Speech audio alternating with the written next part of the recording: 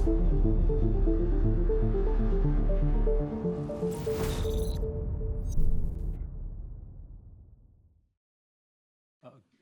morning, everyone.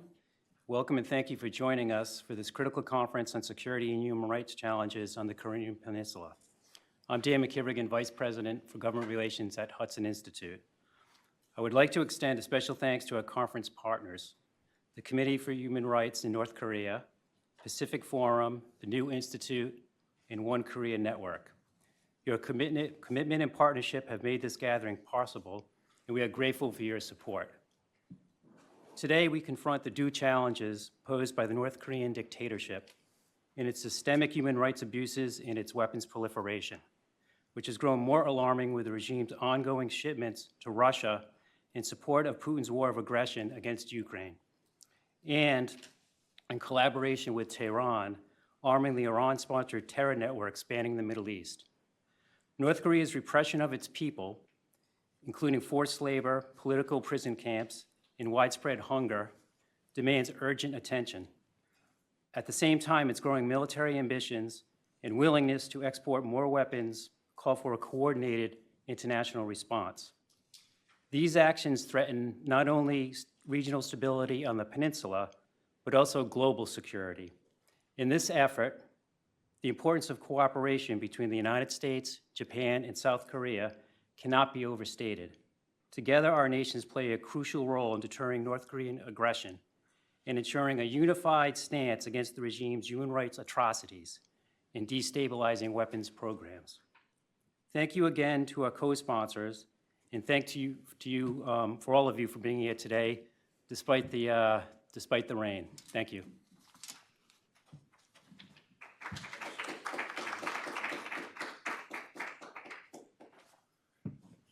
Vice President McKivergan, thank you very much. I'm Greg Scarlatti, and today I'm here as president of ICKS, the International Council of Korean Studies. We're deeply grateful to the Hudson Institute for once again hosting the annual conference of the International Council on Korean Studies, ICKS. And of course, this is a great partnership, first and foremost, with the Hudson Institute, also with the New Institute, the main sponsor of this event, and also with Pacific Forum. Ralph Koss, I see it. He's going to give brief remarks. And of course, our chair of the board, Professor Bruce E. Bechtold Jr. of Angelo State University, is also going to give introductory remarks, and both of them are going to sit on the panels. Today's a very meaningful day. We are going to address some central themes pertaining to Korean Peninsula issues. First and foremost, the nexus between human rights and security. You look at Camp David and tripartite coordination, this is a big deal these days, the security-human rights nexus. ICKS has been addressing this nexus for, Bruce, what, 15 years now? Since 1996, right? We've been having panels on human rights and security issues highlighting the nexus, patiently, thoroughly working on this issue. The first two panels are going to result in ICKS papers. That's what we do. We write them, we produce the drafts, we have them peer-reviewed, and George Hutchinson, who's our brilliant editor, Dr. George Hutchinson, will have them published in the International Journal of Korean Studies. We also have a brilliant third panel, which is centered on a book on trilateral cooperation. We have copies of the book available outside. We have copies of the paper available, well, on your seats, and also copies of the event agenda. And most importantly, Professor Bruce E. Bechtold Jr. has already published 5 books on North Korea. You have a flyer on his upcoming book, Rogue Allies. We tried to order it on Amazon. It's out of stock already, so he's in very high demand. But we will have multiple events next year, so please join us. Who knows, perhaps Hudson can have an event too. We'll have one at HRNK. Other outfits will do this. So It's a great honor and a privilege to be joined by all of the distinguished speakers today and by all of our distinguished participants. And once again, our deep gratitude goes to the Hudson Institute, to Vice President McKivergan, to President Walters, who's joining us, by the way, later during the Human Rights panel, George, about 10:45 a.m., and also to our co-chair of the board, Jack David, who's also on the board here and has been our bond to the Hudson Institute for so many years. So it's great to be among friends. The weather is not so nice, but we'll just, focus on the conference. So there we go. I am done. Bruce, the floor is yours. Thank you very much.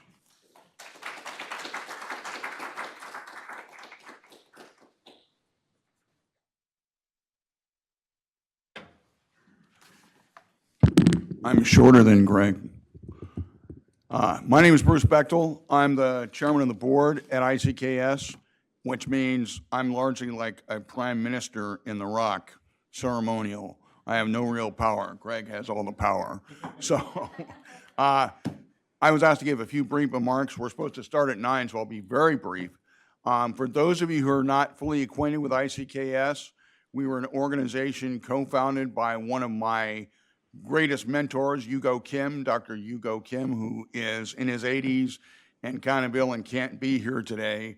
But they were founded by a bunch of Korean Americans and wannabes like me, and doctors, lawyers, professors, NGO guys, think tank guys, government contractors.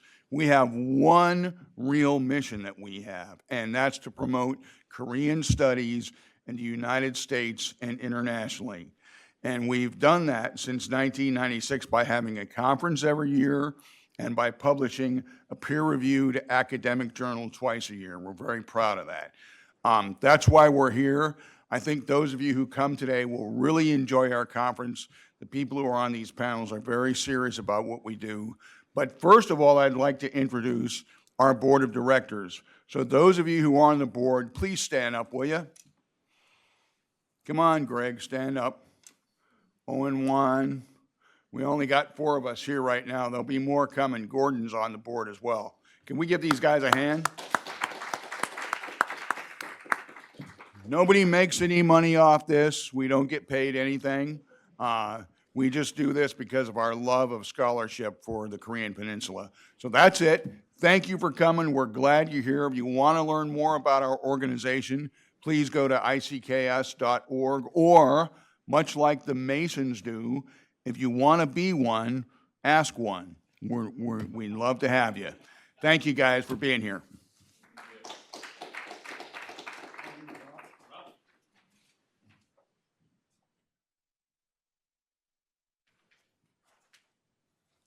Thank you. Good morning. Aloha, as we say in Hawaii. I'm Ralph Casa from the Pacific Forum. We're a Honolulu-based foreign policy think tank. We'll be celebrating our 50th year next spring. Some of you, I think, are familiar with us when we were, for a while, affiliated with CSIS here in Washington.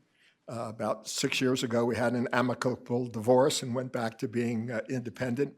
If you're not on our mailing list and would like to be, www.pacforum.org, or hand me a card and I'm happy to put you on the mailing list. I would thank ICKS, Hudson Institute, and others, and confess, Greg, that we were part of the group that kept human rights and security very separate for decades.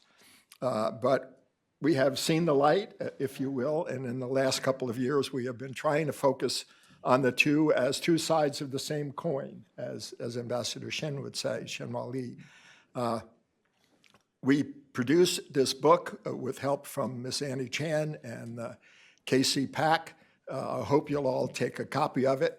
A number of our authors are involved in the first 2 panels, and 4 of our authors will join me for the 3rd panel, where we will focus on trilateral cooperation, U.S. Korea-Japan, and the impact of that on North Korea, on deterring North Korea, but also dealing with both China and Russia. So I look forward to the event. Greg, thank you very much for your leadership. We couldn't have done all of this without you. and look forward to the conference. Thank you.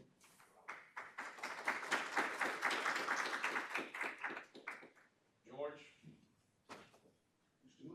Gather your crew.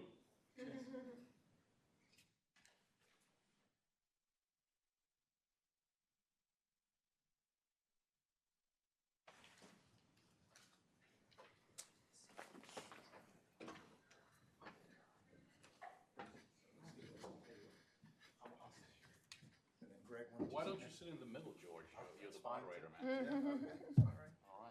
Do you want to arrange this a certain way? I was going to go right down the line. Okay, if we'll that's go gonna be down the line. Yeah, Okay, let me do that. let's- I'll sit here, and then Greg, Okay, or sounds good. Olivia's going to Okay. go first, and then you can go. Olivia's gonna go first? Okay, Yeah. Olivia. I didn't know if you wanted me at the outer edge since I have to leave. That's You're there. fine, too. Yeah, Okay. just go ahead. We figure it out, always. It's musical chairs, right? Olivia? Oh, you want me to move? Yeah, yeah.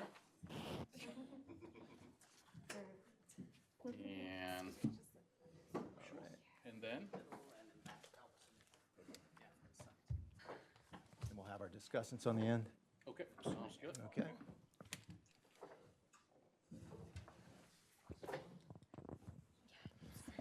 Is this on? Okay, great. Well, good morning, everyone. I'm George Hutchinson, editor of the International Journal of Korean Studies and a board member of the International Council on Korean Studies. It's a pleasure, again, to welcome you all here to the annual conference of ICKS. It's also an honor to kick off this first panel titled The North Korean Post-COVID Reset and International Criminal Responsibility. But before we dive in, I'd like to once again express our gratitude to the Hudson Institute for hosting our annual ICKS conference here today on historic Pennsylvania Avenue.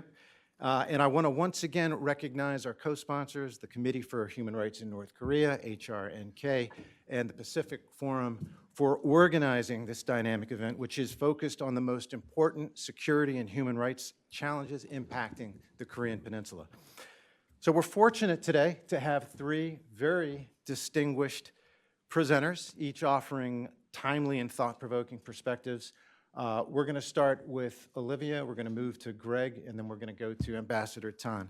But our first speaker, Greg Scarlett, Executive Director of HRNK and now the President of ICKS, will address empowering civil society organizations to overcome strategic membership obstacles at the UN to more effectively tackle North Korean human rights abuses.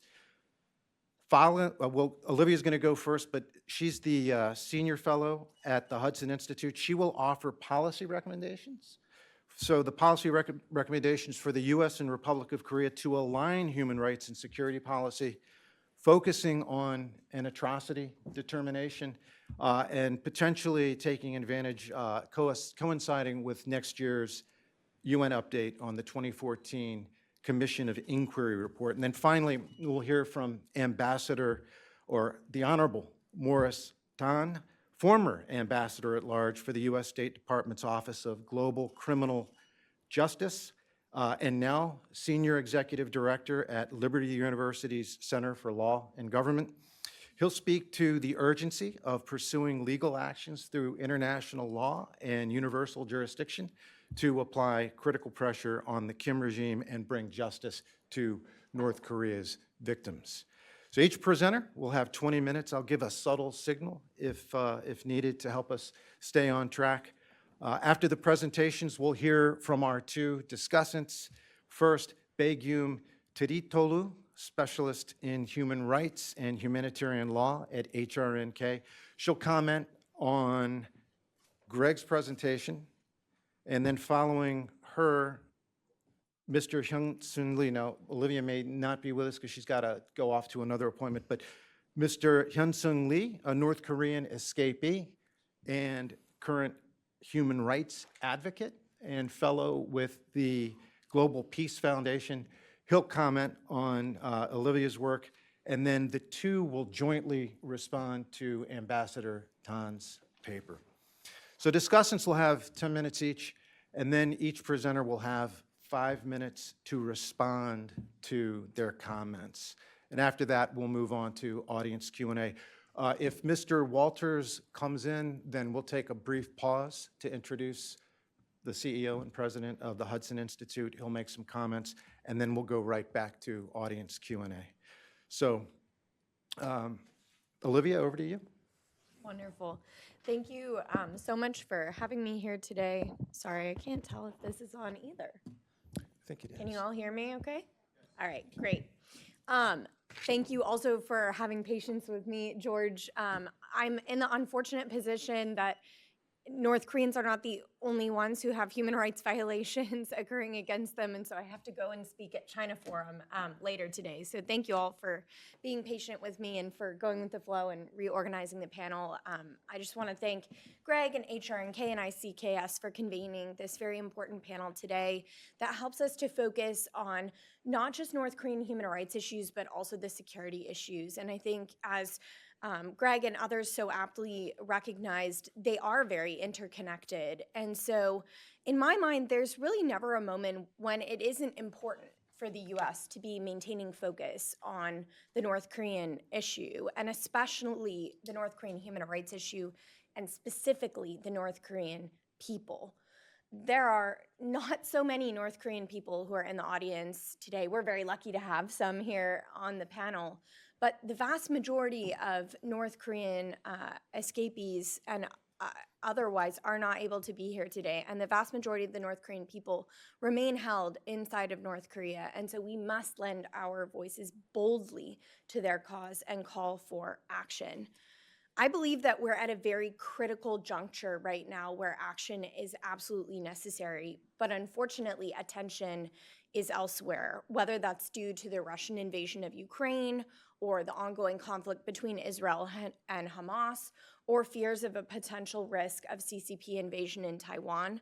The reality is simply that in the Washington establishment and even around the world, attention is elsewhere at a time when there is still an urgent need from the North Korean people and just in general because of the security threat posed by the regime that we have to maintain our focus. And so that's why it's so wonderful to have panels like this today. I believe that there is a way to recenter our attentions on North Korean human rights issues. And the main way that I believe this is the case is to issue an atrocity determination for North Korea. In fact, I believe that this move is extremely, extremely overdue. But I also think that this moment is a very historical one. And that's my point number one. We're at this unique historical juncture where taking a bold move, particularly from the US government, but honestly, from the South Korean government too, we could boldly state the truth about what the North Korean people are not only facing today, but have faced historically. For one thing, the Commission of Inquiry report, which was released in 2014 by the United Nations, was absolutely groundbreaking. And this year is the 10th anniversary of its release. And so I think, when the COI was released, it made it so that no politician, no government official, no ordinary person could deny the severity and the factual basis for the severity of the ongoing human rights crimes. It put a proper label on what was happening by saying that it's ongoing crimes against humanity that the regime not only historically committed, but continues to commit today. And I think when you appropriately recognize the severity of a condition, it has an incredible ability to spark future action. So we're at the 10-year anniversary, and the UN has now passed a resolution saying that they're going to release an update in September of 2025. So I think many of us on this panel and in the audience are eagerly awaiting the outcomes for that specific update and are excited to have that update cover what maybe we all know is happening and has happened over the last 10 years, but a lot of folks are not quite as vividly aware of everything that is continuing. We're not only at a historic moment because of the 10th year anniversary of the COI, however, we're also hitting the 20th anniversary of the passage of the North Korean Human Rights Act, which was landmark legislation that the US government passed, and then we ultimately ended up seeing South Korean counterparts pass their own version of a North Korean Human Rights Act. This is a critical moment for us to take stock of, but also to note that unfortunately, Congress has not reauthorized the North Korean Human Rights Act, and so we have an opportunity to also generate action and to spark attention from Congress on these issues. I think that issuing an atrocity determination now at this particular moment would acknowledge the ongoing seriousness of the human rights conditions the North Korean people face, while also jump-starting conversations about how to remediate their plight going forward. How do we build on the momentum that we had from the COI in 2014, and how do we take that to the next level to make sure that the needs are met? So that's point number one. We're at a historical moment. Point number two is that the US government should seize upon this moment as an opportunity to generate momentum and even potentially to influence the COI update, because we're in an intermediate time period here where the UN is taking inputs from countries around the globe, from NGOs, from civil society and whatnot. And so if the US government were to issue their own atrocity determination, I think there's a potential to really influence the conversation and to make sure that this update is a very serious endeavor. By issuing an atrocity determination, the US government has a number of different choices that they could make. So the US government could say it's ongoing crimes against humanity for North Korea and reaffirm what the UN did. It also has the opportunity to potentially go beyond what the COI did and to acknowledge the potential for other atrocity crimes like genocide. So the paper that I put together for the purposes of this conference lays out a case for an atrocity determination that does go beyond just crimes against humanity. And I hesitate to say just, because an atrocity determination that said only crimes against humanity, if that was the factual basis that the US government came to the conclusion of, that would be a success. But if we were to go beyond, I think it would generate potentially even greater momentum. And I think, frankly speaking, it would recognize the severity of conditions that certain individuals inside North Korea face. So for me personally, I am fairly convinced that there are some grounds for genocide, and that's what we'll talk about next. But I wanted to, before we get into that, I just wanted to say very quickly that the COI stopped short of making a determination on genocide, not because the commissioners didn't ask the question. Actually, they did wonder. And Michael Kirby has made public statements about how the commissioners thought through this.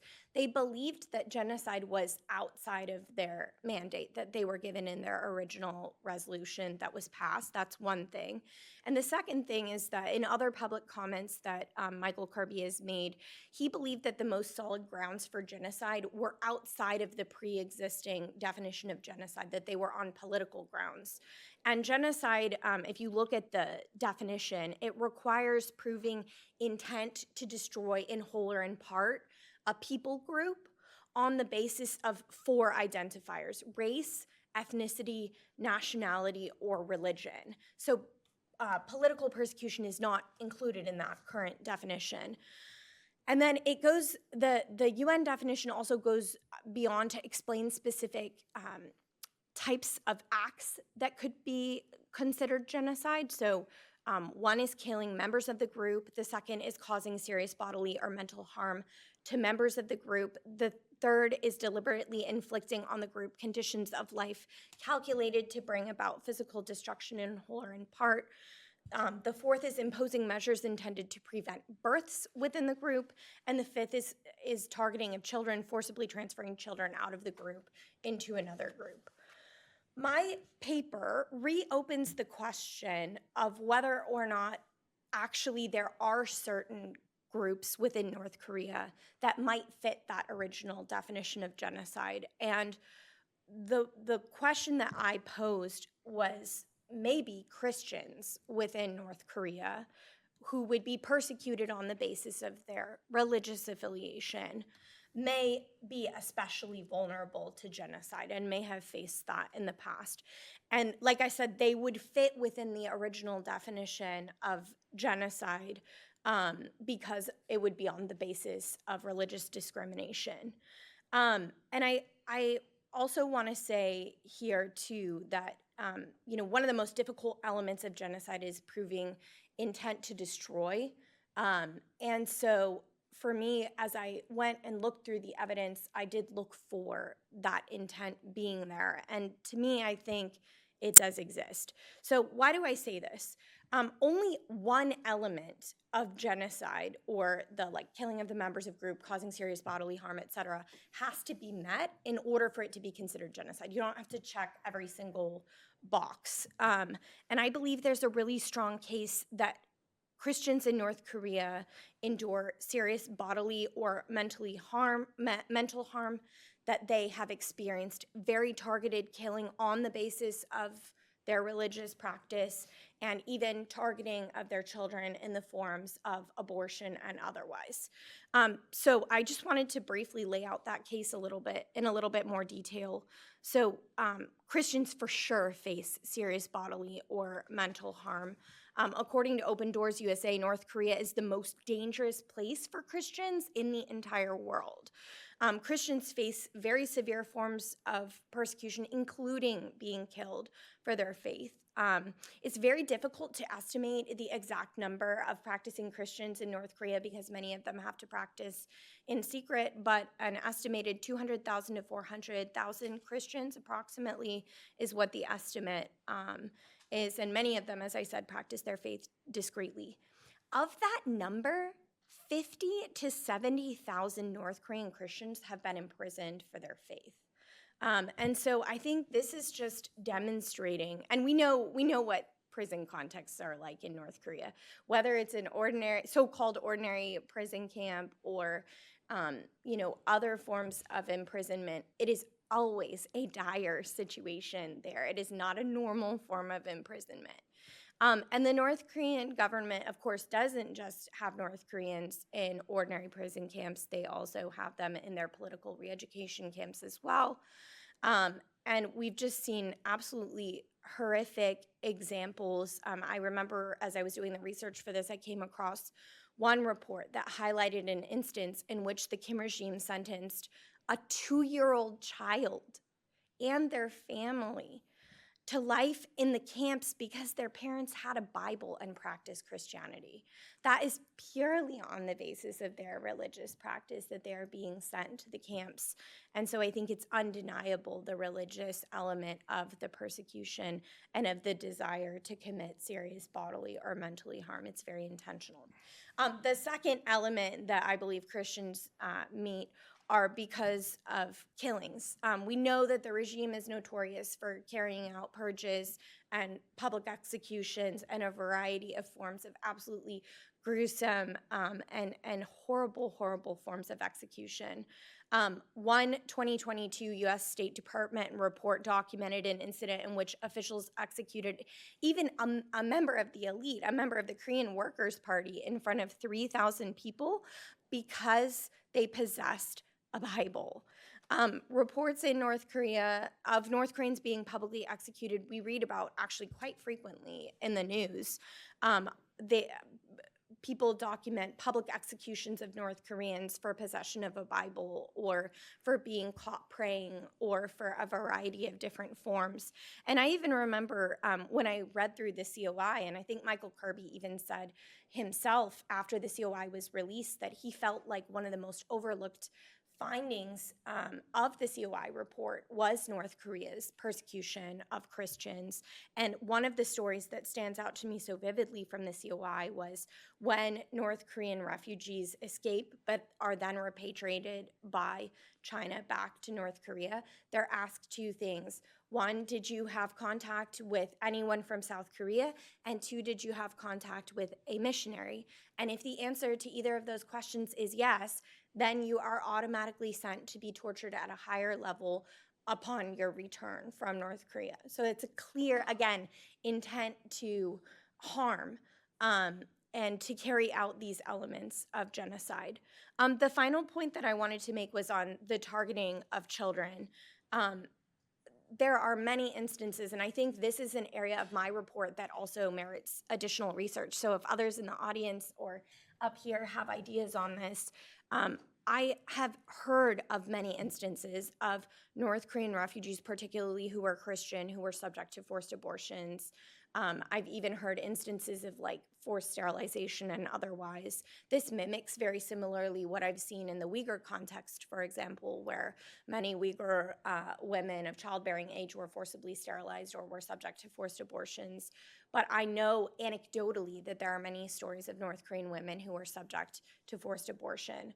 That is a very clear intent to destroy future generations of North Korean Christians. And I think this is a ground that merits some additional research and some work, but I did cover it very briefly in my report. It is worth noting that although my report specifically focused on Christians, there may be other groups in North Korea who are vulnerable to the atrocity crime of genocide. There was a really excellent report put out by the APPG on North Korea a couple of years back. They're the group within the British Parliament that is devoted to covering North Korean human rights issues, and they found grounds for genocide for other groups. I believe it had to do with whether you are part of a certain member of the Songbun caste, and there were a couple of other groups that they believed were especially vulnerable. I think it was those who were considered half Chinese and half North Korean upon repatriation were also vulnerable. So I think these are grounds that State Department could certainly explore as well for adding that additional element of genocide. I want to be abundantly clear before we transition to point number 3 that there are no hierarchy of atrocity crimes. It would not be a bad outcome for the U.S. government to say, we believe there's ongoing crimes against humanity in North Korea and to stop there and not go to genocide. But if there is evidentiary grounds for genocide, it should absolutely be included in the U.S. government's own determination. And I would say arguably that the COI, as they undertake their update, should also try to look into whether genocide is something that is continuing or is happening in North Korea and include those factual details for our knowledge and for our benefit so that we can understand exactly what it is that we are dealing with. And one other final reminder, because this has come up, I've advocated for atrocity determinations in other contexts for the Uyghurs in Xinjiang, for Rohingya in Burma, and also for ISIS, and all of those atrocity determinations did come into fruition. But the question that came up every single time was, how difficult is it to actually get an atrocity determination? And I want to be really clear on this point. The Secretary of State, Secretary Blinken today, could issue an atrocity determination for North Korea. It is at his discretion, and any future secretaries of state have it at their discretion to make the decision. It does not require any element of state to make a legal determination, although that sometimes comes up and people have debates over that, but that is not required and has not always been the case with previous atrocity determinations. So the onus is on us to put pressure on the secretary to issue that atrocity determination because it has very important follow-on benefits. And that's my third point. An atrocity determination is not just words. It leads to incredible action. Because a lot of people will say, well, why do we need an atrocity determination? We already have the COI, which was incredibly important. And the reason is whenever an atrocity determination has been issued in the past, we have seen incredible amounts of follow-on action. And in general, it has particularly sparked action from Congress when the executive branch takes that step and properly labels something. Why do I say this?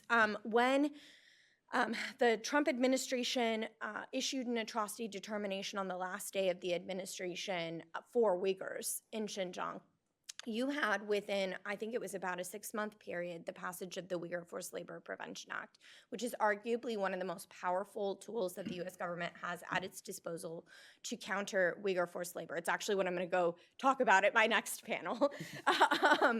But it was an incredible follow-on action, and it wasn't just limited to the U.S. government. We also saw other governments around the globe starting to recognize that they needed to step up. Canada, for example, has extended over 10,000 slots for Uyghur refugees to be able to be resettled within Canada's borders. And almost all of this happened as a direct follow-on to the atrocity determination, to a recognition of the severity of the crimes being committed.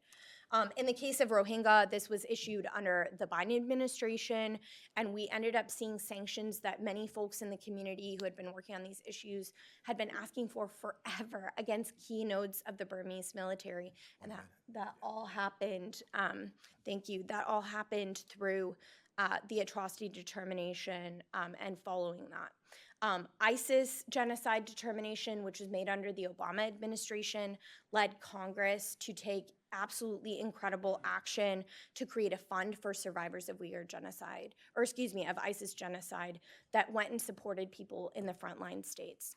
My hope is that by issuing an atrocity determination, we would see both congressional and executive branch attention to this issue that would make it so that we expanded efforts to promote information access to North Koreans, that we expanded expedited refugee routes for North Koreans like priority 2 refugee status, that we press for the release of vulnerable populations from the camps like the elderly and children and those who, I mean, we know everyone in the camp honestly is innocent, and that we make ultimate closure of the camps a stated U.S. policy goal.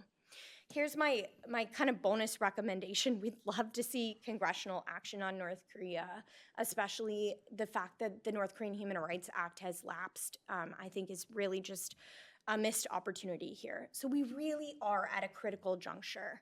And my final note is just to say, a U.S. government atrocity determination would be so incredibly powerful. But our friends in Seoul should also consider issuing an atrocity in concert with us so that we can send a unified message as allies that we prioritize the rights of the North Korean people. So thank you so much. Yeah. That was great. And I apologize that I do have to leave. Can you guys hear me?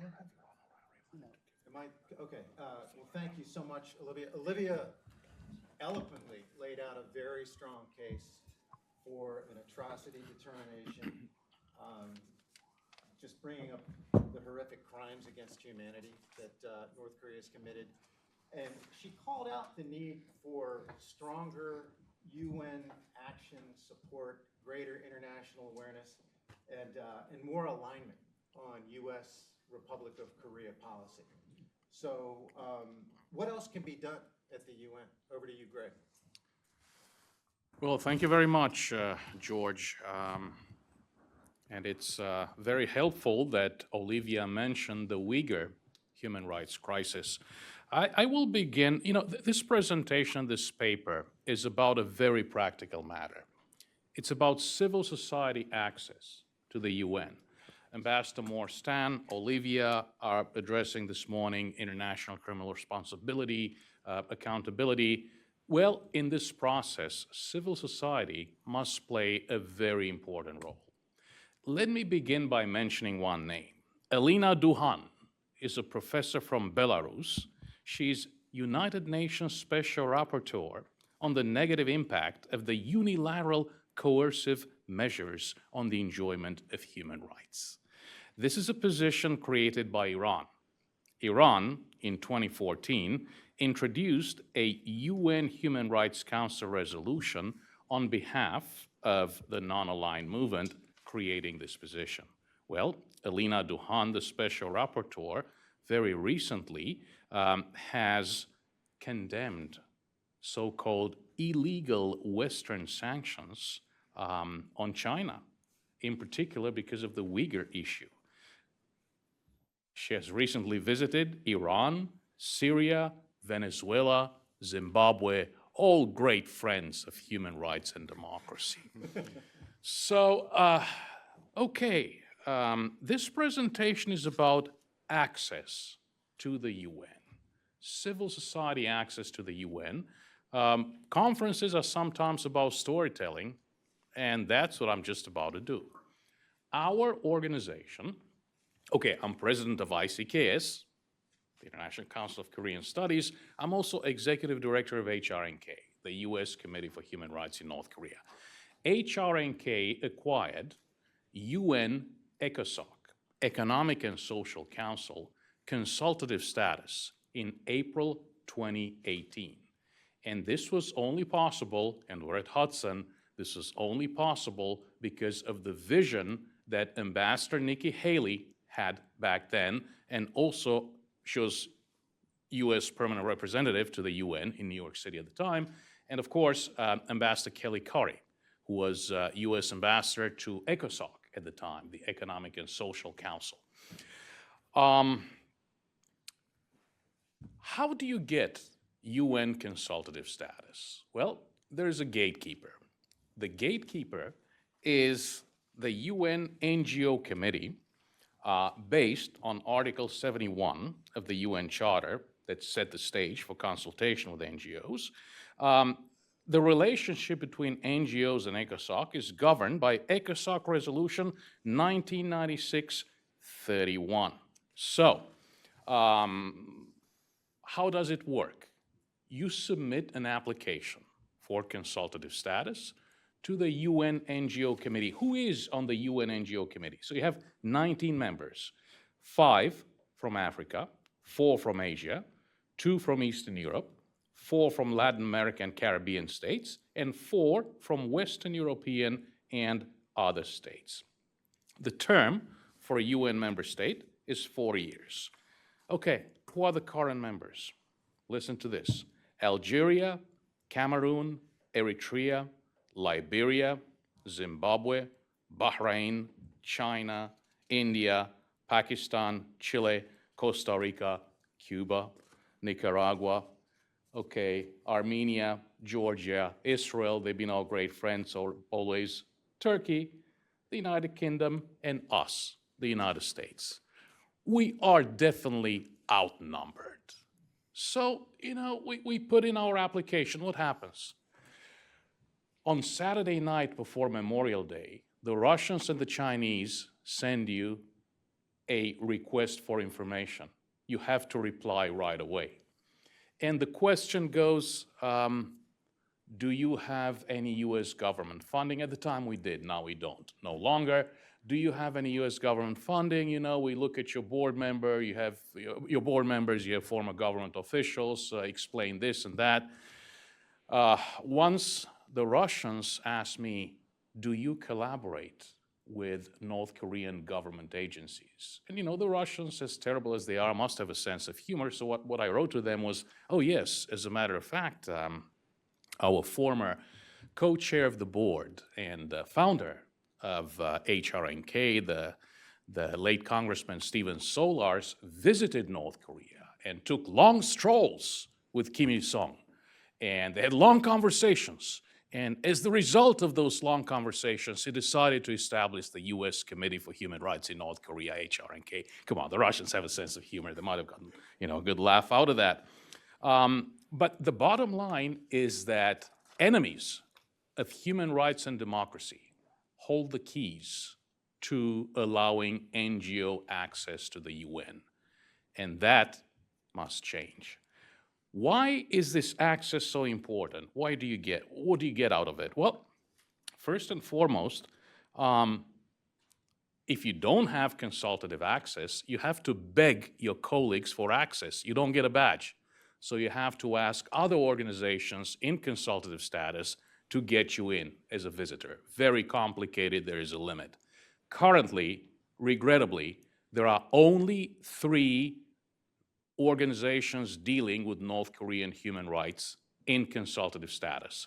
HRNK is one of them. PS Corps in South Korea, Dr. Kim Tae-hun and our friend Nam Pa-da, and also NKDB, the Database Center for North Korean Human Rights, Hannah Song. Just 3. I will explain how you get in, how we managed to get in. But before that, why is this consultative status important? Well, first and foremost, as I told you, it's the issue of access. It's a very, very practical matter. You get in, you get your badges, you get your crew in, you get your visitors, your speakers in. Secondly, you no longer need to join another delegation. You can have your own delegation. You can put it together. Most importantly, third, you can host or co-host your own side events at the UN with a UN member state.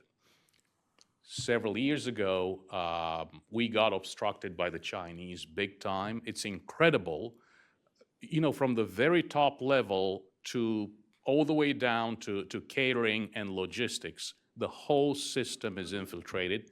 They attempted to shut down our event. They couldn't, and having consultative status definitely helped. Of course, it's an entirely different story. Fourth, as an NGO, it's a tough life. It's a really tough life, honestly. You're always overworked, underpaid, underfunded, but it does help with donors and donations if they know that you do have consultative status. It's a big deal. Fifth, in 2019, we submitted under the Universal Periodic Review process, UPR. I'm sure you're all familiar with the UPR process. Kind of everybody reports on everybody else. We reported on the DPRK, of course. And we went to Geneva, and I gave a statement. We reported again this year. And if you are in consultative status, you have two options. If you have the funding to go to Geneva, you go and present before the Human Rights Council. If you don't, and only if you have consultative status, you can send a video recording that's presented at the event. Again, a pretty big deal in our world of NGOs. Also, again, if you're in trouble with bad actors at the UN, it makes life a little bit easier if you need to get out of trouble with those bad actors. Okay, so how did we get it done? And what do I mean when I talk about Ambassador Haley's and Ambassador Curry's vision? Okay, this is how it goes. You submit an application. The Russians, the Cubans, the Venezuelans, the Russians are off the NGO committee now, by the way, and the Human Rights Council because of the war in Ukraine. Who knows? They may be back, but it's okay. There are other bad actors there. So, every few months, you have an application in. They basically send you the same questions. You reply 6 months later, the same questions. 6 months later, the same questions. They keep you on hold over and over and over again. You do not get in. So, our co-chair of the board, Jack David, who's also on the board of Hudson, I believe, a great supporter of both organizations and a great promoter of freedom and human rights. So is his wife, Melanie Kirkpatrick, author. He was the one who made the connection. So when Ambassador Haley became U.S. Permanent Representative to the UN, he asked me, Greg, do you have an ask? Say, yes, consultative status. Together with our former co-chair, Roberta Cohen, we had put in this application. So I said, yeah, consultative status. So we went to New York City, and then, Ambassador Haley and Ambassador Curry made it their mission to get us in. So it takes U.S. commitment. It takes ally commitment. We had the European Union on our side. We had Canada on our side. We got in together with another group, the the Documentation Center on Iranian Human Rights.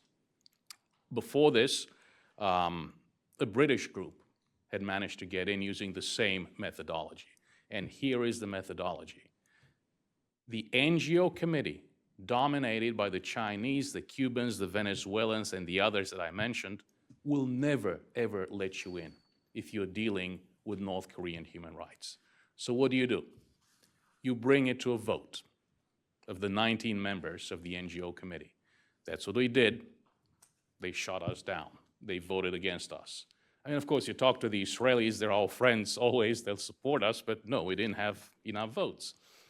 So the NGO committee makes a recommendation to the larger ECOSOC meeting, 47 member states, to basically reject this NGO if you had the courage to put in your application. If they reject you, you are benched for the next 3 years. You cannot apply again. You have to resubmit your application. However, and I should have mentioned, we had the support of Japan, South Korea, many, many allies. Of course, I mentioned the European Union, the Canadians. However, what the U.S. UN mission did was to lobby ECOSOC. And of course, I had to do my own work. I had to meet with a lot of UN missions, traveling to New York City practically every week. The vote was overturned in the ECOSOC meeting, in the larger ECOSOC meeting. So the NGO committee says, okay, this group has been rejected. The larger ECOSOC group says, nope, you know what? We're going to overturn your decision. They're in. And that's how it's done. So far, it's the only way to do this. Who were the ones who voted against us? I still remember them. Russia, China, Venezuela, Belarus, Vietnam, Cuba, and believe it or not, South Africa. This comes as a surprise to many. You know, you talk to African diplomats, it's a wonderful conversation always. A Romanian-born American, we always have great conversations. Many of them, you know, have relatives from Romania, studied in Romania, or, you know, you talk to them for 2 hours, you drink coffee, and then, you know, you're done, and they say, my friend, I have to tell you something.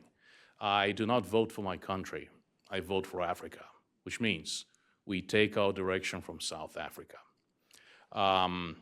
And on this particular issue of North Korean human rights, they have not been very helpful for a variety of reasons. Number one, of course, Nelson Mandela. The Cubans who coached the North Koreans at the UN were supportive of Nelson Mandela even before we were, and that was never forgotten. You know, then there are some business connections with North Korea. Not exactly selling hard candy, other stuff. So that makes it pretty tough. And that raises another question. We really need to do better in the global South. We have this coalition, we call it the coalition of the like-minded.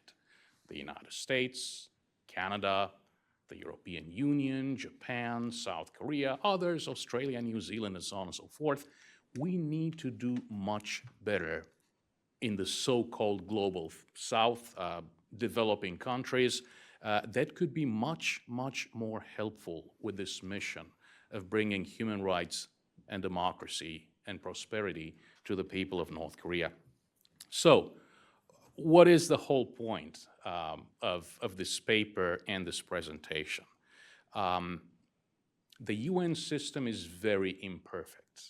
We see how the UN system gangs up on Israel while you see this abomination basically criticizing sanctions against China based on Uyghur human rights atrocities. And by the way, let us not forget North Korean human rights atrocities. China forcibly repatriates North Korean refugees to conditions of danger, to a place where they face a credible fear of persecution. China is a party to the 1951 UN Refugee Convention and the 1967 Additional Protocol. This is an absolute abomination. And then a UN Special Rapporteur criticizes sanctions against China based on these atrocities committed against Uyghurs. So how do we fix this? Well, as imperfect as it is, this UN system is all we've got. At the very least, I would suggest that we have to begin with the NGO committee.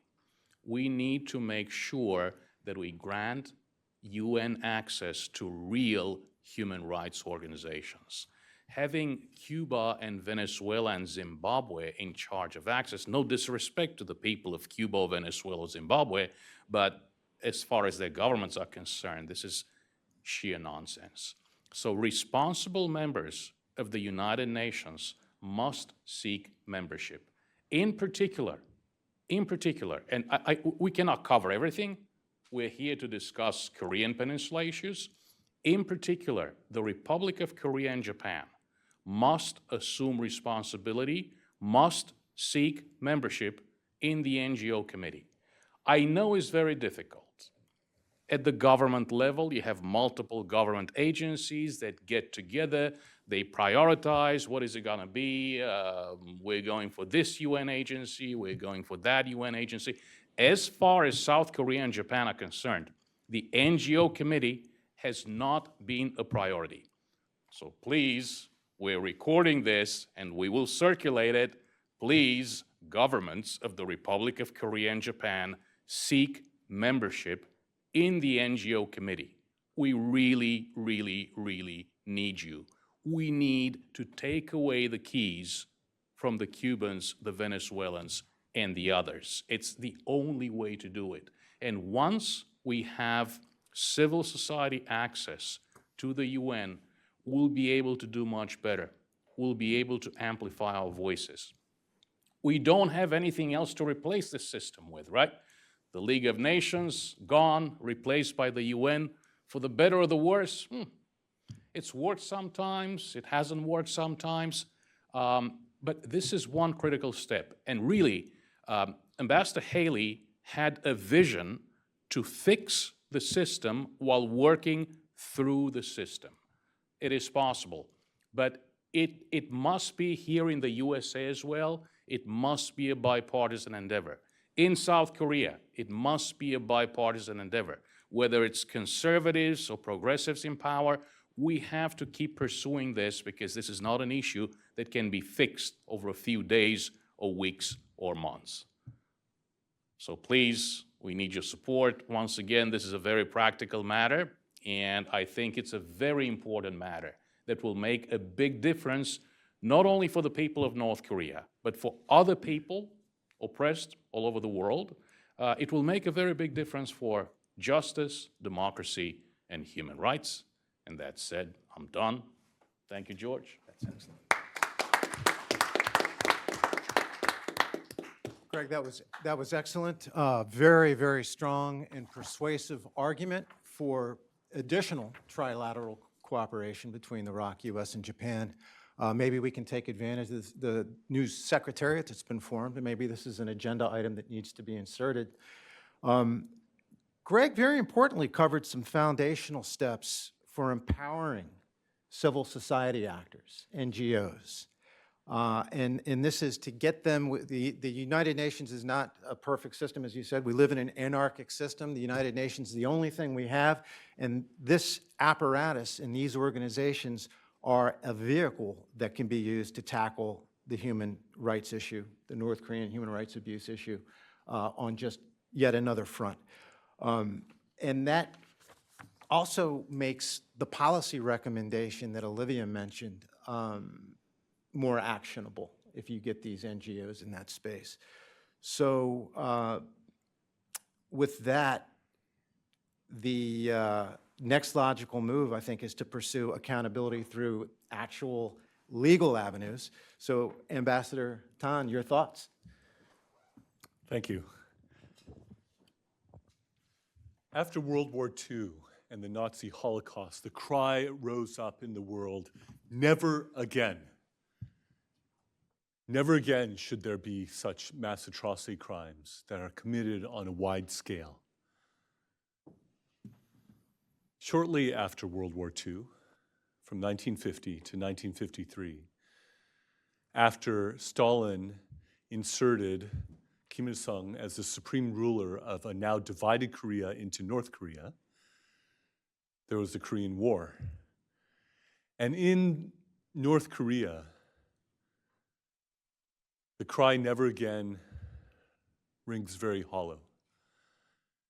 Because the mass atrocity crimes that have been going on in North Korea have been massive. If you contemplate 6 million lives lost in the Nazi Holocaust, the horror of that should not be lost upon us.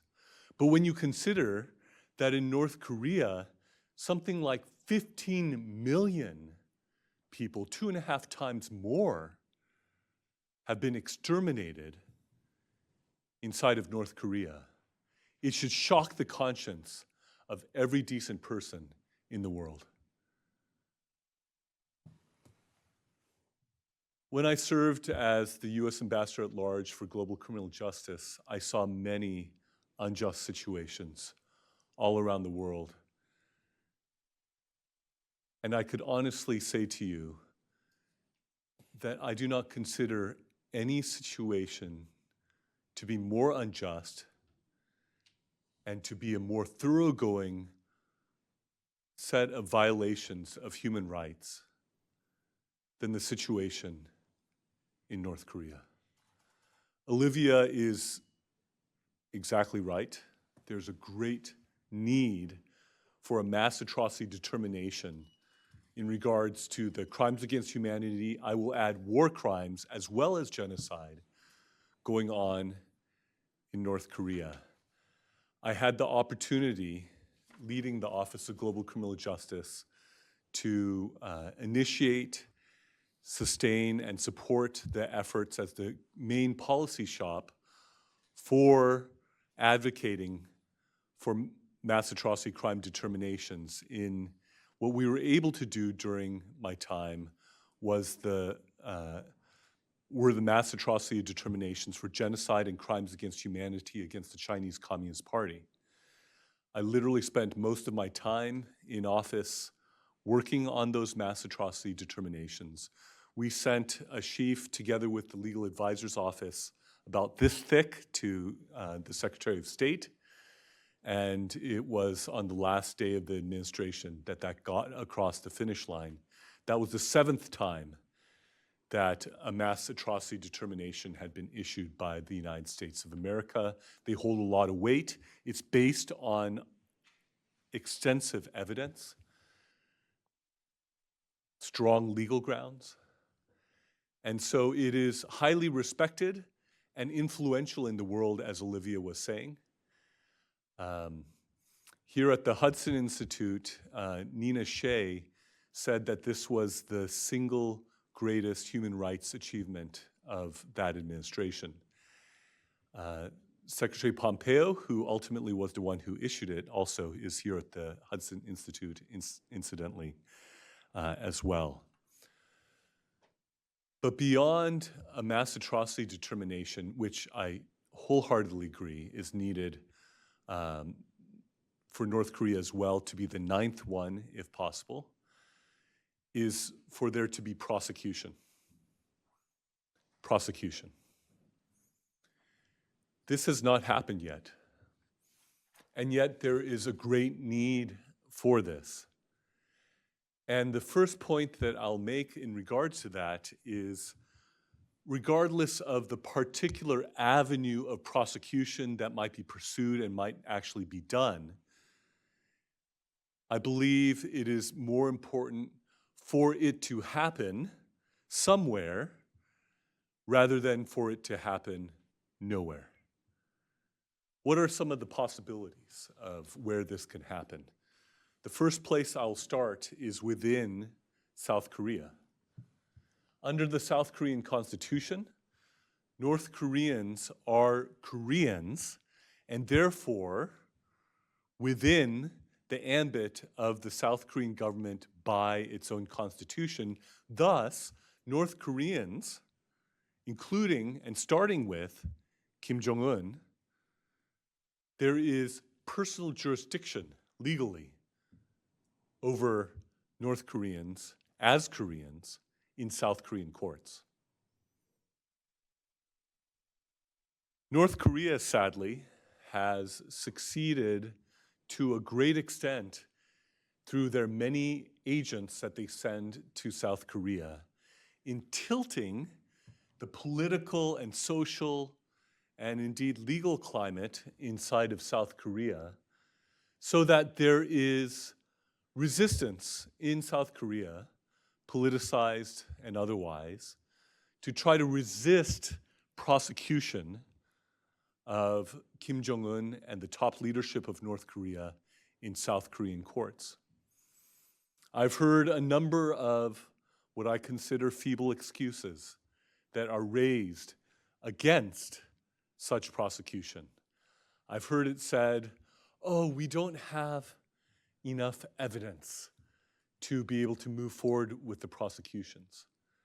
I think there are a number of people in this room who are aware of the mountains of evidence that exist from North Korean defectors and otherwise of the mass atrocity crimes that are taking place in North Korea. Then I heard the excuse, oh, well, we don't want to jeopardize the North Korean defectors who would be testifying in such a legal action. That doesn't hold water either, because it's possible to make anonymous the identity of people who are coming forward as witnesses, whether it's simply to refer to them as witness 1, witness 2, witness 3. It is possible to, if they are testifying in open court, there are ways to hide them from visual sight, and it's also possible to even distort their voices so that they will not be identifiable. There are ways to protect and make anonymous such witnesses. And so that excuse does not hold water either. And so South Korea can, if it had the will to do so, move forward with prosecutions inside of its own domestic legal system. What about other ways? There have been cases that have been brought. For example, an ongoing case in Japan regarding the Koreans who were lured into North Korea with the promise that this was going to be some sort of communist utopia, only to find that it is like every other communist regime, one that seizes the wealth of the country and then crushes its own people. That case is ongoing on appeal as we speak in Japan. Good for those who are pushing that forward. In the US, there was the Otto Warmbier case that resulted in a $500 million judgment against the North Korean regime. When the verdict was sent to North Korea, they have ignored it. Why not follow up on that and seek to actually enforce that judgment? There is talk of potentially engaging in prosecution in places like Germany, for example, under universal jurisdiction. This was also the sort of thing that I was involved in as ambassador in regards to prosecution of Syrian defendants in certain, especially European countries where they had dual citizenship, Syrian as well as whatever citizenship of the country involved, whether it's Sweden, whether it's Spain, whether it's Germany. And during my time, there was the prosecution that was going on in Koblenz, Germany for the first time in that country of Germany of a prosecution of a Syrian defendant. There is the thought that countries like Germany perhaps could also engage in such prosecution of North Korean defendants under universal jurisdiction. This is possible as well. Again, my concern is not so much of which particular place engages in prosecution, but that it happens, given that it has not effectively happened. What happened so far? What would be some of the results of, say, an indictment of Kim Jong-un, who leads the totalitarian dictatorship of North Korea? It would put a lot of pressure on him. When the COI report came out, and there was a conference here in Washington, D.C. in regards to that, Kim Jong-un was so afraid of the COI report that he was threatening to bomb the conference.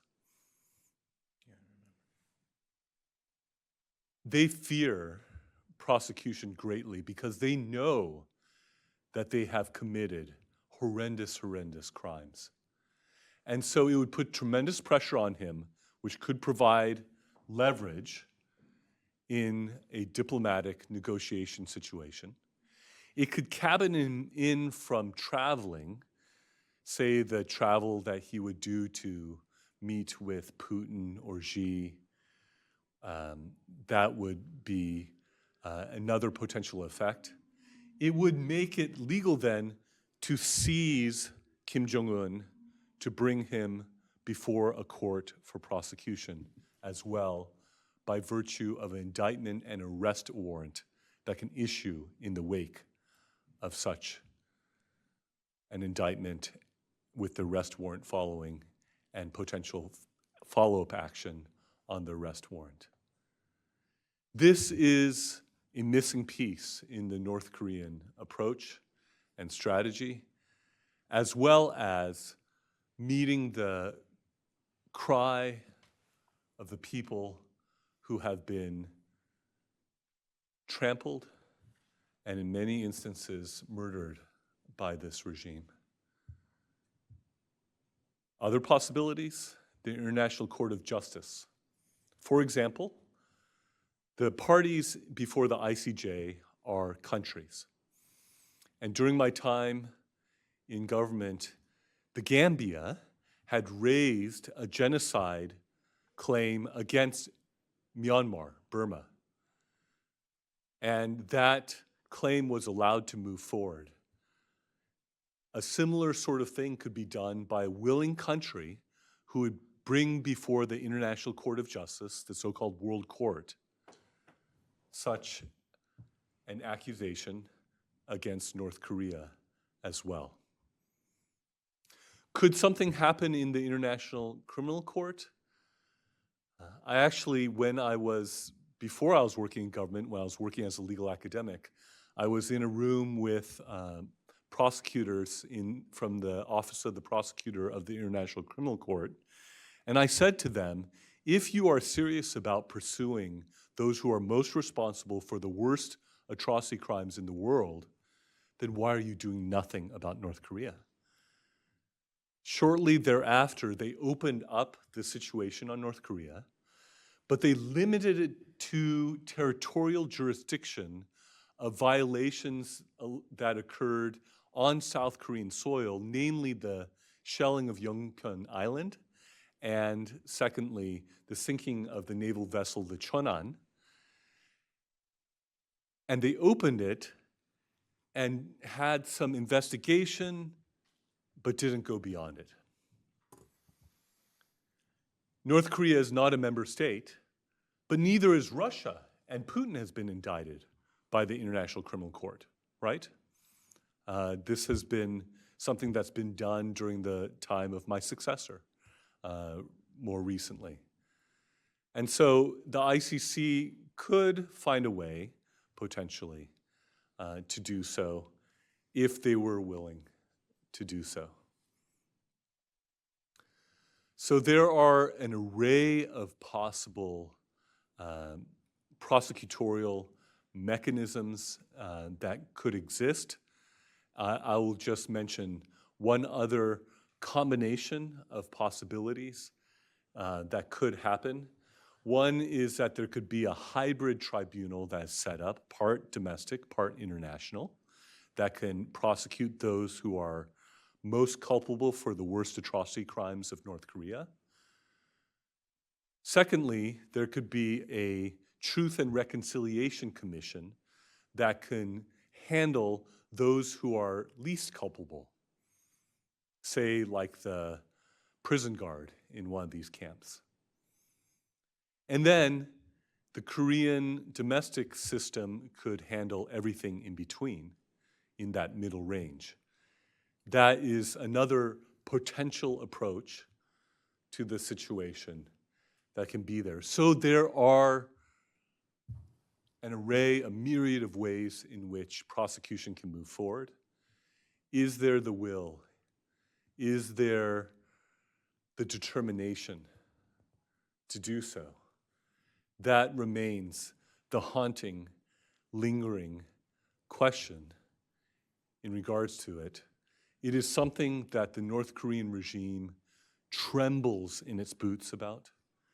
It is something that can help to resolve the joint human rights and security crises relating to North Korea.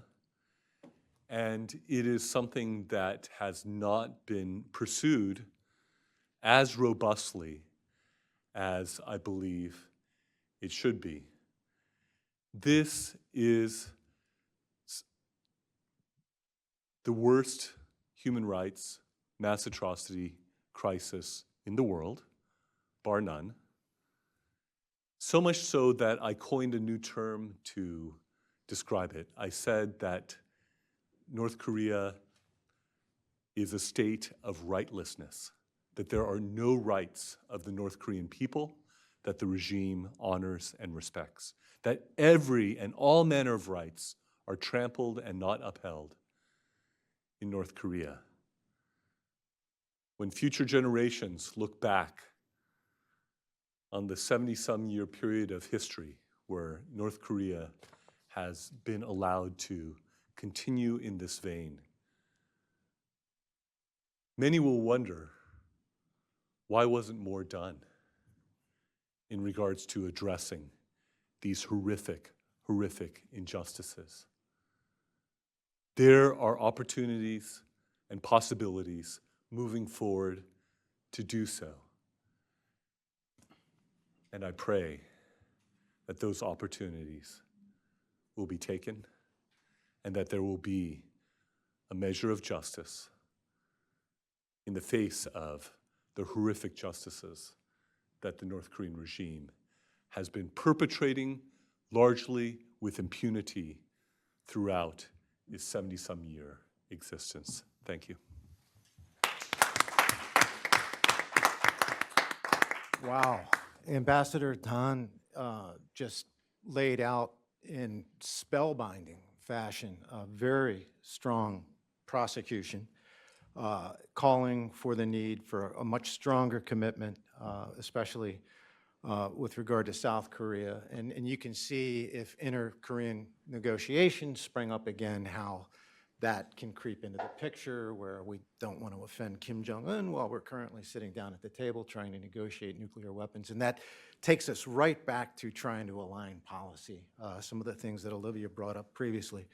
But huge thanks to all three presenters for walking us through such a logical progression from building institutional capacity at the United Nations to aligning policy, as Olivia suggested, with mass atrocity determination, and then finally to legal action at holding North Korea accountable for its human rights abuses. Powerful. This recorded material today should serve as archival input, possibly, maybe to the current administration in South Korea. We could get that forward. Thank you. Just absolutely wonderful. So now we're going to turn to our discussants. Begum, we'll start with you. Actually, if you don't mind, I'm going to call an audible since Olivia went first and she's gone. Mr. Lee, can you address her talk first, and then we'll go to Begum. Sure. Thank you for the opportunity, and thank you for your all really thorough paper. I think Olivia's paper is very comprehensive and insightful paper, and it effectively highlighted some critical aspects of the regime, especially its reliance on the repression and human rights violations and the exploitation of its citizens. It also provides clear picture of the systematic issues for supporting the regime's survival. And all the recommendations she laid out was excellent, and the frame that she framed were very critically important. I'd like to share a few personal experience to add context to support the main points. Firstly, the persecution of Christians in North Korea are absolutely real and well documented. And one of the examples I want to highlight is the execution of 12 members of Galaxy Orchestra Band in Pyongyang in 2013. And the band was a very famous band because its affiliation with the North Korean First Lady researcher. She was a part of the member before it was dismantled. Their main charge were, they were so-called charged various offenses. And one of the key accusations was possession of Bibles. And it was well spread in Pyongyang, and everyone was reporting that they possessed Bibles. It highlights that regime's the hostility towards Christianity. And back in the mid-2000s, the North Korean regime produced and distributed educational video called Religion is Superstition, and believing in it is treason against the country. And this material was designed to reinforce the regime's narrative, especially religion is a direct threat to the regime's control. This isn't just random persecution. It is a systematic effort to crush any form of religious belief. Secondly, the paper rightly emphasized the regime relies heavily on human rights violations and repression to maintain power. They keep the population compliant by blocking all the external informations and ensuring the people are not only exposed to state-controlled media. That information blockout is a key to their strategy. The brainwashing is extreme, and I agree it has become a survival mechanism for the regime. Without this, I don't think Kim Jong-un could maintain his grasp on power. The isolation, control, punishment are not just the supplementary tools. They are the central to keeping the regime's survival. The third point I want to highlight is, as the report noticed, the regime enslaves people to fund missile and nuclear development. Overseas labor workers, they work 10 hours to 12 hours per day, and IT workers work for 14 hours a day to generate money for the regime. But the majority of income were taken by the regime. The entire country is essentially a slave economy to serve the regime. The form of exploitation is one of the regime's key survival tactics and the supports regime's agenda of nuclear and missile development. And then Olivia's paper does a good job illustrating these points. And I really like all the recommendations she mentioned, the 11 recommendations. I think they are all great. I want to add to the stories and then add to stories to support these recommendations. In 2011, a 3-year-old boy from my neighborhood was sent to the political prison camp with his entire family. His grandfather was a former political ambassador in Beijing, North Korean embassy in Beijing, and he was executed because of affiliation with Kim Jong-nam. Kim Jong-nam was the first son of Kim Jong-il, who was assassinated by the North Korean agents in Malaysia airport in 2017. But before Kim Jong-nam was assassinated in 2011, Kim Jong-un already executed all the people who were affiliated with Kim Jong-nam. And my neighbor was one of the victims of that executions. And I also have 2 high school friends who survived from political prison camp. One lady who spent 7 years in political prison camp and she returned after our college graduation. And one of my high school, the male friend, him and his entire family were detained for 3 years in political prison camp. And a few of them are lucky to be released, but majority of them still in the camp. The most of the people sent to the political prison camp had no idea what they had done wrong. So this is why we must urgently dismantle this 3-generation punishment and the political prison camp to sustain this cycle of suffering. Lastly, I agree with the need to tailor sanctions against those responsible for crimes against the humanity. But I want to point out that we need to be careful not to target innocent people. For example, Office 39 is often blamed for wide range of illicit activities like counterfeit and drug trafficking and weapons stealing. And I would say it's not entirely true. And counterfeit was produced by North Korean police, and it was managed by OGD at the time, Organization Guidance Department. And drug trafficking it was also done by RGB, Reconnaissance General Bureau, and then spy agents. And the weapon stealing is out of hand by Officer 9. They were not responsible for weapon dealing. It's the Bureau 99 is responsible for weapon dealing with the criminal organizations and then the countries like Iran and Middle East countries. So by saying this, I would say it's essential to accurately assess its actual involvement in these activities before placing broad sanctions. This same applies to the IT workers.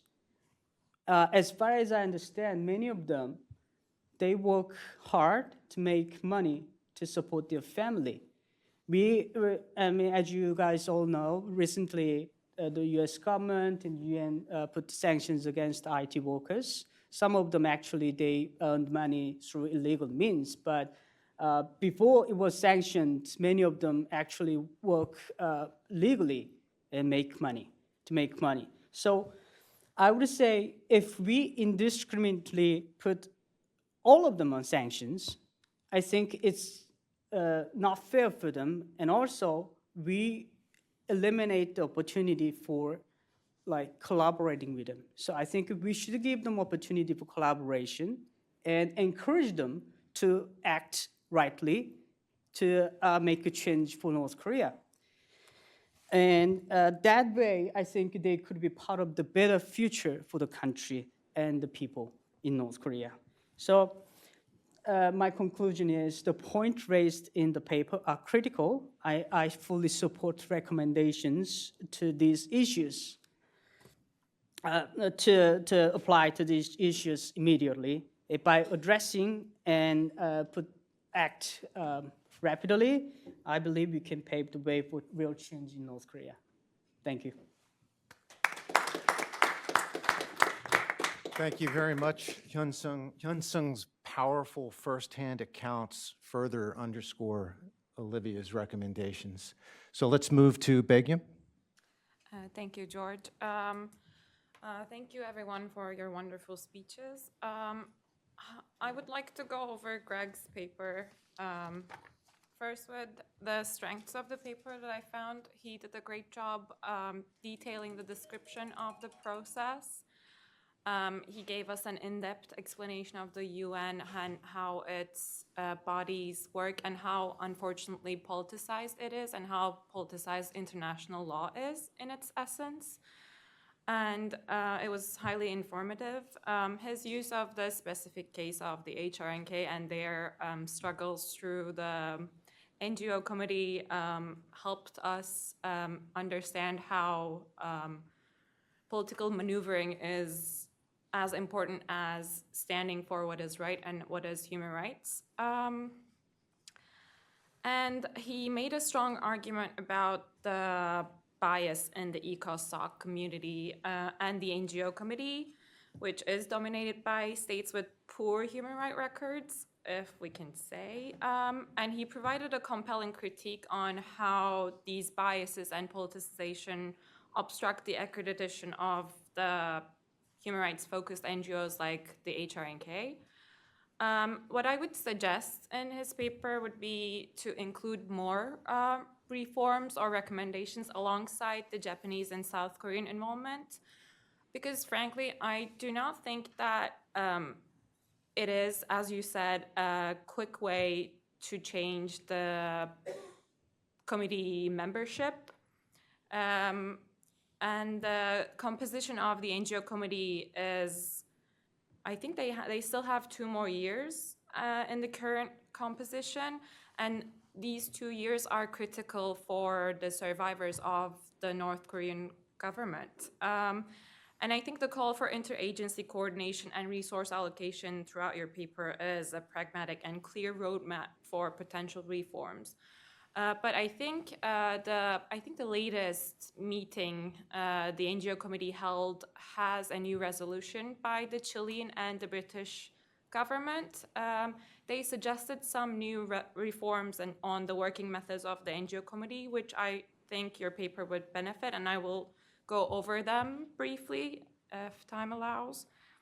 What I would suggest is involving the NGOs other than the NGO committee might be beneficial in the UN system, because as we have spoken before and many has spoken before us, the UN is a faulty system. International law is highly dependent on state sovereignty and what the states are willing to do and cooperate.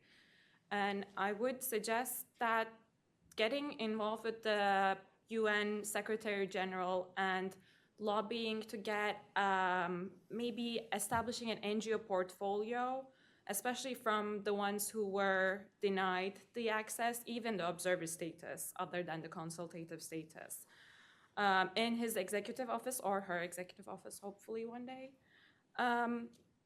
And which would enable the involvement of civil society through another line, or ensuring within the member states that there is a relationship between the UN and NGOs in any and all member state capacity, increasing the dialogue between the UN bodies other than ECOSOC with the UPR could be beneficial. What else? I also believe that the latest meeting of the committee with the new resolution provided by the British and the Chilean government, they are trying to reform the working methods, and they are suggesting that the objection process be more documented so that the objecting to the applications of the NGOs are well defined and made public. And there is a database. I think your paper would benefit from highlighting that as well. And what I would suggest is also lobbying within the NGO committee, however we can, to have a sort of appeal procedure.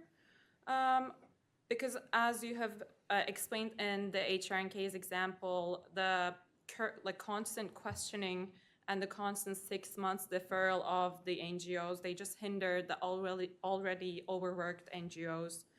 And these procedures need to be fair and timely for the sake of people who will be benefiting from them. I think you could incorporate those.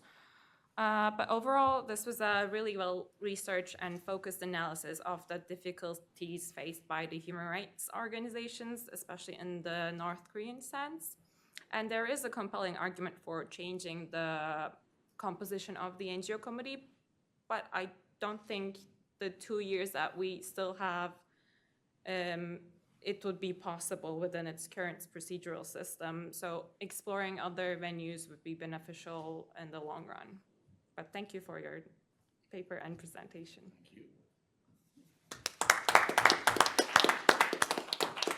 Thank you, and thank you very much for very thoughtful, constructive, and well-informed critique of Greg's paper. I'm looking forward to Greg's comments on that.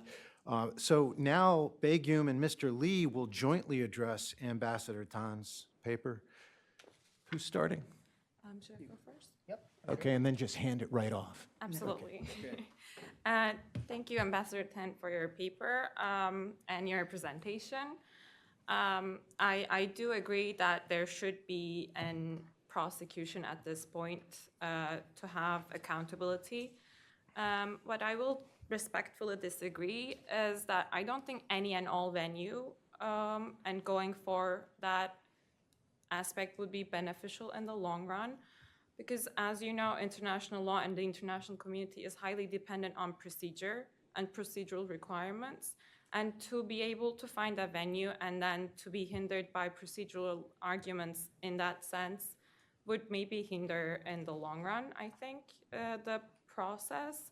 But I would suggest the ICC prosecution on your paper is the way to go, and we should explore it further in the context of the Ukrainian war and the evidence that we could gather from the North Korean weapons supplied to the Ukraine and how the Ukrainian prosecutors are documenting the weapons supplied by the North Koreans.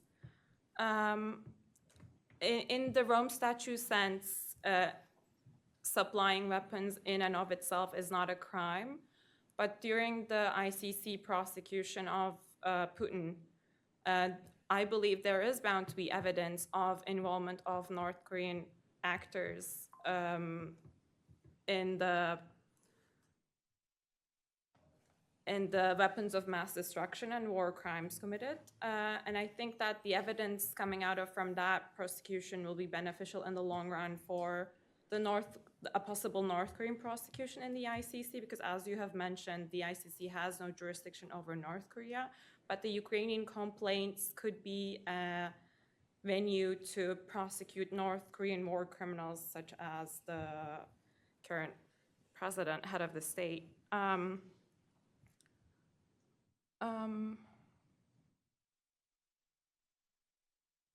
I think that a venue of a complaint filed by Ukraine would be ideal for the ICC prosecutor, and it would be in its authority, because the ICC is currently investigating Putin for his crimes on Ukrainian soil, which is a party to the ICC. That's why they're able to do it.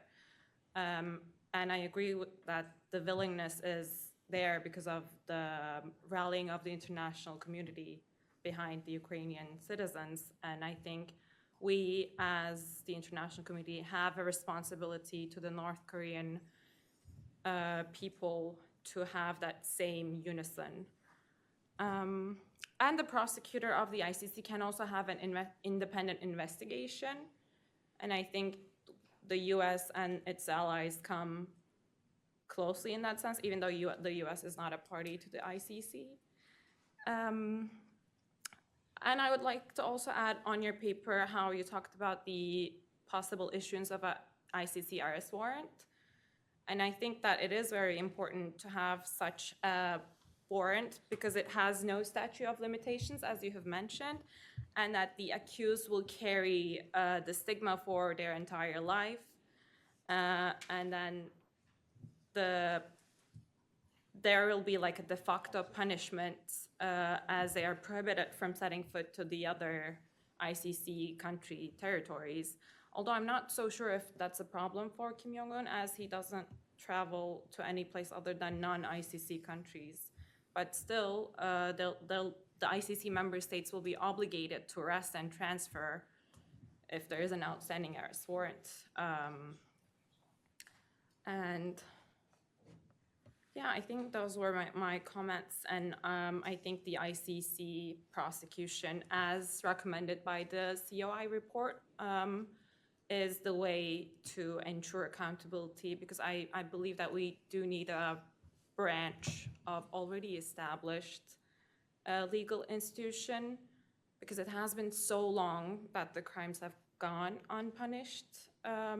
But I also agree that an ad hoc tribunal like ICTY would be beneficial for the sake of the survivors to have some sort of penance in their lifetime, as we all know that how slow the international system works within its legality. Okay. Thank you. Thank you so much, Begum. Ladies and gentlemen, I'd like to pause the panel briefly and introduce the Honorable John P. Walters, President and CEO of the Hudson Institute. We're delighted you could join us, sir. Let me just say that Mr. Walters has led the Institute here since 2021 after serving as its Chief Operating Officer for over a decade. Prior to his role at Hudson, he was director of the White House Office of National Drug Control Policy from 2001 to 2009. That was a cabinet member position during the Bush administration. He also served as president of the Philanthropy Roundtable and has taught political science at Michigan State University's James Madison College and at Boston College. Ladies and gentlemen, the Honorable John P. Walters. Thank you for that kind welcome. Thank you, Greg, for work you do for this gathering. I'd be remiss if I didn't also mention our board trustee, Jack David, his wife, and Melanie Kirkpatrick, his wife, have been so active with you, I know, and he's a co-chair of your board. She's had a bit of an illness, and I think that's probably why they're not here, but they're with us in spirit, and they have been determined and tireless in this effort, as all of you have.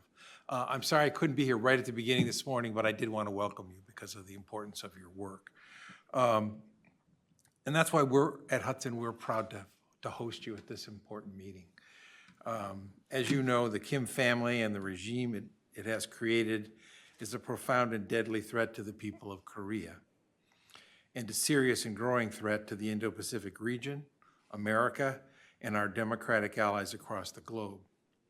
The Kim regime continues to build weapons of mass destruction and proliferating weapons of the technology for those weapons around the world. It is a critical supplier of armaments to Russia in its European war. Kim launches regular cyber attacks on the United States and boasts to soon be able to deliver nuclear weapons to the United States homeland itself, and also, of course, to the territory of our allies.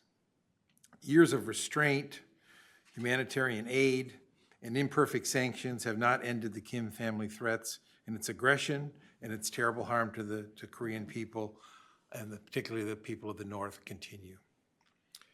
In now joining an alliance of tyrants and killers, the Chinese Communist Party, Vladimir Putin, and the extremists in Iran, Kim has made his regime part of a much more troubling global threat.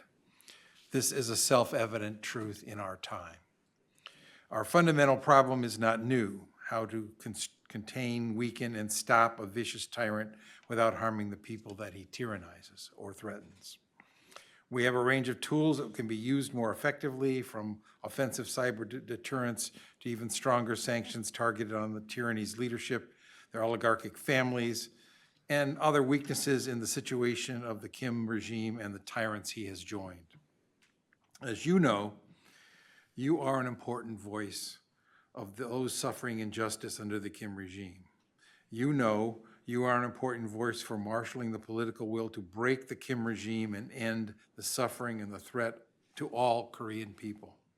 And you know you are the critical voice in breaking the key part of the global alliance of tyrants and killers that are now the greatest threat to the future of all democracies and the future of mankind. That is why we at Hudson are honored to be able to provide a place for you to do your important work. We support you, we understand how important it is, and we, with you, hope that you are successful in that work as soon as possible. Thank you for allowing me to be with you. Thank you so very much, Mr. Walters, for your insightful remarks. Okay, we will go right back to the discussion. Hyun-Sung, over to you. Sure. I think Ambassador Tan expressed exactly what North Korean defectors have been wanting to take action on, the indictment of Kim Jong-un on ICC. If I remember correctly, the very first question I asked when we met first over dinner at the Korean restaurant in Virginia was, why can Kim Jong-un be brought before the International Criminal Court? And then you explained you've tried, and because of North Korea is not the member state, and only crimes committed in South Korea can be investigated and prosecuted. And I didn't fully grasp this, and even I was frustrated because I was thinking, what's the point of ICC if it cannot hold the dictators accountable, openly committing crime against the humanity, such as killing hundreds of people, executing people at once? And you explained why, and then there's ongoing effort, I believe. And now you mentioned that Putin was indicted, and the Prime Minister and the Defense Minister of Israel can be indicted with the war crime. And I truly believe Kim Jong-un must be indicted by the ICC. And North Korea isn't some like paradise where people peacefully live. It's more like battlefield. Every year, dozens of people were executed or purged, and the brutal execution happened in everywhere in the country. Some ridiculous reasons, like failed to satisfy the dictator, or watching K-drama, and they are all purged and executed, and some of them were sent to the political prison camp. So it's unimaginable the living in North Korea under such harsh conditions. And you also might have seen the BBC documentary where people say, we were trapped here in North Korea, just waiting to die, and it would be better if a war broke out. And I want to tell you this, it's not just a saying. Even when I was in North Korea, many people say that, the phrase, they want a war, because it's like they are begging and asking for war to end this harsh isolation and control. So I would say, if we sit back and not act against Kim Jong-un, the suffering of North Korean people will only get worse, and the region's stability will be at great risk. Kim Jong-un must be indicted by ICC, and the U.S. should take a firm stance and issue atrocity determination against him and his family. In that way, I would think, I agree with Ambassador, Kim Jong-un will rethink his action, and also it affects the people around him, the elites. They might rethink that they want to change the regime or the society for better course. So I believe these changes will guarantee freedom, peace, and human rights. Thank you. Thank you so much, Bae-gyun and Hyun-sung, just for incredibly incisive, and I know in the case of Hyun-sung, a very heartfelt topic. So before moving to audience Q&A, I want to give each presenter a max of 5 minutes to respond. And is there a preference starting, or Greg, should we just start with you? Okay, please go ahead. Yeah. Okay, sure. Thank you both for your thoughtful remarks. If I can perhaps address them. So generally speaking, it's possible to have one international prosecution about the same matter at a time, right? And so I wonder if that's what you were referring to in terms of some of the maybe procedural limitations of trying to do more than one. And that is correct. My only point in saying that, of exploring these various ways and saying that it's better to have something than nothing is exactly that, is that there has been relative inaction, including by the ICC, up to this point.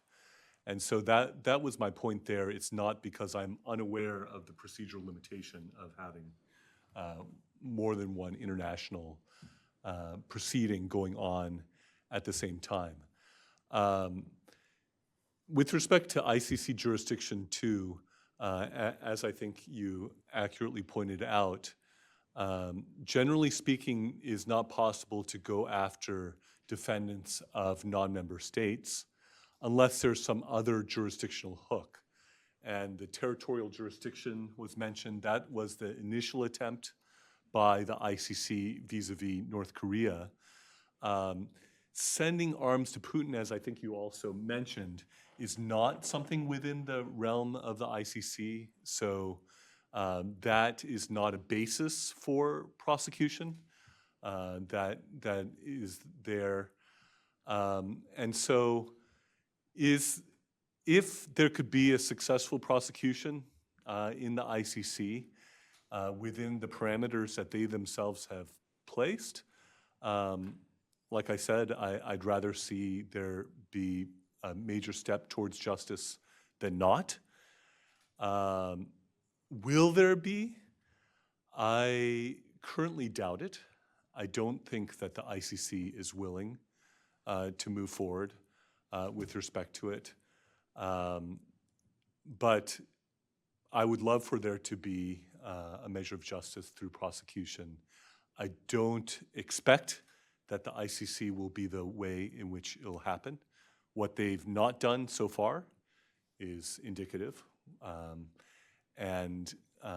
Also, because North Korea is not a member state, because sending arms to Russia is not something that they could be prosecuted for, I have serious doubts whether the ICC would be the mechanism. Although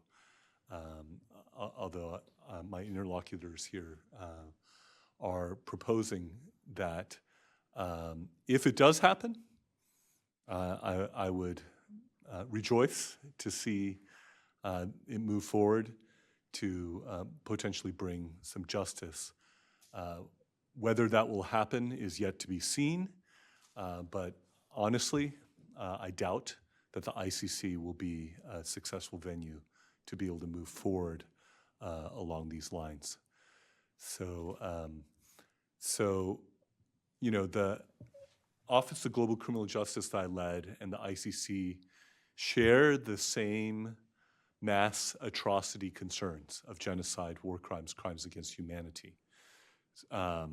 They added also the crime of aggression, aggressive war, which has a more limited jurisdiction even than the three that were mentioned. If, let's say, North Korea engaged in an aggressive war, resuming a full-scale Korean War or something along those lines, that would fall within that realm of that fourth area of aggressive war, although the jurisdiction, again, is much more limited in that regard. With respect to the analog of Israel, a couple of my predecessors, one who was an interim predecessor, another who was presidentially appointed Senate confirmed predecessor for President Obama, they both sent a memorial before the International Criminal Court arguing that the ICC did not have jurisdiction in regards to the situation of Palestine because Palestine is not a state. And Israel is not a member state either. And so if their memorial was taken seriously, the moves that they've made in regards to Netanyahu and his defense minister would not be going on. And if I might add this additional point, is that I had a inside source who was part of the Office of the Prosecutor of the International Criminal Court from the beginning, who said from the beginning that the Office of the Prosecutor of the ICC had politicized intentions to go after U.S. and Israeli personnel from the beginning. And so that should be noted as well, that engaging in politicized prosecutions is not fulfilling the mission of the ICC. And whether or not they are actually fulfilling their mission of going after those who are most responsible for the worst mass atrocity crimes versus engaging in politicized side endeavors that they should not be engaging in is something that, frankly, I had to deal with to a major extent during my ambassadorship as well. And so we all agree in terms of these mass atrocity crimes, genocide, war crimes, crimes against humanity, that these should find accountability. How well a particular venue, such as the ICC, is doing that is another question. I sought reform in the ICC as ambassador at large. A lot of my reform proposals were echoed by the Goldstone report, the eminent jurist out of South Africa, who put forward various constructive reform ideas in regards to the International Criminal Court. He was in many ways echoing what I was already saying in regards to what was needed, what has been needed in terms of reform of the International Criminal Court, which is very much needed. And so I did want to touch on a few of those points. Thank you so much. Ambassador Tan, thank you very, very much. Thanks for elaborating on and providing clarifications, particularly providing a clear understanding of the parameters of the ICC.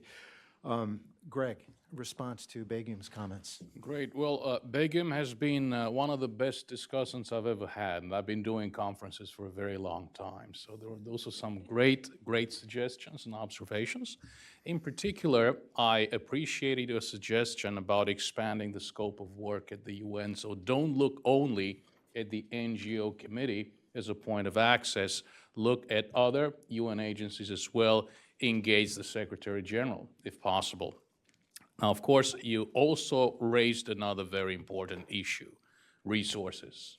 Generally, NGOs, well, in particular human rights NGOs, in particular North Korean human rights NGOs, operate on very, very, very limited resources. So in order to pull together this kind of endeavor, you would need a large NGO coalition, which would, of course, take time, resources, staff members, and by the way, speaking of staff members, I'm going to do it now because some of you may not be here this afternoon. I would like to thank my colleague Alexander Kim, Natalie Rosera, Hannah Starnes, James Campbell for volunteering to work on this ICKS conference. Henry Song of the New Institute, always a great pleasure to work with you, my friend. We've been friends for a long time. That said, resources will be an issue. And of course, you have so many different issues that we are all dealing with. Okay, pulling together an Asia-Pacific coalition, for example, including groups dealing with North Korean human rights, that may not be an impossible task. A broader coalition may be a little bit different, and somebody would have to take the lead. And probably that somebody would have to be a large global human rights organization of the Amnesty International or a Human Rights Watch type. You know, there are different agendas and different issues. We agree on some of the issues, we disagree on some of the issues. So in practical terms, it might be a little bit difficult. But you make a great point. Civil society is going to be absolutely critical moving forward, defining the history of the 21st century and perhaps beyond. We all know what's happening right now. We see a deepening rift between status quo powers, us, the United States, the European Union, Canada, South Korea, Japan, or other allies, and revisionist powers, in particular China, Russia, and their allies. This is already beginning to have catastrophic consequences, and later during the next panel, Professor Bruce Bechtold, again author of 5 books, the 6th one coming out, his latest book addressed North Korean proliferation of instability and violence to the Middle East and North Africa. That's a very serious issue, and the speakers have mentioned this already today. In the particular case of North Korea, this is no longer just a Korean Peninsula issue. This is no longer just a regional issue. We must really pay attention and realize that this has become a global issue. Bruce has been talking about this for many years. Very few of us were listening. Some of us were listening. But one of the best tools we have is real civil society from real democracies. And this conference is about trilateral coordination: the United States, the Republic of Korea, and Japan. We must really, really rely on our strengths. And our strengths are the values that we share, the democracy that we share, belief in human rights, and yes, civil society, real civil society. The United States taxpayer pays 22% of the UN budget. That's more than 1/5 of the UN budget. That's a very big deal, isn't it? Our voices should be heard.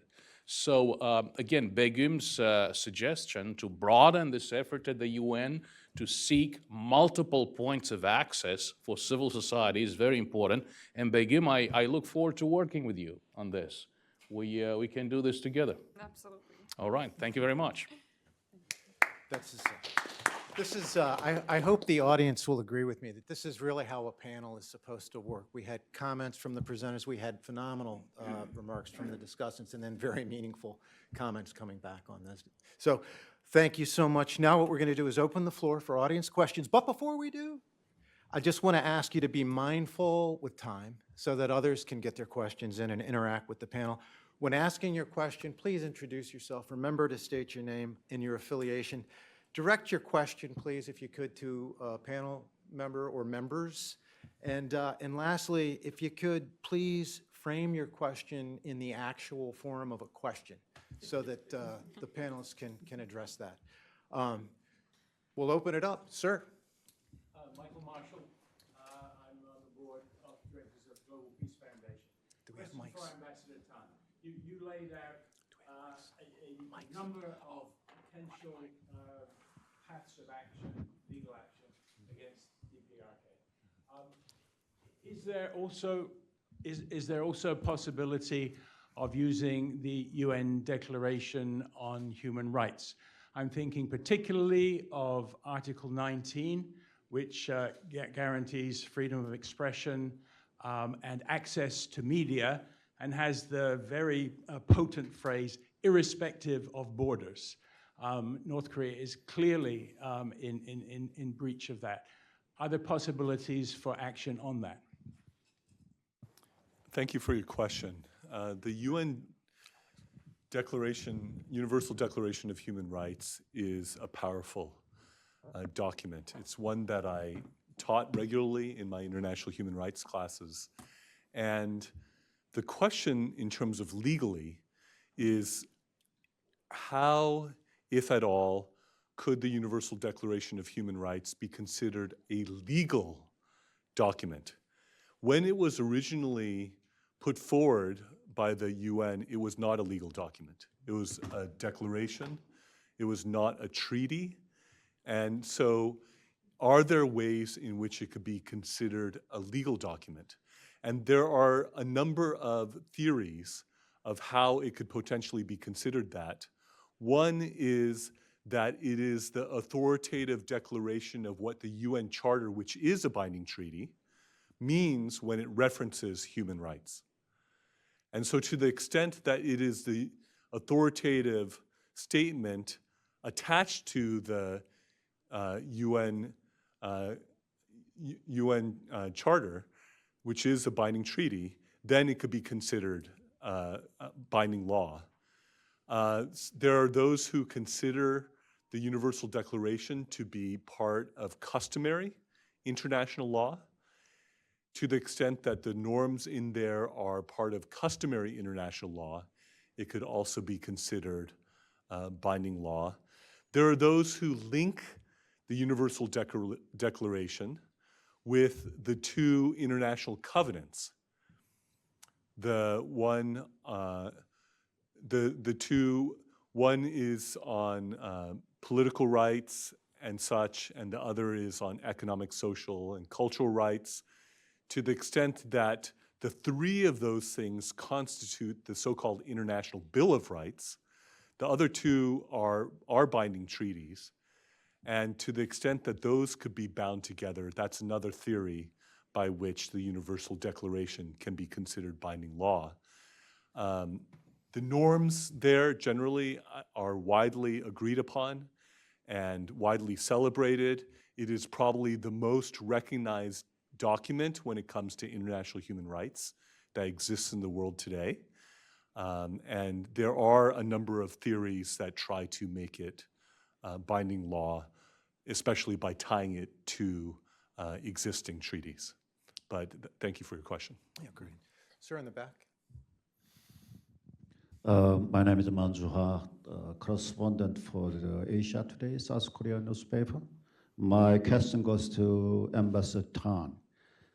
How do you expect President Trump is going to navigate a balancing between North Korea human rights and North Korea denuclearization diplomacy when he would be re-elected? Do you know President Trump said he will call Xi Jinping the president of China when he re-elected at first, because that we afraid of he could ignore the North Korean human rights policy when he would first of all try to engage with Kim Jong-un when he would be elected. Thank you. Thank you for your question. First, I'll say I think President Trump is his own man, and that he will decide how he'll moving forward. But I'll point out a few things in terms of the past, in terms of what has already transpired. Back in 2016, I don't know if you noticed this, but if you looked at the presidential candidates from both parties, the Democratic and the Republican Party, who are aspiring to become president in the United States, if you looked at the comments that they made in the 2016 campaign, Donald Trump, remarkably, said more about North Korea than every other presidential aspirant combined. He actually, there were times where he would be asked about Iran, and he would say, why are we talking about Iran? North Korea already has nuclear weapons, and so forth. And so he would speak about North Korea more than all the other presidential candidates combined. He's still mentioning it in this campaign. That's noteworthy, because there has been a deafening silence many times in regards to North Korea.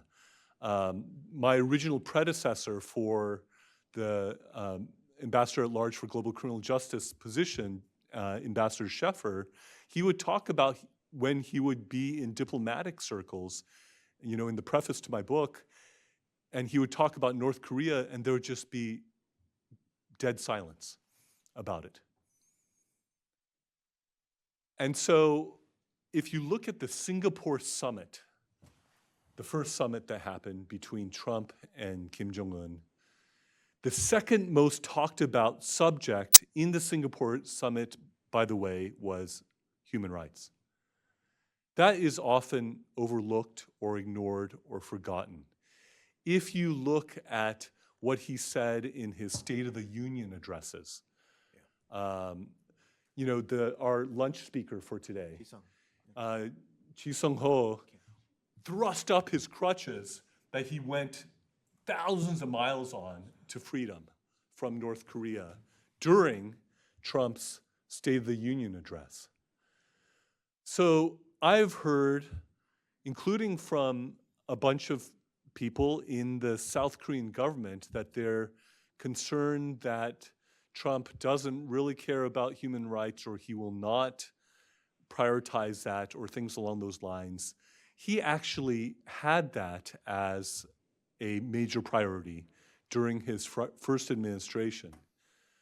And so I think there are times where some of the things he said publicly, which have gotten a lot of attention, you know, I love Kim Jong-un, you know, et cetera. A lot of times people take that out of the negotiating context. he knew Kim Jong-un would be watching and listening to what he would say. It was directed, I believe, towards Kim Jong-un as negotiation talk to try to see if he could come to an agreement, to come to a deal with Kim Jong-un. It wasn't because he suddenly had amnesia about the horrible human rights violations that are going on in North Korea. He is well aware of that. In fact, before he was even a presidential candidate, he was talking about North Korea. I don't know if you even know that he was talking about North Korea even before running for president of the United States in 2016.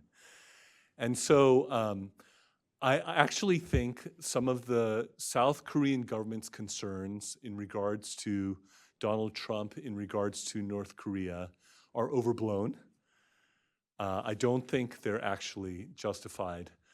I think the South Korean and the U.S. alliance is critical. I think it should be strengthened.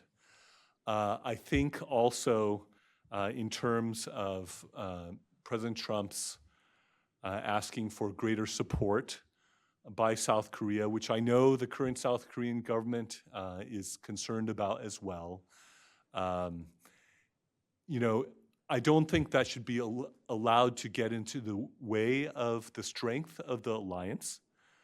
I do think the U.S. commitment to defend South Korea is the single biggest deterrent against North Korean aggression. I think the South Korean government did step up more than, say, NATO allies did in terms of the financial contribution that they made, and I think that should be noted and recognized. But I don't think any of those things should hamper or weaken or harm the alliance between the U.S. and South Korea. Are there concerns that people have, especially in the South Korean government? That's where I've heard it most frequently about it moving forward in a future Trump administration. I've heard them tell me these concerns directly. They've voiced that to me. But I think it's critical to strengthen and if anything, expand the cooperation and alliance and work together between South Korea and the U.S. to extend that to Japan as well in the trilateral cooperation that'll be talked about more this afternoon. I think that is so crucial, and I don't think, in my honest and humble opinion, I don't think President Trump was trying to fundamentally destroy that alliance in the first administration when he was calling upon South Korea to contribute more, which it did. The South Korean government did so beyond the NATO allies. So if Trump, whoever Trump should be, if you look at around the world, the allies of the U.S., Trump should be pressing more on the NATO allies, if anyone, more than Korea, I think, for financial contribution. I expect he will. I think he will say, "I told you so," in regards to Russia and what Russia is doing. But I don't think such things should, in any way, shape, or form, should be allowed to weaken or jeopardize the critical alliance between South Korea and the United States. Thank you for your question. Greg, do you want to make some comments on that as well? Yes, sure. Thank you, Ambassador Tan. Thank you for the great question. I had the privilege of being the one who selected and recruited Governor Chi Song-ho to be present at the State of the Union address, together with 7 others who met with President Trump in the Oval Office. Those 8 North Koreans referred to him as the 동네 아저씨, the guy next door. He was friendly, affable, they really engaged. Later on, I heard this, well, Trump just weaponized human rights in order to create bargaining leverage. Well, if you're a human rights NGO with very limited resources, you will take any opportunity you have. And the result of former President Trump inviting Chi Song-ho to the State of the Union address and the other 7 to the Oval Office was that Chi Song-ho became a celebrity. I mean, he was a great guy already. I'll introduce him later. He's joining us as our lunch and keynote speaker. He was an NGO activist, but this is truly what launched him into his political life. He became a member of the South Korean National Assembly. He was a great politician who truly represented, of course, Koreans in general, but especially North Korean escapees who have resettled in South Korea. And now, of course, he has been appointed governor of North Hamgyong province. So this is a shadow governor. South Korea has a shadow government, so to say, a government in exile in place. So the guy is playing a very important role as a North Korean escapee. And the only reason why one of the many good reasons why he's playing that role is that President Trump brought him to the State of the Union address. So was human rights weaponized? You know, I have no idea, but the end result is what truly matters here. And the lesson for us, those of us who are members of civil society, is that we have to take every opportunity that we have. We have to work with each and every administration in place to fuse the two issues, the security issue and the human rights issue, and do our best to bring visibility to this issue of ours, human rights. What a great question. And the answers, I mean, it feels like we've created an additional panel topic here. So thank you so much for just very comprehensive answers on that. And again, great question. Inwan. Oh, thank you for taking my question. Most recent years, there are tremendous effort on human rights against North Korean regimes and even Chinese government. My question is there, after so many years of effort, was there any impact report was made to the behavior of North Korean regime that resulted in less atrocity or less labor camps? And then behavior of Chinese government who are sending North Korean escapees from China to North Korea, knowing that they know what's going to happen. So measurement is so important that can feed back into the system. You can improve strategy and also tactical approaches. Any one of you can answer to me. And Mr. Hyun-Sung Lee, do you feel the difference in the human rights effort here to the North Korean government? You'll be the best person can respond. I will make it brief. Thank you. And that was Inhwan Oh, by the way, and he's a board member on the International Council of Korean Studies. Thanks for that question. But Greg has better knowledge on this topic probably, but unfortunately, I don't see any like major changes inside North Korea when it comes to human rights situations. It's been getting worse because of the blockage of the border, and Kim Jong-un totally regard the human rights situation, and he's doing his own games, and he's doing on his experiment, like self-reliance economy, which was repeated all the time. Like we studied in 1960s, 70s. It was invented by Kim Il-sung, and now Kim Jong-un is repeating that. So it's not new things, but he's trying to frame this as a new thing, and he just focusing on his nuclear and missile development. So it's been getting worse, and I believe that because of serious tight control, like a border area, and also like the control of its people, its movement. So I don't see any of the major changes, but we have been successful broaden our the human rights situation in North Korea to the international community. So I think international community pay more attention than more than like 10 years before. So I think it's one of the successful measurement we can count on. That's great. Excellent. And then did anybody want to take that? Yes, well, it's definitely a great question. In particular, after the UN Commission of Inquiry report of February 2014, the North Korean regime began paying attention. Before that, their policy was to simply ignore human rights. It comes and goes, it doesn't matter. But after that, for the first time in 15 years, actually, they dispatched their foreign minister to the UN General Assembly. After that, they began organizing so-called human rights meetings, of course, criticizing the UN COI, claiming that they had a perfect human rights record. And Hyun-sung, you know this, they began attacking North Koreans who had testified before the UN Commission of Inquiry, parading their family members before cameras, basically threatening them, trying to blackmail them. So what we know is that the regime cares about two things: its legitimacy and its pocketbook. Sanctions go after the pocketbook. Human rights goes after the legitimacy of the regime. In actual terms, what have we done? Well, there could be a few examples.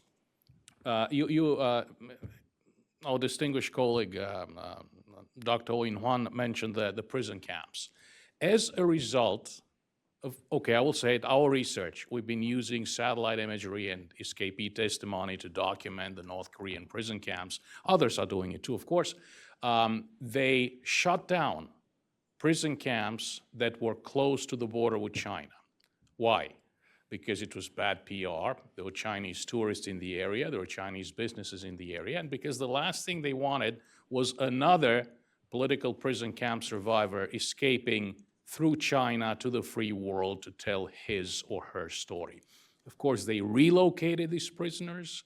Thousands died in the process, as far as we know. The point is that the regime does care. There is another area. One of the recommendations of the UN Commission of Inquiry, of course, most of them have not been implemented, but one of them was for the DPRK, for the North Korean regime, to join the Convention on the Convention on the Rights of People with Disabilities. Well, they did. And the UN Special Rapporteur on the rights of people with disabilities, Mrs. Aguilar, actually visited North Korea. She didn't come out of North Korea saying, oh, it was wonderful, I got to see everything. No, she understands the limitations of her visit, but nevertheless, it was a very small step in the right direction. The point is that human rights takes a lot of patience.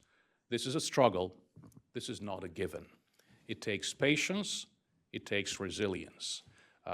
This is not a 100-meter dash. This is a marathon. So we need to keep up our spirits, our morale, and we definitely have to see these, even these small steps that might indicate progress. So I think that, yes, we have seen some progress. Of course, the situation is terrible. They're still committing crimes against humanity. They're still murdering, imprisoning, slaughtering people. But nevertheless, it is truly important to continue the struggle. The research, the investigation, the reporting, and the advocacy on North Korean human rights. Great. Ambassador Tan, did you want to add to that? Yeah. Yes, please. I appreciate what both of them have said. Sadly, I think what changes that have been made by North Korea have been more cosmetic than substantive. It's more to look better rather than to be better. And so the consolidation of the concentration camps and the people there, the border, if anything, has been tightened because everyone in North Korea knows too much, which is why it's a high crime to leave North Korea. And the people they feel most threatened by are the defectors, are the people who leave North Korea and then speak out.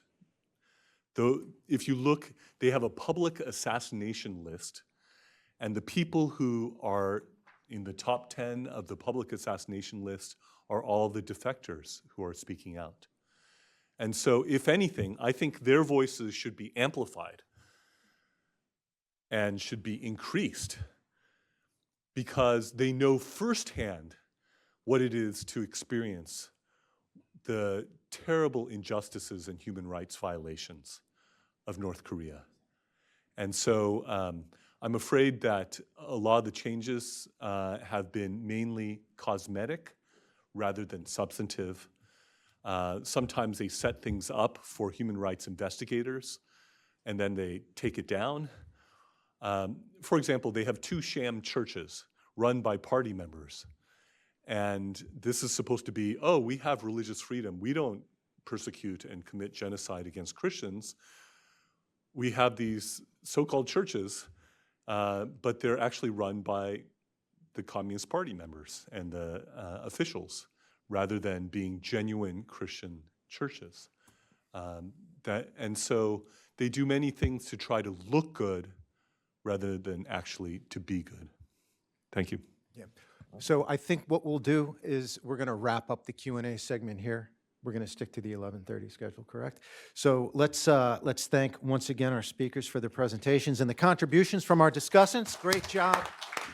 And we'll please be back promptly for the 11:30 keynote luncheon speech by His Excellency Ji Sung-ho.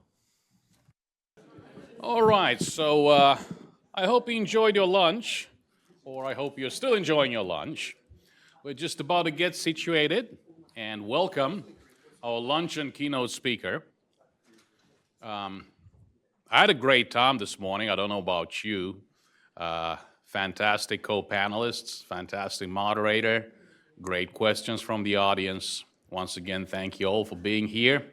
On behalf of ICKS, the International Council on Korean Studies, and all of the co-sponsors, Hudson, HRNK, the New Institute, and Pacific Forum. The stars have aligned, and it turns out that we're hosting an absolutely terrific luncheon keynote speaker today. Governor Ji Sung-ho has been recently appointed governor of North Hamgyong Province.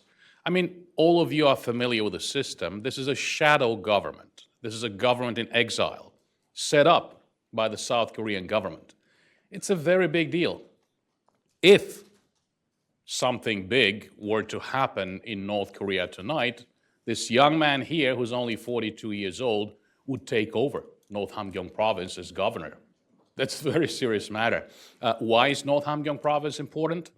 Well, because most of these KPs come from there, because we are dealing with some detention facilities over there, and because from the port of Rason, North Korea has been exporting artillery shells to the Russian Far East, and as you know, they go by rail all the way across the Russian south, all the way to the Ukrainian front. So it's an extraordinarily important region of North Korea. So who is Ji Sung-ho? Ji Sung-ho is one of our heroes. As I told you earlier, I had the privilege, we were friends already. He was already a distinguished NGO leader running NAU. And I worked with the NSC, and I selected Sung-ho to be the one representing the KP community at the State of the Union address. He did a spectacular job. It was truly an iconic moment. And that also kick-started his political career. He was a member of the South Korean National Assembly. We spoke before this, and I took the liberty of telling Sung-ho, please don't become just another South Korean politician. Represent the North Korean community in South Korea. And that's what he did, because that's the nature of South Korean politics. It's very, very emotional. And he did an outstanding job, representing, of course, the people of the Republic of Korea, and especially North Korean escapees in South Korea. He has completed his term as a member of the National Assembly, and in recognition of his merit and talent, and remember, this is a young man with a brilliant political career ahead of him in the Republic of Korea, or in a unified Republic of Korea, as our colleague David Maxwell, who's in Seoul right now, referred to as UROK. He has been appointed governor of North Hamgyong Province, so he continues to play a very important role. He's going to give his remarks in Korean. My colleague Alexander Kim is my deputy, has, joined HRNK a few months ago. Alex is going to be the interpreter. So Alex is my deputy, and he's also a senior at George Washington University, staying very busy, splitting his time between work and study. Thank you for your work, Alex. Are you all ready? Okay, very good. 지성호 지사님. Please.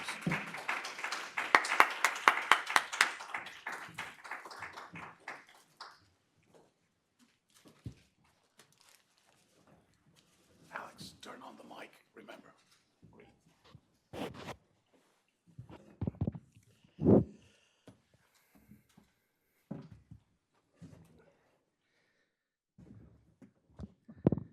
예, 반갑습니다. 저는 지성호라고 합니다. Hello, my name is Ji Sung Ho. 예, 저희 가장 정말 이제 친한 분이고 또 북한 인권을 위해서 그 누구보다 이제 열심히 해주시는 스칼라토 총장님께서 저희 소개를 잘 해주셨습니다. The person who is my best friend and working hard for the human rights on North Korea introduced me very well. 그리고 또 이 자리에는 제가 존경하는 많은 분들이 계셔서 너무 감사합니다. And also, there are many people and experts that I respect personally in this room. 예, 여기 모스단 전 대사님도 계시고 정말 이제 탈북자 이제 북송이 되지 않도록 정말 많은 일을 하셨고 도움을 주셨었습니다. The former Ambassador Mogostan is also here, and he worked really hard for not sending back the North Koreans back to North Korea. 예, 저는 지금 대한민국 함경북도 도지사로서 일을 하고 있습니다. Currently, I am working as the governor of North Hamgyong Province. 대한민국이기 때문에 이제 가능한 일이라고 생각합니다. It is possible because it is the Republic of Korea. 예, 이제 말씀을 하셨습니다만 정말 북한에서 태어나 가지고 자유를 갈망하던 그 한 소년이 지금 42살이라는 나이에 함경북도 도지사로 일할 수 있다는 것은 정말 크나큰 영광이라고 생각합니다. It is a great honor being born in a North Korea as a North Korean kid, and now I'm 42, working as a governor of North Hamgyong Province. 예, 오늘 또 함께 나누어야 될 내용이 북한 인권입니다. Today, we should share the issues regarding human rights on North Korea. 제가 살던 당시에도 제가 탈북을 하던 2006년도까지도 북한 인권 상황은 정말 심각했었습니다. Ever since I defected in 2006, the North Korean issues were very brutal. 그러면 지금의 이제 북한은 어떤 상황일까? Then what will be the situation in North Korea right now? 더욱 암담한 현실 속에서 수많은 사람들이 고통 속에 죽어가고 있습니다. It became an even worse reality, and many people are suffering and dying at the current status quo. 어찌 보면 김정은 정권 들어서 북한 인권 문제가 더 후퇴가 된 것이죠. Ever since Kim Jong-un has positioned in his seat, the North Korean human rights issues have become worse. 누가 조금 더 낫다고 할 수는 없습니다만 최근 들어 북한에서 탈북하기가 어려운 현실에 놓여 있습니다. We cannot say who is worse. However, the current situation in North Korea makes hard for the North Koreans to escape North Korea. 저처럼 제2의 제3의 이제 지성호가 탈북할 수 없는 환경에 처해져 있다는 것이죠. The reality makes it difficult for making the second Ji Sung-ho and the third Ji Sung-ho. 여러분들 이제 그 북한 관심이 있으시니까 아마 뉴스를 보셨겠습니다만은 최근에 이제 부자 간에서 아버지와 아들이 휴전선을 통해서 휴전선 그 뭐랄까 그 강하구를 통해 가지고 탈북하던 사건이 있었습니다. Everyone in this room may have a lot of interest in North Korean issues, so people may have seen the news where a father and son was escaping North Korea along the riverside. 두만강이나 압록강을 통해서 탈북을 하여 가지고 대한민국까지 오기가 어려운 현실이다 보니까 그 루트를 택한 것 같습니다. Since it became difficult to come to South Korea through Duman River and Amlok River, people in North Korea are taking more and more difficult routes. 분명 우리 대한민국 국군의 감시망에는 2명이 포착이 됐는데 현실적으로 탈북에 성공한 사람은 한 사람이었죠. On the radar of South Korean Army, 2 people were seen, but only 1 person was able to successfully escape North Korea. 그러면 그 한 사람은 어디로 갔을까? Then where did the 1 person go? 그 사람은 이제 죽었습니다. He has died. He died. 예. 그 아버지가 아들은 탈북에 성공을 했는데 그 아버지는 탈북에 성공하지 못하고 이제 죽은 거죠. The son successfully escaped North Korea. However, the father has failed in escaping and has died. 강하구다 보니까 우리 대한민국 영토 쪽으로 그 시신이 이제 밀려왔다고 합니다. Since it was caused on the river, the body of the father has came to South Korea. 그 시신을 우리 정부가 아마 무용고로 묻어주고 그 아들도 그 시신을 묻는데 이제 참여한 것으로 알고 있습니다.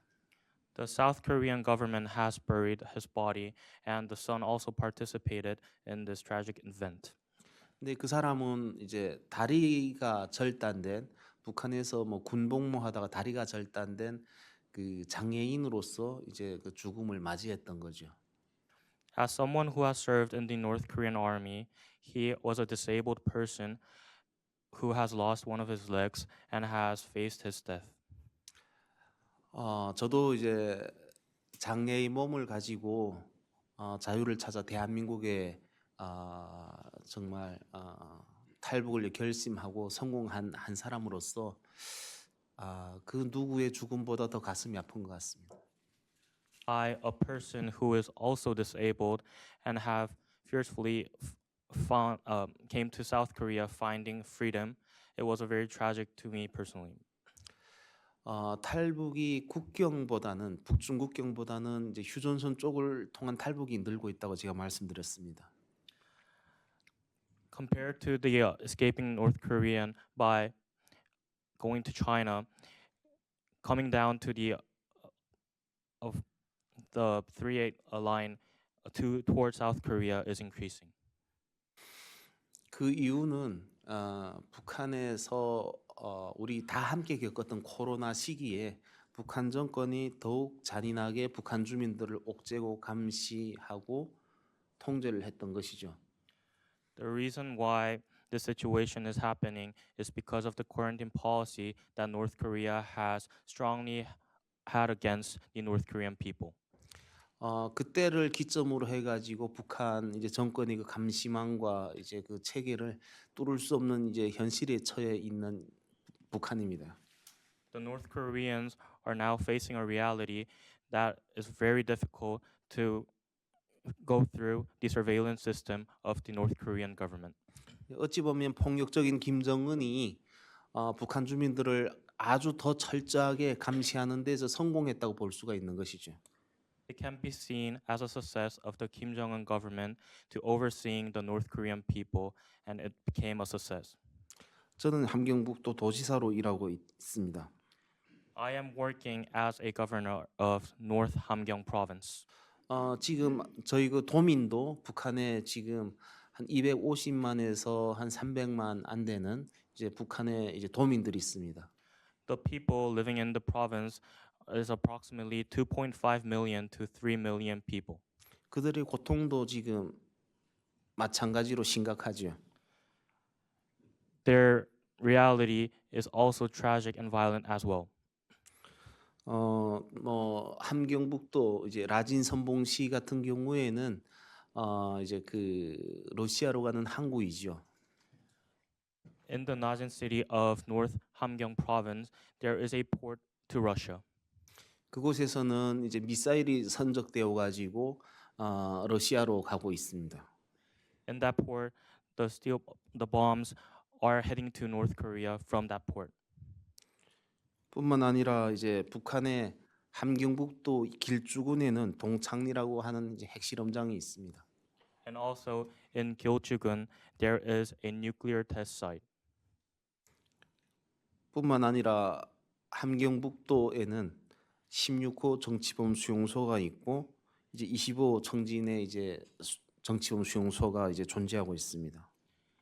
And also there is the 16th political prison camp and the 25th political prison camp in the North Hamgyong province.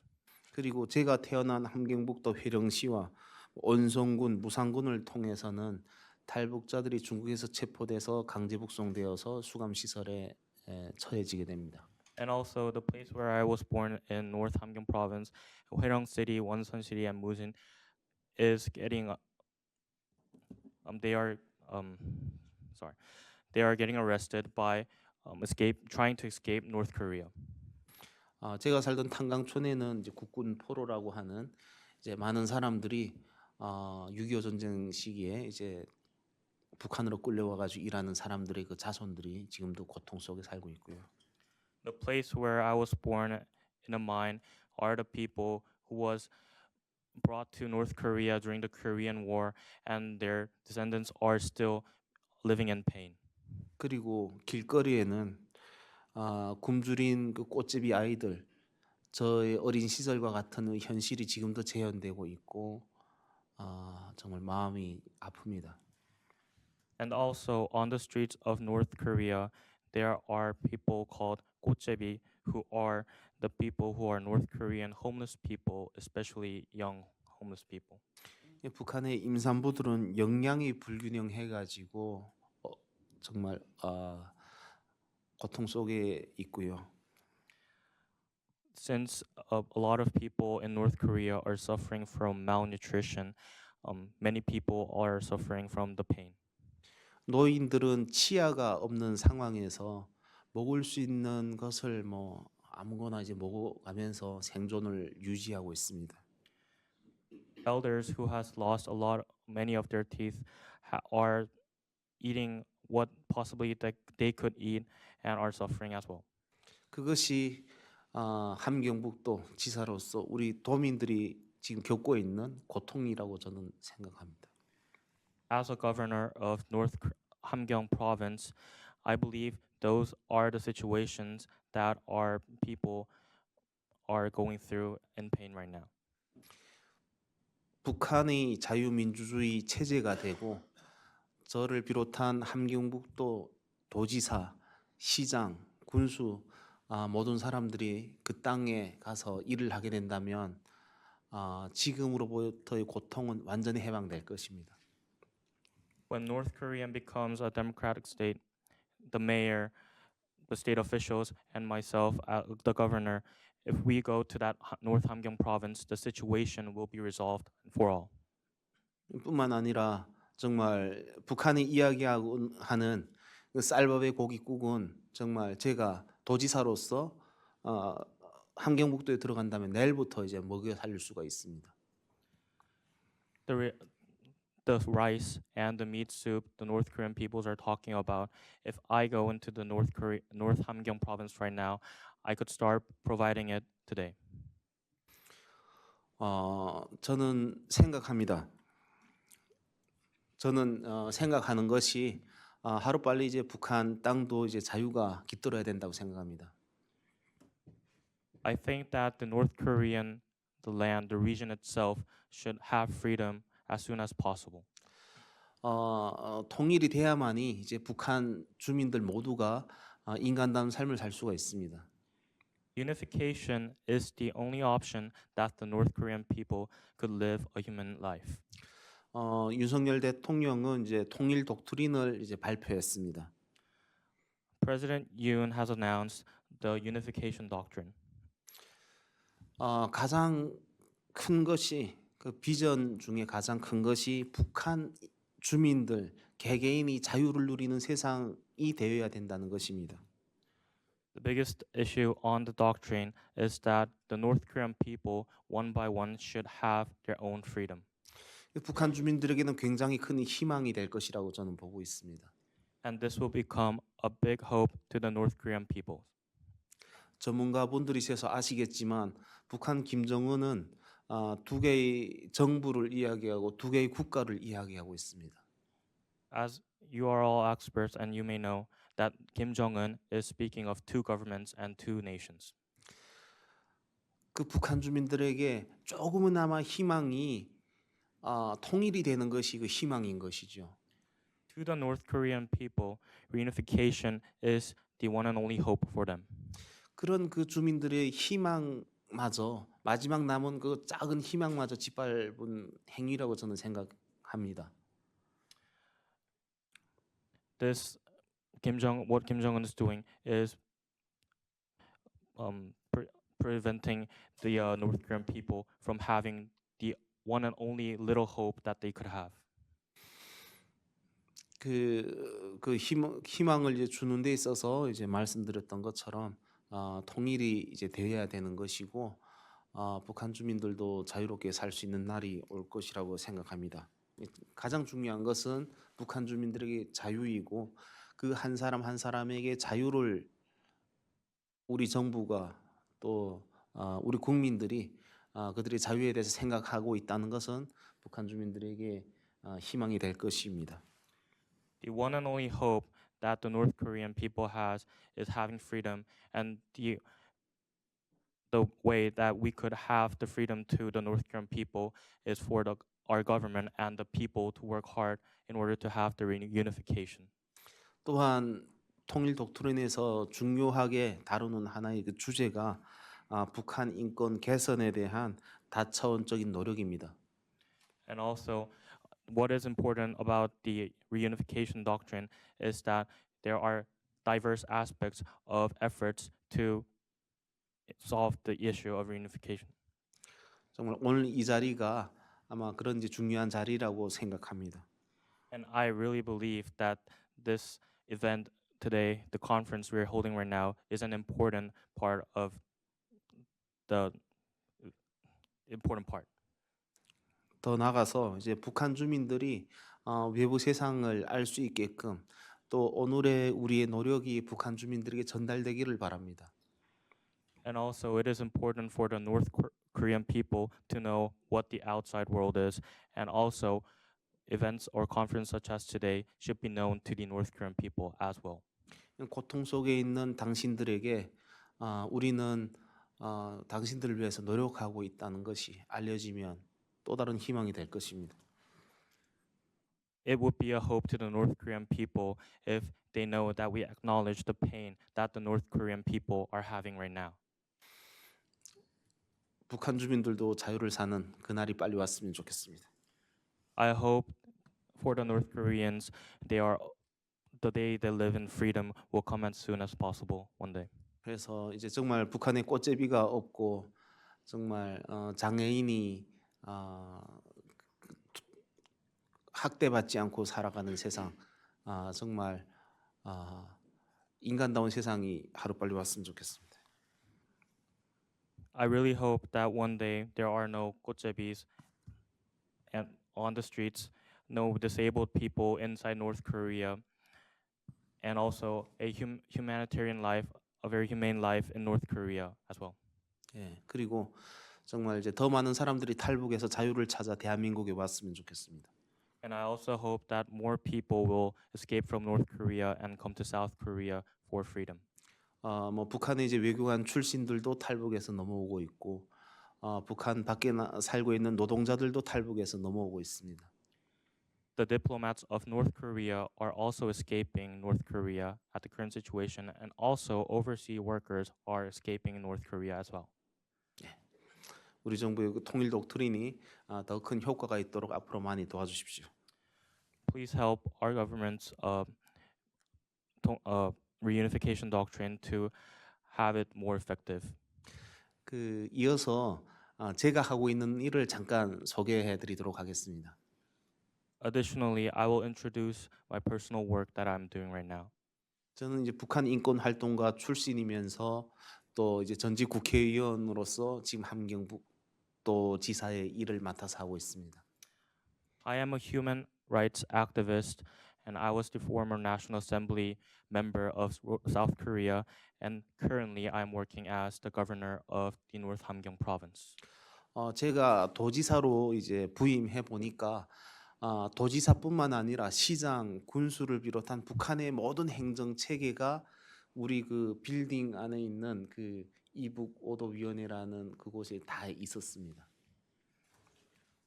As I work as the governor of North Hamgyong province, there were mayors and there were also state officials of North Hamgyong province in the committee where I am working right now.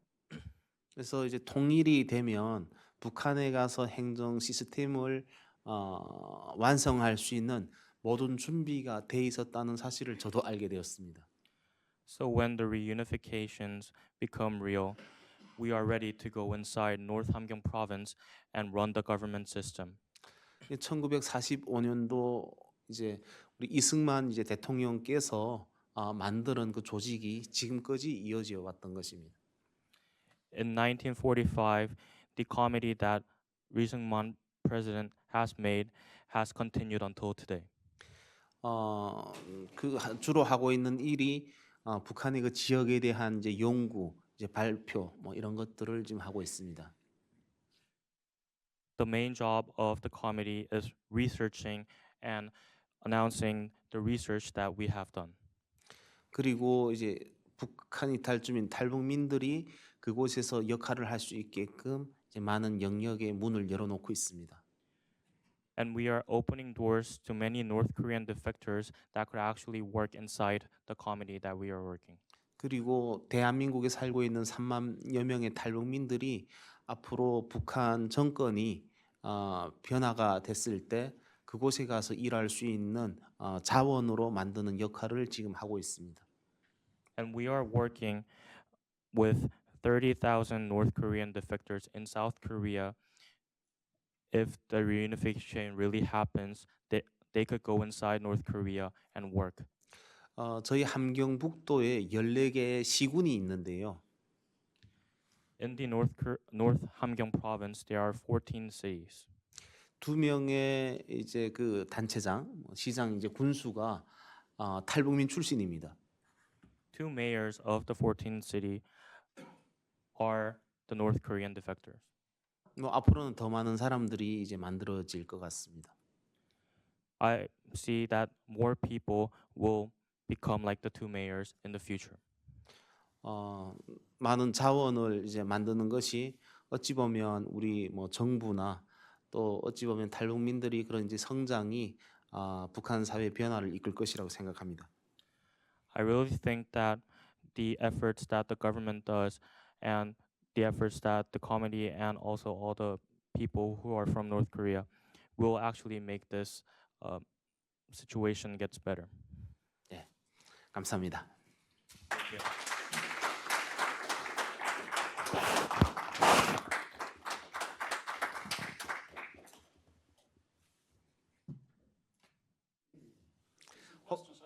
혹시 질문 있으시면 편하게 질문해 주십시오. 그리고 다 사실은 이제 전문가 분들이신데 뭐 정말 뭐 편하게 이제 그런 자리가 됐으면 좋겠습니다. 예.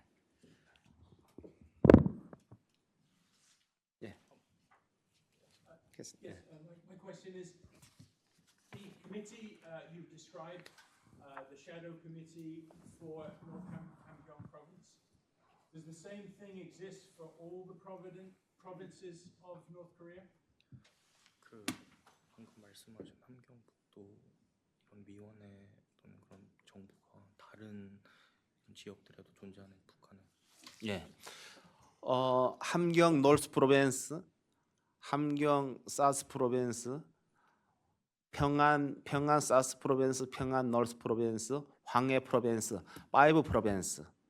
only 5 프로빈스 그 위원회가 있어요. So basically the Hamgyong North, Hamgyong South, Pyongan North, Pyongan South, and another city. We only have 5 committees, 5 shadow committees for. 우리가 알고 있는 평양시부터 시작해가지고 저희 그 도가 있는 이제 러시아 이제 적경 이제 블라디보스톡과 이제 그 라진 선봉이 있는 그까지 모든 곳에 행정 시스템이 준비가 돼 있다고 말씀드릴 수 있겠습니다. From the Pyongan city to up to the Vladivostok, where we have the systems ready towards the two areas. 예. 안녕하십니까. 일본에서 한반도 문제를 연구하고 있는 지시자입니다. 좋은 말씀 잘 들었습니다. 세 가지 질문이 있는데요. 첫 번째는 저희가 흔히 북한 정권이 붕괴됐을 때 어떻게 될까 하는 얘기를 할 때 많이 북한에서 사람들이 피난민들이 나오지 않는가 하는 얘기가 있는데 일본에서도 그거를 걱정하고 근데 선생님이 하시기에는 북한이 만약에 정권이 붕괴했을 때 북한 주민들이 어떤 행동을 취할까요? 거기에 계속 머물 것 같습니까? 아니면 한국으로 이게 도망가려고 하는 사람 몇 프로 정도가 어떤 행동을 취할 건가에 대해서 예측 거기서 사신 감각 Yes. 생각을 들어주고 싶고요.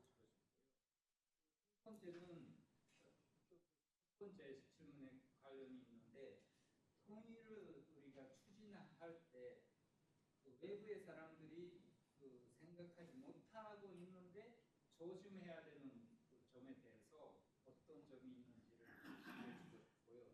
그리고 세 번째로 얼마 전에 8.15 터널 독도림이 나왔는데 전략이 두 번째 전략, 북한 주민들에게 정보를 제공한다는 게 나왔는데 보시기에는 어떤 방법으로 정보를 제공하는 게 제일 효과적일 건지 그거에 대해서. 예. 제가 말씀하면 아마 영어로 이제 해주시면 될 것 같습니다. 뭐 대한민국은 이제 통일을 대비해서 이제 뭐 연합사령부와 함께 작전 계획을 갖고 있습니다. 그곳에는 저도 접근할 수는 없고요. 명확한 것은 북한의 변화가 됐을 때 북한의 전 지역을 이제 맡고 있는 시장, 군수, 이제 도지사들이 북한에 가서 치안을 이제 담당해야 된다가 있고요.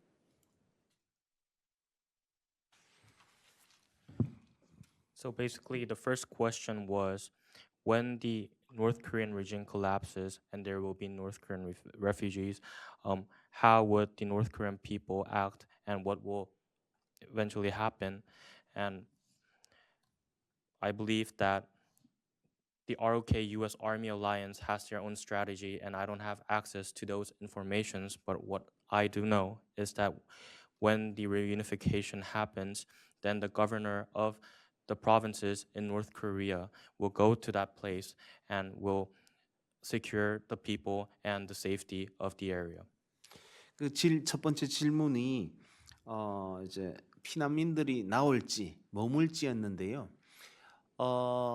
사실은 그냥 두면 제가 볼 때는 퍼센트를 따질 수는 없지만 대부분이 다 남한으로 넘어올 것 같고요. 남한으로 넘어오고 싶어 할 것 같고요.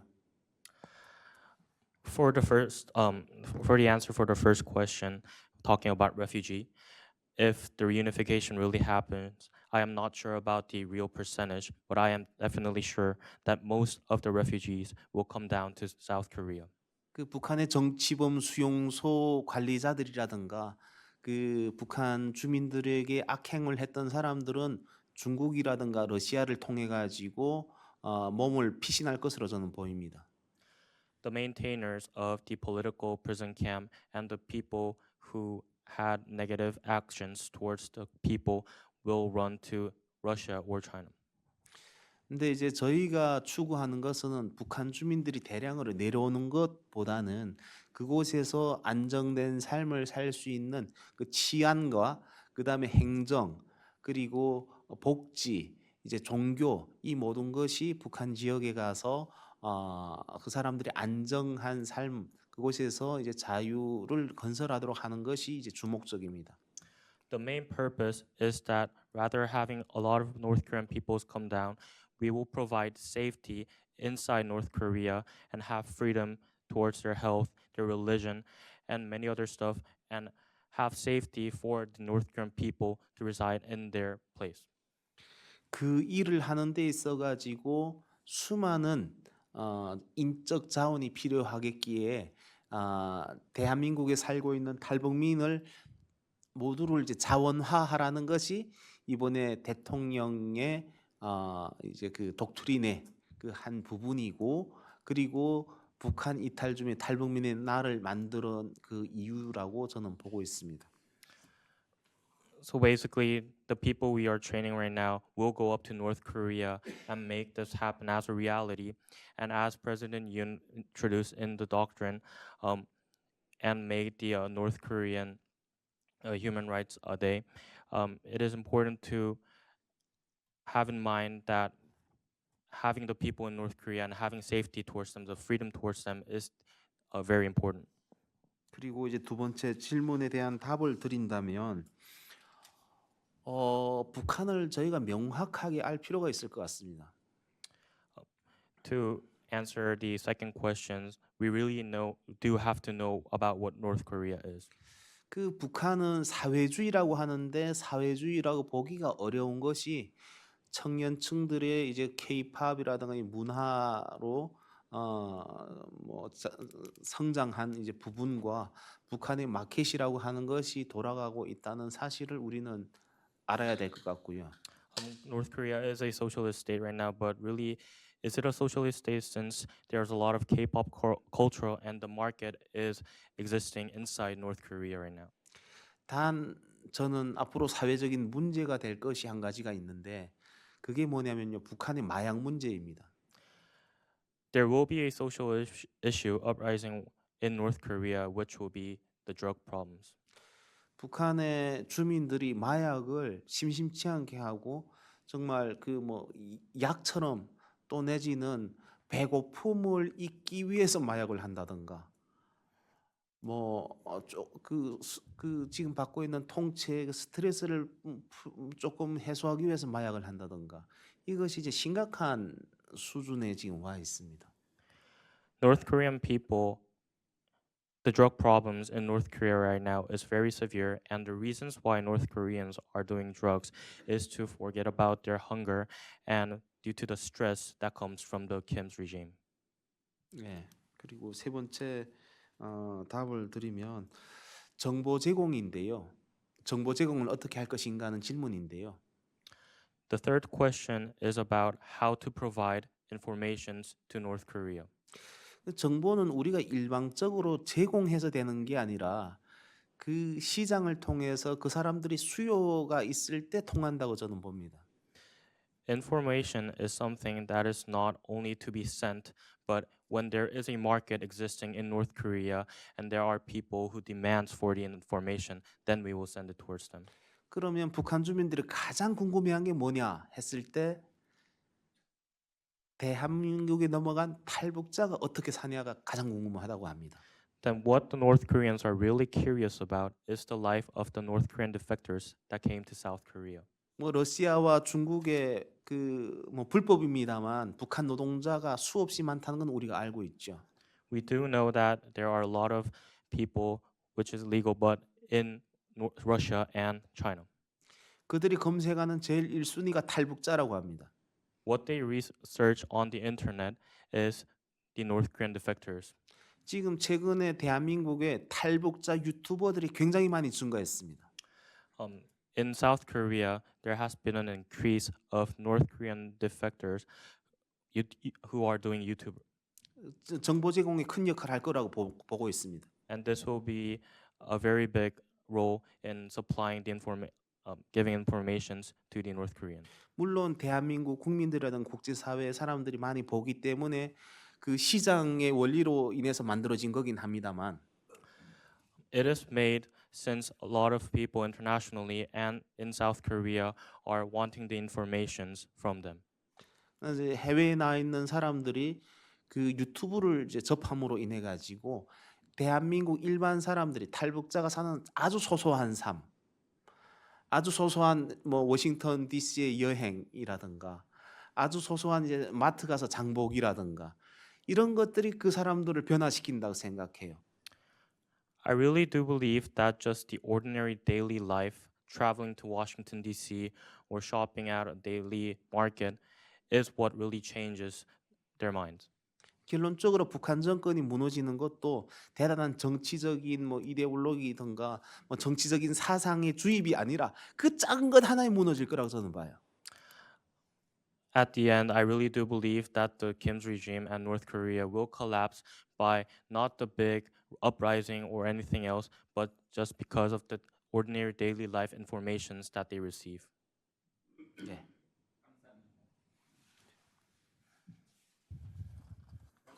Ralph Costa from Pacific Forum, Honolulu.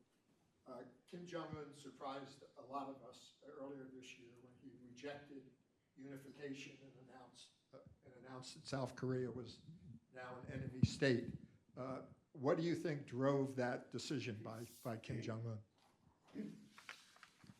김정은이 통일을 거부하고 북한 이제 남한을 적대 국가로 했는데 김정은 의도가 뭐였는지. 아, 예. 사실은 이제 놀라운 일입니다.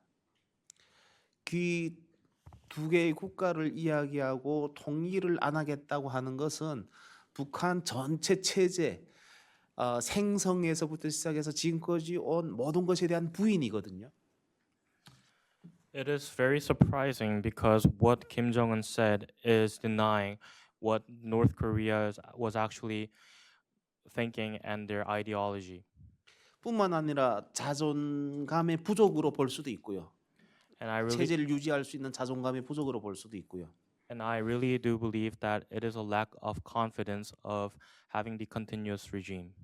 그 근본적인 것은 북한 주민들의 생각이 이미 남한화가 굉장히 많이 진행돼서 이것을 다시 걷어들이기에는 한계에 부딪혔다고 생각합니다. The main part of this lack of confidence is that the North Korean people really became like South Koreans, and Kim Jong-un has seen the limit of his control over the people. 두 가지 예를 이제 드리면요. I will give you two examples. 그 북한에서 최근 이제 몇 년 동안 대한민국에서 만들어진 물품을 절대로 받지 않습니다. 돈을 하겠다 해도 그 돈으로 중국산 물품을 사서 보내면 그나마 이제 받는데 대한민국에서 만든 초콜릿 하나, 이제 그 맥심 커피 하나가 북한 주민들의 맛과 이제 감성과 생각을 바꾼다는 것을 보여주는 것입니다. Over the past few years, North Korea has never received any supply from South Korea, even a piece of chocolate or even instant coffees. And they did receive a little bit of the China's made from China products, but Kim really knows that these small supplements and products from South Korea is what is changing their people. 결론적으로는 북한이 다시 자신감을 가지고 뭐 통일에 대해서 돌아오기에는 이미 너무나도 많은 강을 건넜다고 생각합니다. As a conclusion, I really do believe that overcoming the lack of confidence and overcoming all these problems are really out of the hands of him right now.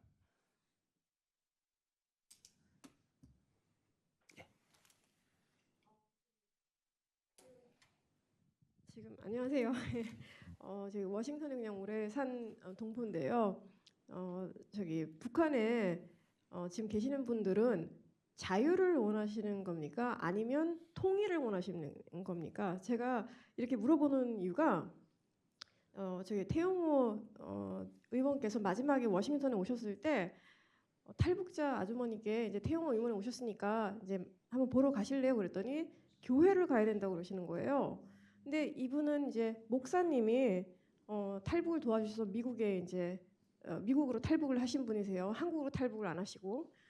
근데 이런 분들은 이제 탈북자로서 미국에서 살면서 본인들을 북한인으로 보는 건지 아니면 한국 사람인데 이제 미국에 오게 된 이제 북쪽에 사는 한국 사람이었는데 미국에서 사는 사람인 건지 그런 게 궁금하고 또 그러니까 북한 주민들이 원하는 것이 자유이냐 예, 그래서- 아니면 통일이냐 그걸 네네. 질문하신 그래서 거죠. 아니 그렇게 오게 된다면 북한 사람들이 이제 자기를 도와주는 사람에 따라서 그렇게 자기의 그 로열티 같은 게 바뀌는 건지 아니면 그냥 자유를 원하는 건지 그게 좀 궁금합니다. 예. 내가 이제 한국 사람이 되고 싶어서 북한을 떠나고 싶은 건지 아니면 자유를 원해서 북한을 떠나는 건지 그게 궁금합니다.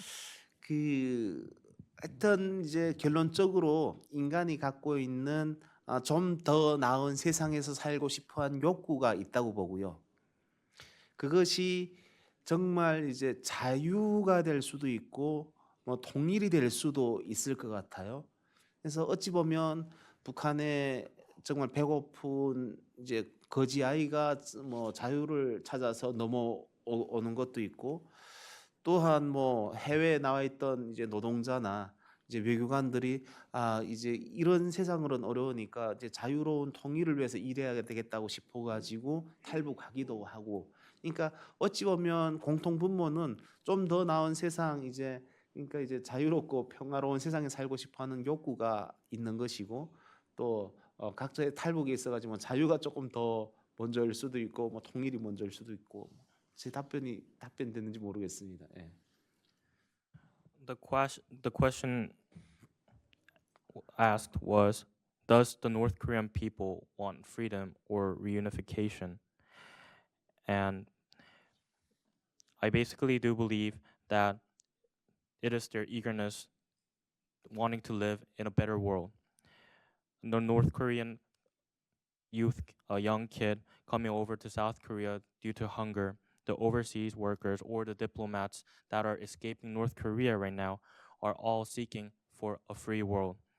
And whether it's freedom or reunification, the same factor for both is that they want to live in a better world. And to find a better world, they need to escape North Korea. And this will be my answer.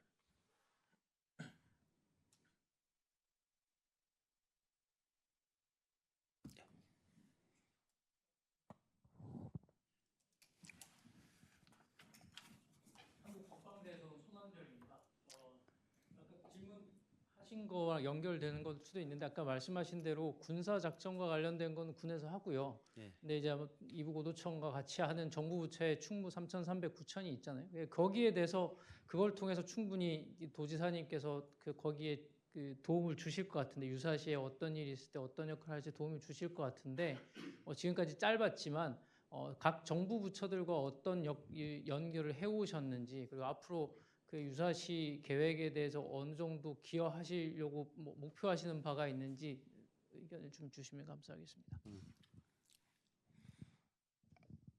So basically, there is the army strategy prepared for it, and there will be a ROK-US alliance happening in the Korean Peninsula.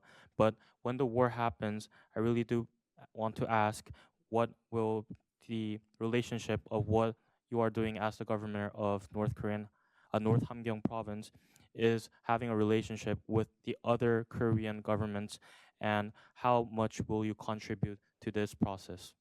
지금 현재는 대한민국에 현재 영토가 있는 도지사님들도 계시고 저처럼 이제 영토가 이제 북한 쪽에 지금 있는 그 도지사님들이 5분이 이제 계십니다. There are governors that are really having their territory and their area inside South Korea, and there are 5 governors that are having their territory and their provinces up in the north. 근데 그 공통 분모는 모두가 행안부 소관이라는 것입니다. 행정안전부. The same 맞죠, 행정안부. the same factor of all the governors are that they are in one committee.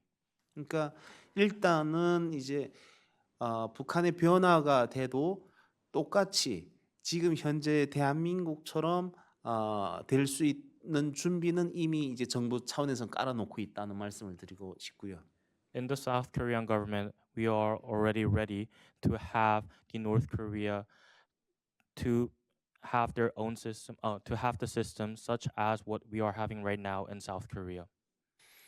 저희가 해야 될 거는 앞으로 이제 북한 지역에 갔을 때 뭐 그 외에 그 통치 행위 기본적인 이제 정치 통치 행위 외에 뭐 의료, 뭐 보건, 또한 뭐 복지, 뭐 종교, 뭐 이런 것들도 이제 준비를 해야 되는데 사실은 이 이북 오도위원회가 그런 준비들을 많이 못 하고 있었던 것 같습니다. 그래서 제가 지금 부임한 지 지금 한 달이 됐는데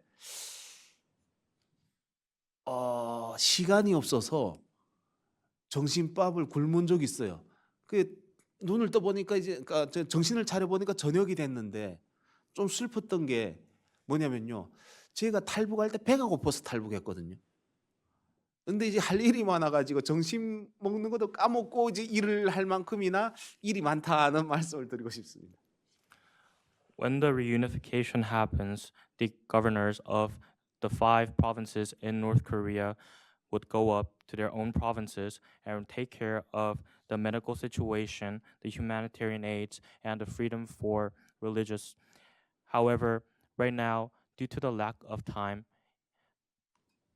everything is kind of becoming delayed, and I even skipped lunch, and this was very fun thing to me because I escaped North Korea because I was hungry, and while working in South Korea, I skipped lunch and I was also hungry, so this was a fun part.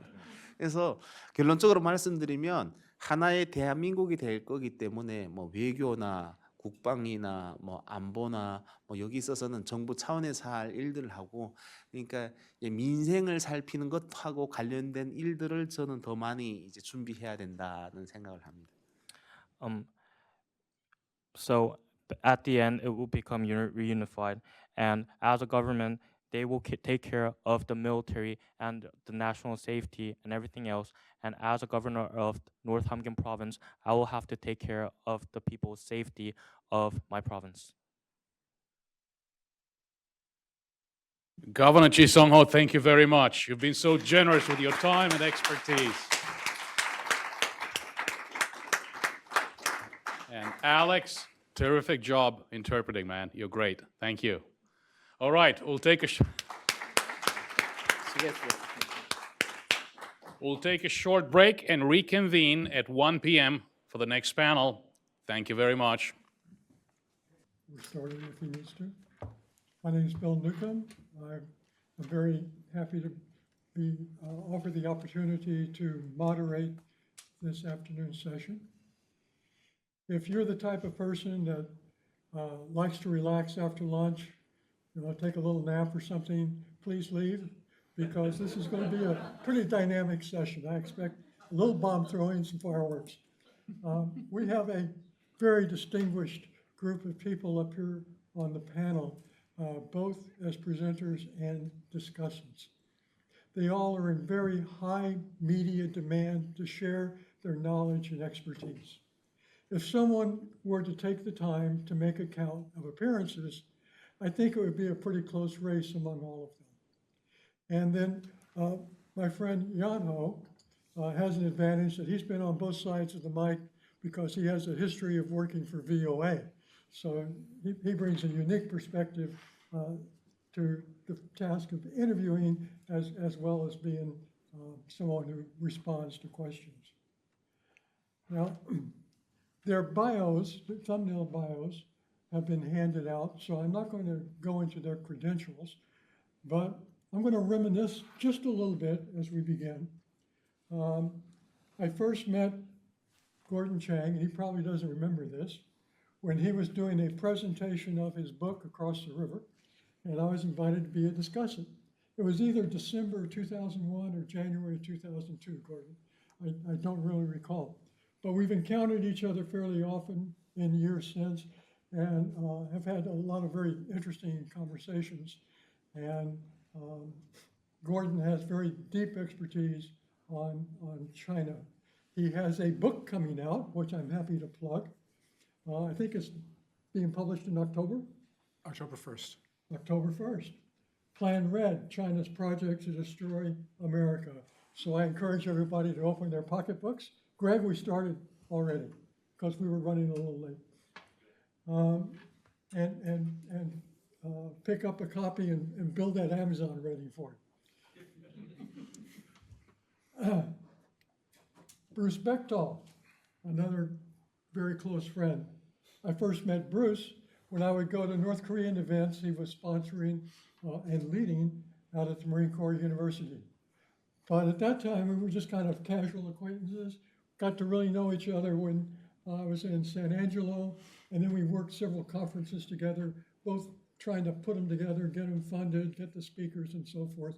You know who your true friends are when they work like a slave like that. So Bruce also has a book coming out. Unfortunately, we got to wait for it. It's not until next May, but you can find this University of Kentucky Press or on Amazon. Rogue Allies, the strategic partnership between Iran and North Korea, which he will touch upon today. So finally, on my left is David Asher. I've known David for about a quarter of a century. Now, David does not have a book coming out, and I think a lot of Washington is very happy about that because he knows some of the inside true stories about things that have happened. But if he did have a book coming out, I think you'd enjoy it. David's about the only person I know who had his dissertation highlighted and excerpted in London's Financial Times. So, you know, if he wrote it, I'd read it, that's for sure. Now, in my career, I have been fortunate to work with a number of very talented, committed people, and there's none I hold in higher regard than my friend David Asher. So, our discussants, Yan Ho Kim, Truth in Advertising. We work very closely together over at GWICS on the North Korean Economic Forum.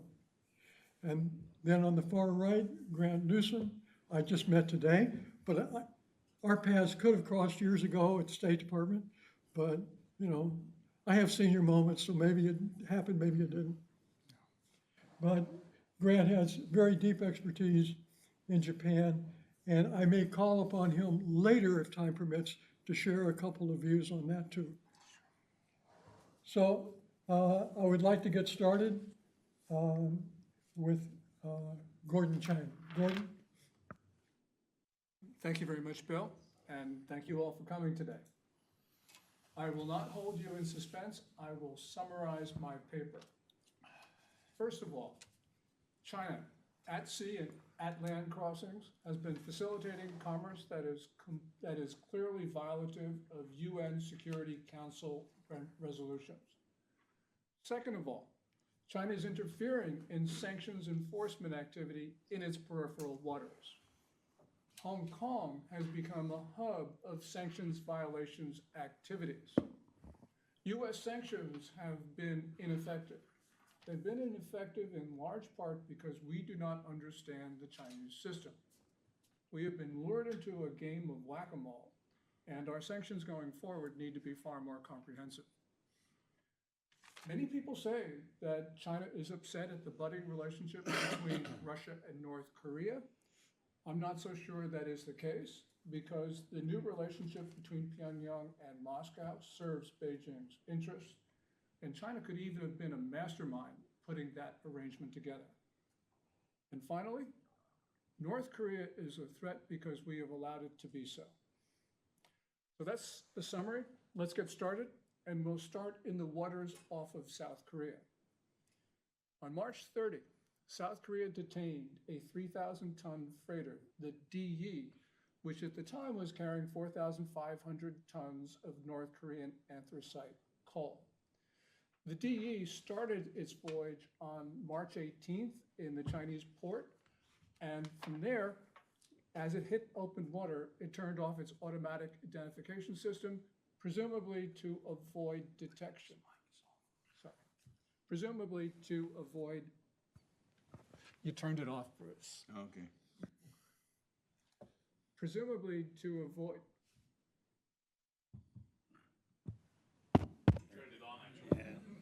You turned it on, Bruce. Sorry. Presumably to avoid detection. It headed towards North Korean waters off the coast of Nampo. There, it dropped its cargo of machinery and electronic products, and it then picked up the North Korean coal. From there, it headed south. After the detention, the South Korean Foreign Ministry said this, that it was very much going to continue to take strong and consistent legal measures against ships and shipping companies that were involved in North Korean sanctions violations. But inexplicably, South Korea soon after that released the Chinese national who was the captain of the DE and most of its crew. Now, I suppose this was supposed to be a gesture to entice the Chinese into compliance with Security Council resolutions, but it didn't work. Because on June 20, the South Koreans were forced to detain another tramp steamer, this one involved in North Korean sanctions violations, and this one involving both China and Russia as well as North Korea. Now, these two incidents were by no means isolated. As the last panel of experts report shows, that in both 2022 and in 2023, that these ship-to-ship transfers, which are illicit, have been concentrated and among other places off China's coasts. And China has become a safe haven for sanctions violations. It's become a safe haven because the Chinese military has been interfering in sanctions monitoring activities. So for instance, on June 7th in the East China Sea, 2 Chinese fighters circled the Dutch frigate Trump as it was involved in sanctions monitoring activities. 2 Chinese warplanes and a Chinese helicopter approached dangerously the Trump's helicopter. And of course, this was not isolated either. At the time, the Dutch frigate was involved in a PSMX operation, that's Pacific Security Maritime Exchange, and we have seen, especially since 2018, but a ramp up of activity in 2022 and 2023 and 2024 of China's harassment of warships and aircraft looking at these sanctions violations. Now, the flow of sanctioned items from China to North Korea and back again, this has been occurring not only at sea, but also at land crossings. So for instance, in Jilin province, we've seen something quite interesting, and that is strict sanctions enforcement by customs, Chinese customs. Matter of fact, traders have sometimes been required to take out zippers and springs from mattresses in order to comply with China's interpretation of UN sanctions. But at other ports of entry, other crossing border points in Jilin province and in Liaoning province nearby, we have also seen the complete lack of enforcement by border agents. And the question is, well, what's going on here? Well, the fact that there has been strict enforcement at some border crossings really is unimportant because the North Koreans have been able to get what they want at other crossings. And we have to remember that China runs a near total or even total surveillance state. So the Chinese regime knows exactly what is going on at these very sensitive crossings. And so I think that it understands that North Korea is able to get what it needs and still maintain at other places the appearance of actually complying with sanctions. When we look at North Korea, we have to remember in its relations with China that every relation with North Korea is of utmost importance to the Chinese, and so therefore nothing or very little happens by coincidence. There is a gaping hole in North Korea's sanctions, and that's Hong Kong. It's the special administrative region of Hong Kong of the People's Republic of China. Now, America and other countries have been indulgent, allowing Hong Kong to enjoy special benefits when it comes to sanctions enforcement. And that is because Britain handed over Hong Kong on July 1st, 1997. Hong Kong was separately administered according to the one country, two systems formula, under which the former British dependent territory has, quote unquote, a high degree of autonomy. And so therefore, we assumed that sanctions enforcement would actually take place in Hong Kong, but I believe that Beijing has seen this and therefore has decided to make Hong Kong a place where much of this illicit activity occurs. As a recent report says, Hong Kong is the hub of sanctions violations, and other countries are merely the spokes. These days, Beijing has been much more open in violating sanctions. We see this especially with the guest worker rules. And the question is, well, why can China believe that it can flout these sanctions openly? And I think part of it is because the Biden administration has been reluctant to impose costs on China, as well as the Biden administration has placed a very low priority on North Korea. Attitudes could be changing. We saw, for instance, in June of last year and in July of this year, the Treasury Department's Office of Foreign Assets Control actually imposed sanctions on some Chinese entities and individuals for violations. But these measures have really been symbolic because the sanctioned parties don't have assets in the United States and therefore are subject to no real punishment. We Americans have treated China like it's organized the same way that we are. We've got a government, we've also got businesses and banks, and those businesses and banks and parties are independent in our country. And every once in a while, we know that they do not adhere to what the government wants them to do. But in China, it's different. In China, whether it's a privately owned business or a state-owned one, Beijing exerts control because, as I mentioned, it is a near total surveillance state, as well as the Communist Party system. They demand complete obedience from the center. So American officials, I believe, need to understand the nature of the Chinese system and stop playing what has unfortunately become sanctions whack-a-mole. Here's an example. In June 2017, the Trump administration designated the Bank of Dandong, a small Chinese institution, to be of primary money laundering concern under Section 311 of the USA Patriot Act. That meant that that bank could no longer have access to correspondent relationships in New York, which means it could not transact business in dollars anywhere in the world. That's great. Problem is that China then transferred the sanctions violations away from Bank of Dandong to all of China's Big Four institutions. We saw something similar last year and this year in a different context. This is the United States' pressure on China with regard to Chinese banks' participation in transactions involving Russia and Ukraine. Last year, all of the Big Four were involved in this activity. After discussions from the Biden administration, the Big Four got out of the business, but China merely transferred it to smaller banks in the northeastern part of the country, as well as non-banking channels. So we have failed to impose significant costs on China for violating sanctions. And this has had consequences. So for instance, on August 4th, Kim Jong-un delivered a speech in which he was highlighting the 250 new type, he called them, new type ballistic missile launchers. And these were positioned near the demilitarized zone, and each of these launchers could carry 4 nuclear weapons. Now, Kim Jong-un praised the munitions workers, as he called them, of North Korea for developing these launchers, but in all probability, these launchers were at least of Chinese design, included Chinese parts, Chinese assistance in their manufacture, and they could even have been of Chinese origin. This is important because in 2012, we noticed by satellite the transfer of 16-wheeled transporter erector launchers from a Chinese state enterprise. This was China Aerospace Science and Technology Industry Corp, better known as CASIC. And we failed to do anything about it. The Trump administration in 2017 finally imposed sanctions on a subsidiary of CASIC, but by then it was too late, because then the North Koreans had TELs.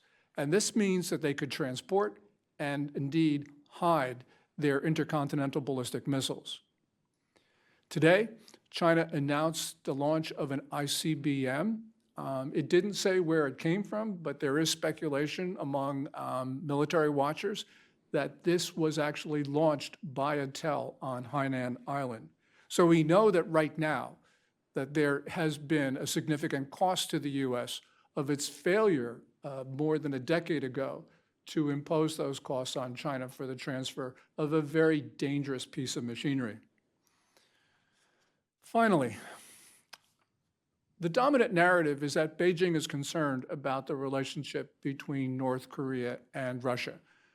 As we all remember, in September of last year, Kim Jong-un went to a location near Vladivostok, a cosmodrome, where he met Vladimir Putin. There, it is said that they finalized an arrangement whereby the North Koreans would transfer artillery shells and short-range ballistic missiles, and in return, Putin was either going to pay cash or more probably transfer weapons technology. Now, a lot of people say, well, this is something the Chinese didn't want to have happen. But we also know, and we know that there's always been this animosity between the Koreans and the North Koreans and China, which is, I guess, more than a millennia old. But the point here is that I don't think the Chinese were upset about this new relationship between Moscow and Pyongyang. And the reason is that prior to this relationship, China accounted for something like 95% of North Korea's foreign trade. China is also very important to Russia's war effort in Ukraine, and I think that basically Beijing believes that it can control both the North Koreans and the Russians. But when we look at this relationship between Kim and Putin, it also benefits China. So for instance, North Korea gets to sell old inventory, which means that China doesn't need to provide as much aid and assistance as it once did. We also know that the Chinese believe that it is in their interest that Putin succeeds in Ukraine, which means that Kim Jong-un is giving him the ability to do that. And on top of all of this, the Chinese must be delighted that they are not taking the heat for a massive sanctions violation. Now, there's a lot that we do not know about China and North Korea, and especially as Xi Jinping has been closing China up, we know less about the workings of the Chinese regime than we once did. And of course, you know, this means essentially that we are left many times in speculating about what's going on. But we can see from other things that the relationship among Russia, China, and North Korea is closer than it's been at any time since the Korean War. And that means, although this relationship between the Chinese and the Russians, you know, may or may not be a Chinese sanctions violation, it probably is. Not every Russian action is a result of what the Chinese want. But nonetheless, there are signs that this one is. Thanks very much.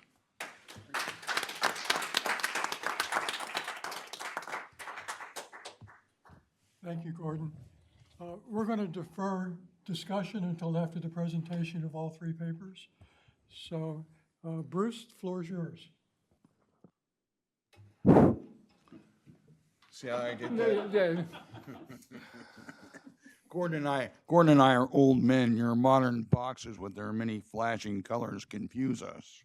So my presentation is going to be on North Korean support to Iran's proxy partners. So I'm sure that last night, if you saw the agenda for our conference, you were squirming in your bed trying to get to sleep last night, wondering, well, just who are those proxy partners Bruce is going to talk about tomorrow? Give me some Sominex. Well, I'm going to tell you. Their proxy partners are both state and non-state actors: Syria, Hezbollah, Hamas, the Houthis. Therefore, I will talk about those four entities in this presentation. And I'll also, at the end, if Bill Newcomb gives me a couple of minutes, talk about how Iran has done a certain particular thing directly related to North Korea, because this presentation is designed to show you how North Korea has their fingerprints all over the violence that has occurred in the Middle East since October 7th. So here we go. It is important to understand that of the proxy partners that Iran has. Some of them have long received arms, training, technology, and advisors from North Korea long before Iran did, e.g., Syria. How many people here realized that Syria was getting all of that stuff? And I'll say that again, training, technology, and advisors from North Korea starting in 1967. How many people, can I see a show of hands, realize that? Thank you. So you're the one. How many people had no clue that was happening? How many people have seen Three Faces of Eve? Joanne Woodward, 1958 Academy Award-winning performance. But I digress. Joanne Woodward, yes. She's gone now. So let me talk about these entities and how North Korea is assisting them and has been assisting them in the past few years and months, because it goes way back. What I'm giving you today is being published as an article in the International Journal of Korean Studies, which I believe is much more widely read than Newsweek.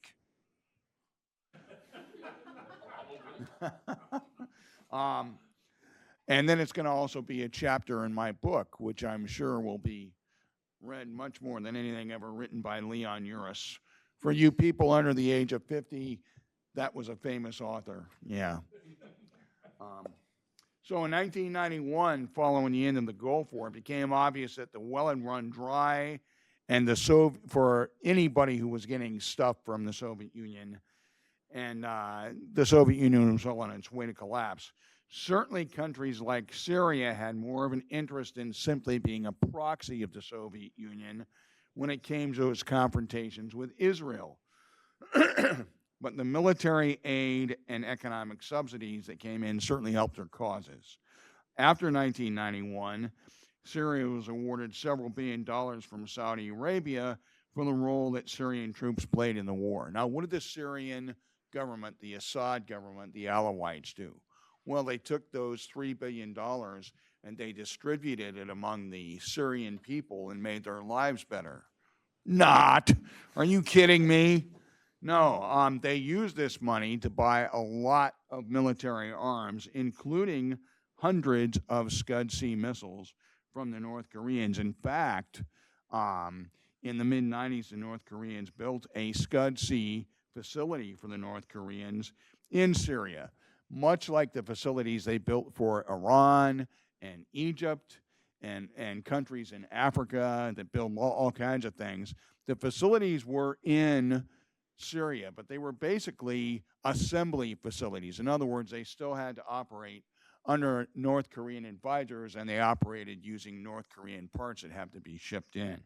Later, the Syrians reached a deal with Pyongyang to purchase Scud-D missile systems. Now, some of you are going to ask me, well, what's the difference between a Scud-C and a Scud-D? Well, other than the fact that one is a higher letter than the alphabet, a Scud-D is longer than a Scud-D. Therefore, a Scud-D can go farther. It's not like this is rocket science. Actually, it is like it's rocket science, just not complicated rocket science, okay? During the early stages of the Civil War, the Syrian Civil War that started in 2011, North Koreans were still on the ground with this project and lots of other stuff, assisting Syrian forces in upgrading Scud-D systems. An important component to understanding all of this is how a poor country like Syria was able to get through tough economic times and still manage to upgrade its military. Does anybody know the one word that accounts for that? Anyone? Anyone? Bueller? Iran, okay? It took Iranian money to go to Syrian entities to develop and upgrade Syria's military capabilities, many of them coming from and being developed by North Korea. Perhaps the most striking of these military subsidies was, of course, and again, how old are you when this happened? 3. The Syrian nuclear reactor that was built with North Korean assistance, a lot of North Korean assistance, and paid for with Iranian money, $2 billion of it to be exact. The Syrian civil war was an economic boon for the primitive yet effective military-industrial complex that existed and still exists in North Korea. Why? Well, when a nation-state fights a war, it uses up artillery and rocket systems, it loses armor in battle, it needs to replace ballistic missiles that have been fired or in combat or simply destroyed by enemy rebel forces, and it needs to rapidly beef up its small arms of many kinds that its conventional forces use in combat. North Korea provided all of this, with Iran largely footing the bill.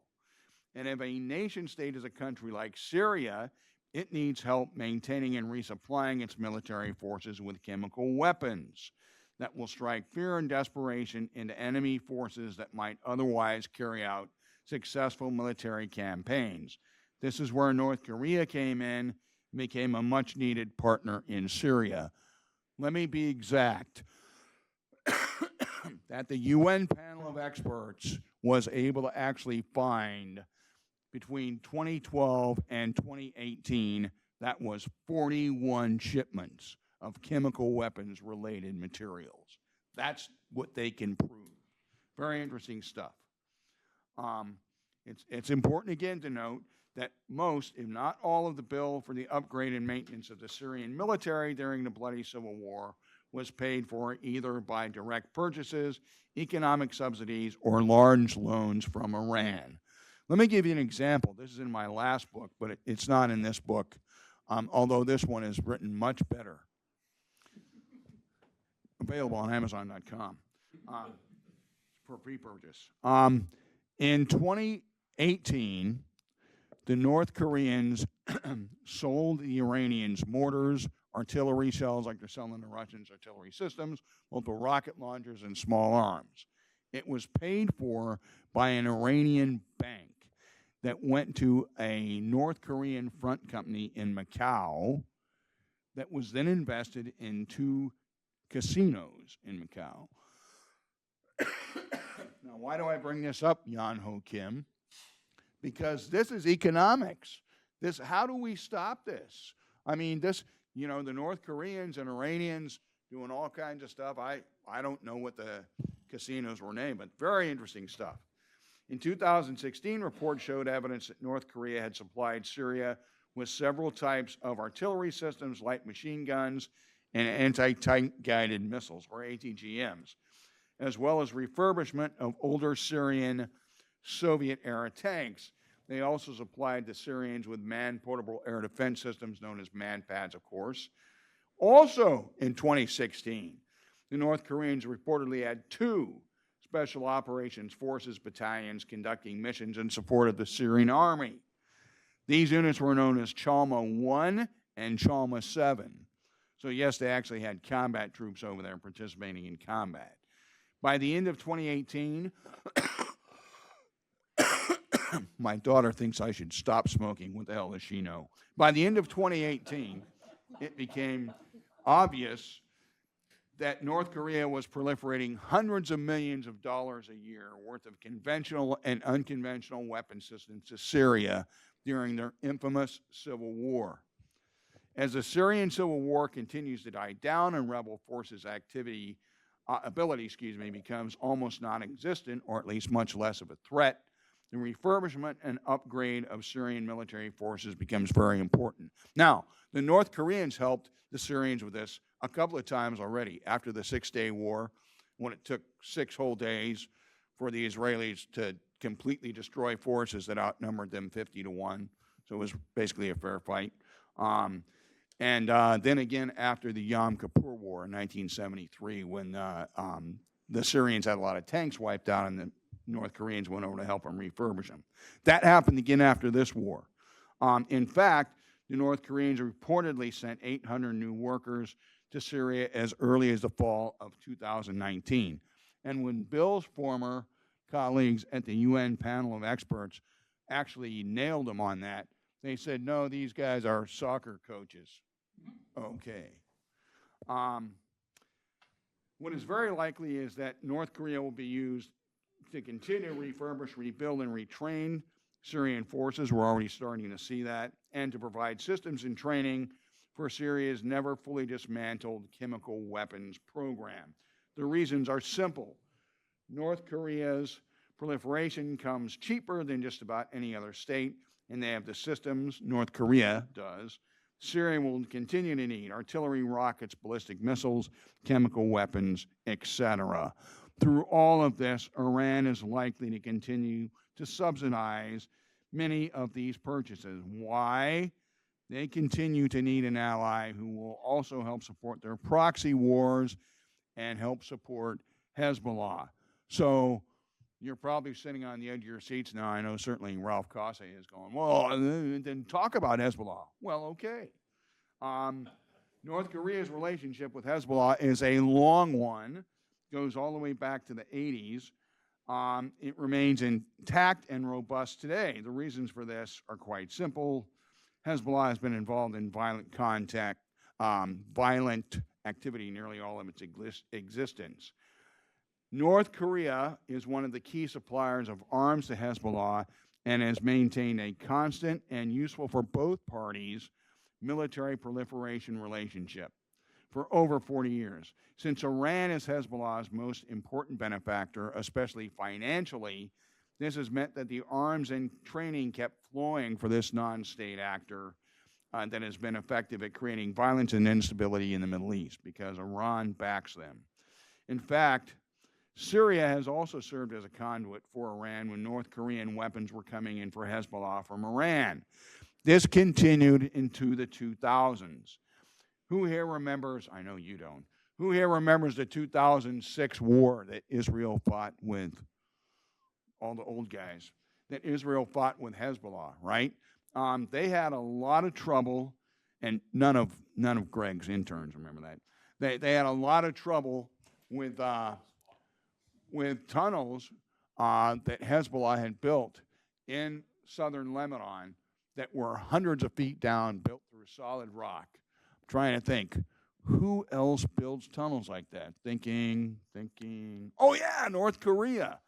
It turns out the North Koreans actually went into Lebanon in 2003 and 2004 to build those tunnels. I kid you not, disguised as busboys working for the Iranians who were over there and built those tunnels in 2003, 2004. But wait, there's more. And by the way, before I get to that, those tunnels were very instrumental in preventing IDF airstrikes from hitting what they thought they would be hitting because the Hezbollah guys just put a lot of stuff underground. It turns out that according to the Alma research in Israel, Hezbollah has built yet another system, and this one runs from southern Lebanon all the way up north and then west into Beirut. 45-kilometer long system that connects several nodes in Lebanon.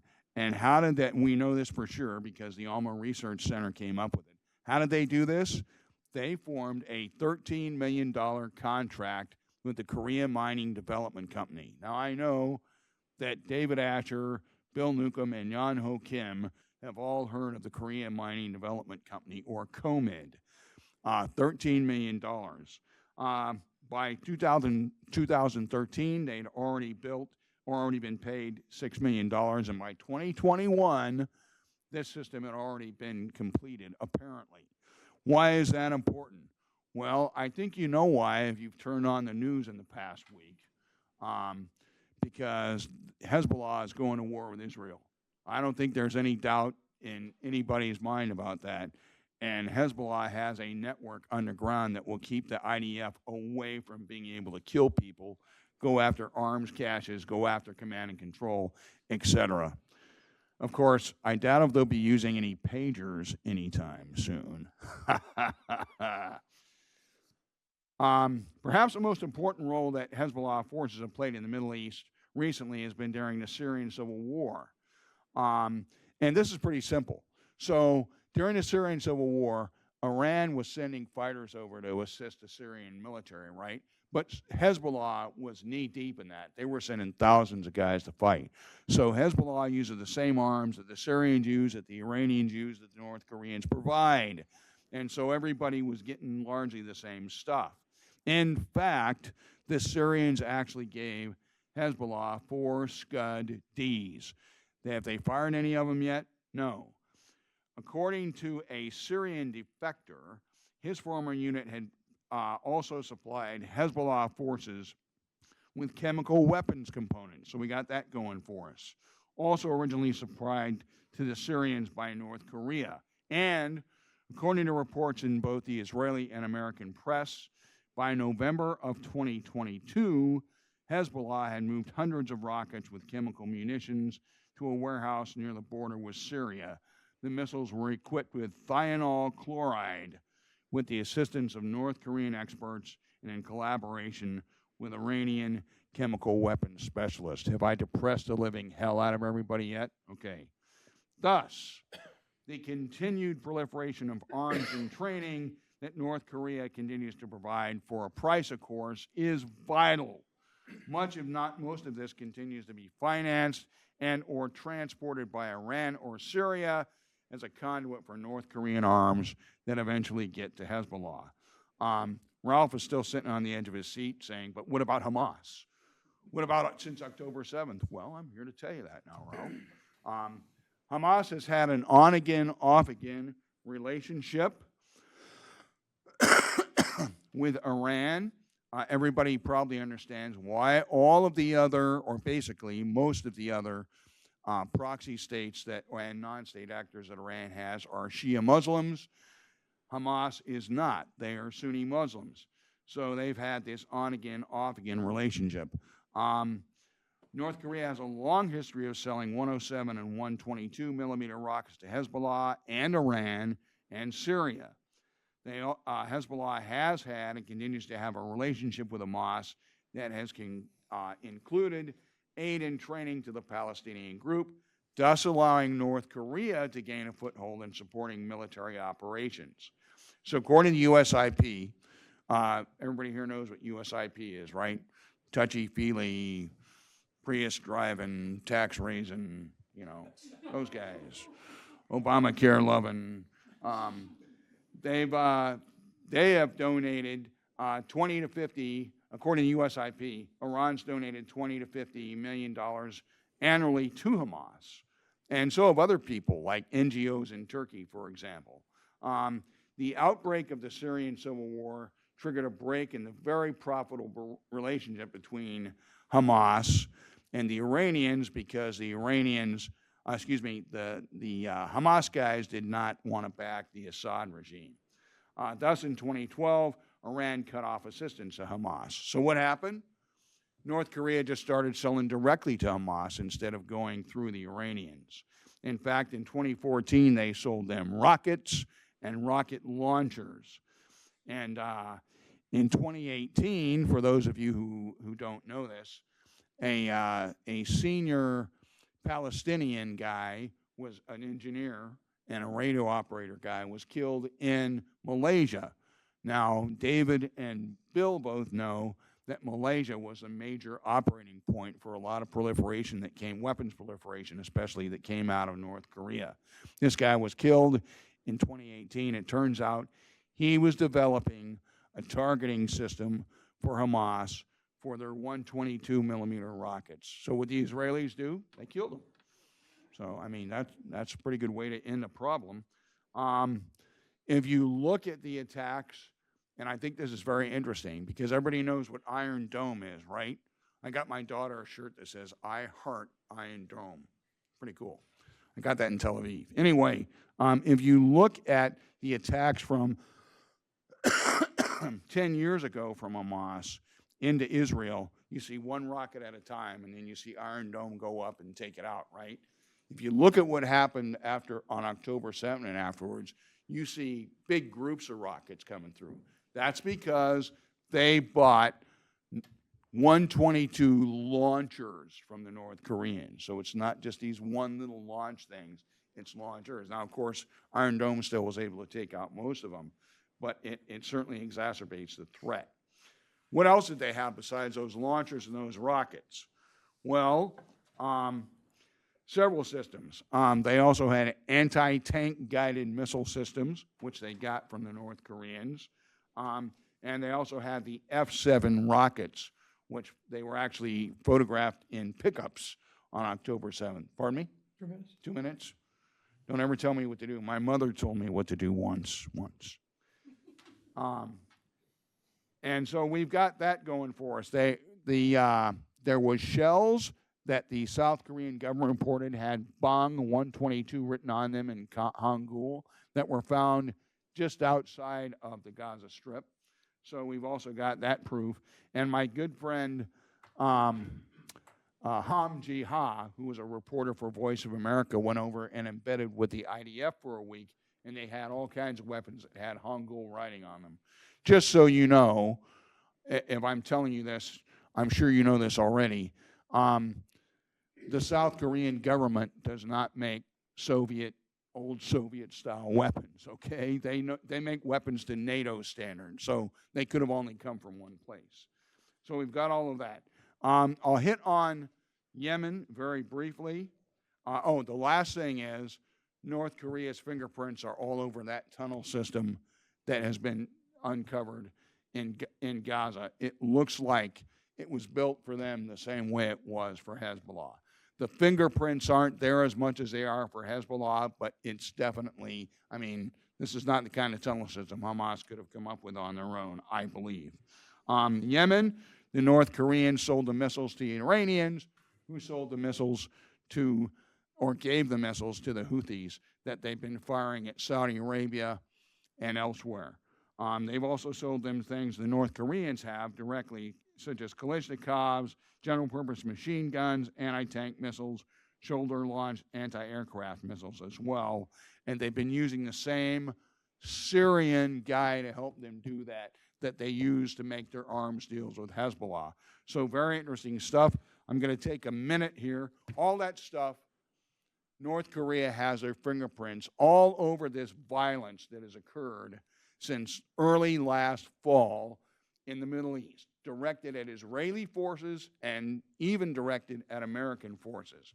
So now Ralph Koss is asking himself, but is there any action that Iran took that can be tied directly to North Korea? Well, yes, Ralph, there is. In fact, I wrote an article about it in the National Interest, which I know Greg read. I don't know if anybody else did. I think Bill read it too. As everybody knows, on April 14th of this year, the Iranians launched an attack of drones, ballistic missiles, and cruise missiles against Israel. Almost none of them hit Israel. The ones that made it there got shot down. I remember this distinctly because on April 15th, I wrecked my Kia Sorento and I rolled it 4 times in San Angelo, Texas. So 300 drones, cruise missiles, and ballistic missiles. Israel's system of ballistic missile defense may be the best in the world. Of course, they only have to defend a country of 10 million people. But of the roughly 120 ballistic missiles that Iran used, about 50% either failed to launch or crashed in flight. So as soon as I saw that on the news, I thought, wait a minute, that sounds like North Korean systems. So I checked. My friend Tal Inbar, who is a missile specialist in Israel, has an actual picture of himself in the Dead Sea next to an elongated no-dong that had crashed there. He's got a big smile on his face. Look what we found. Anyway, very interesting stuff. Based on pictures like that one and descriptions from the region, these missiles were the EMOD. The EMOD is based on the Shahab-3, which is an exact copy of the no-dong. How do I know this? How can I prove it? Because the North Koreans built the Shahab-3 factory in Iran for the Iranians. So basically, they just, erased the Hangul on the side and put squiggly Farsi on it and said, look at what we developed indigenously. So that happened from the North Koreans. Then the North Koreans probably, but I can't prove this, but we know for sure this is what happened. By 2015, the Iranians had taken that Shahab-3 and turned it into what they call the EMOD, E-M-A-D. Echo Mike Alpha Delta, or in Morse code, dit da da da da da da dit. The EMOD. And the EMOD has a range of 1,700 kilometers. Why is that important to the Iranians? Because they could hit Tel Aviv with it. They tested it first in 2015, and they fired them at Israel on April 14th of this year, about 140 of them, and none of them didn't get shot down except for one. So one Israeli was injured, a Druze person, I think. So there can be no doubt that the attack that occurred on Israel in April 14th of this year could not have been carried out by the Iranians were it not for for North Korean assistance and North Korean technology. It's just a fact. So since October 7th, we've seen Hamas, Hezbollah, the Houthis, and yes, Iran too, attack Israel and attack American forces with North Korean technology, North Korean assistance, and North Korean weapons. And I'll just leave it there.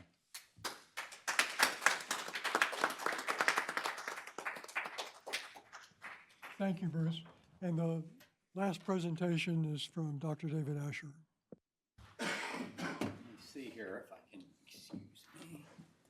Okay. Do you want to do it from the podium? Would it be easier? It'd be easier, I think. And then we can sort of point people at things. I should turn that off.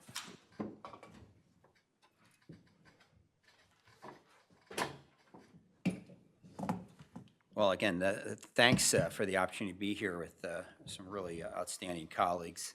I'm glad that a few of us still care about North Korea and its existential threat to the world, which is, as Bruce just pointed out, is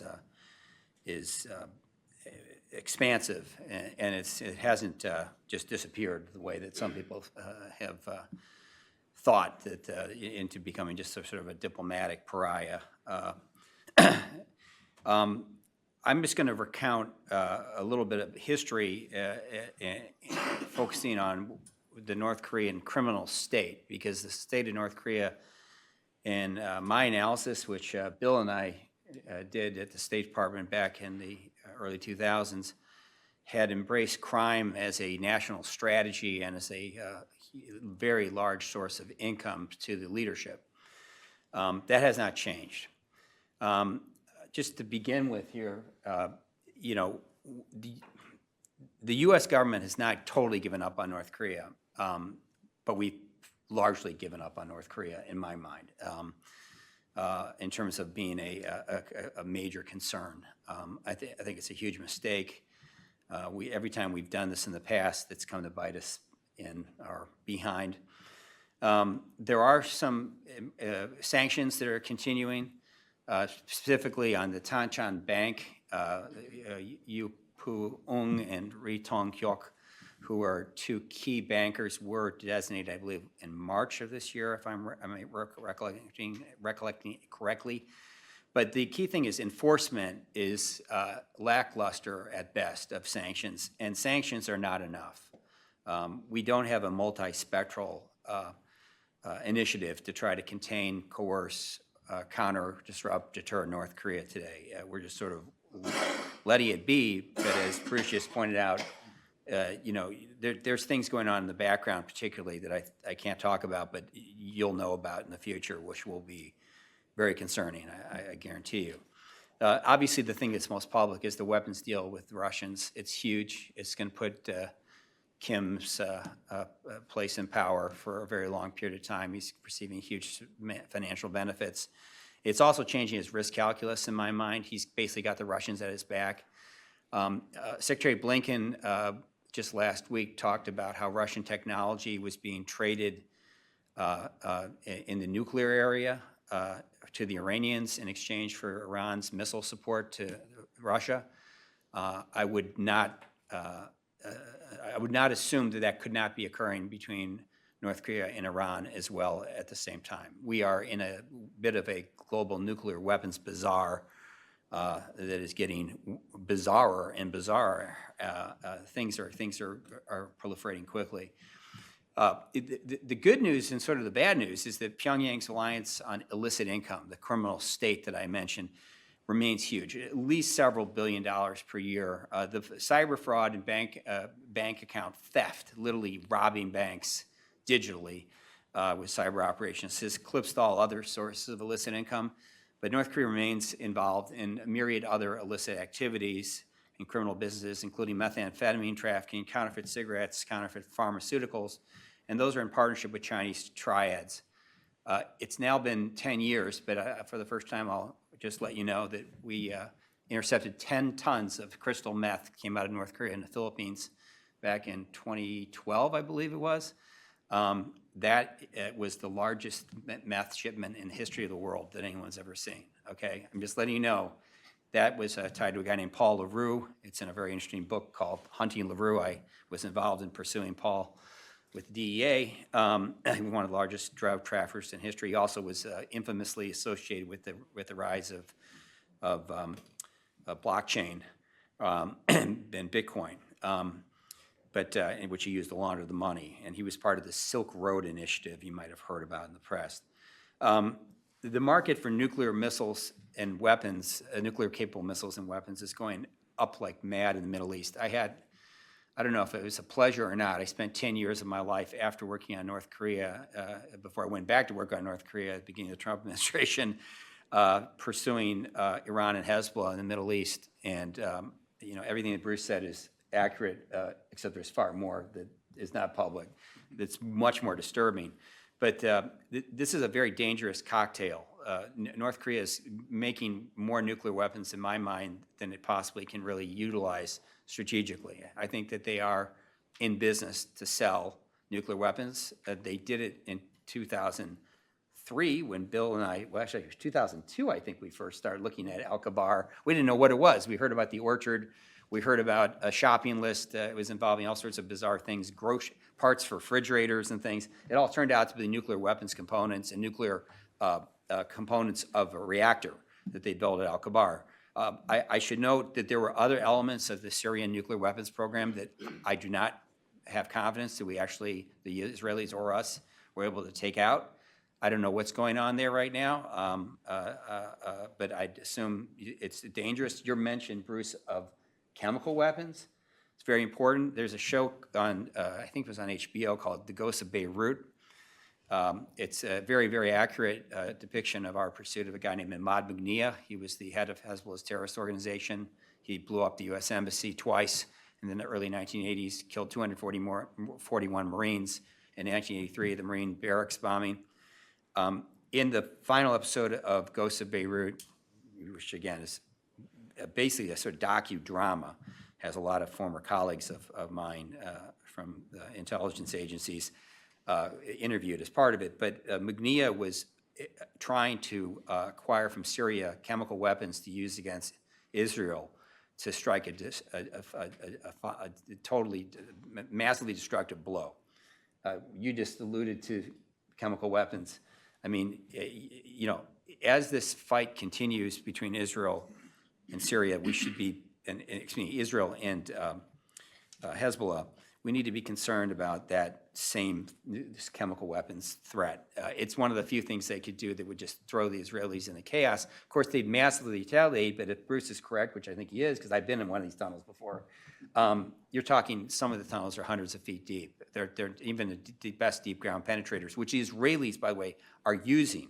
That's how they're hitting all these senior Hezbollah officers. They're actually, I can't tell you the details, but you can just figure it out publicly.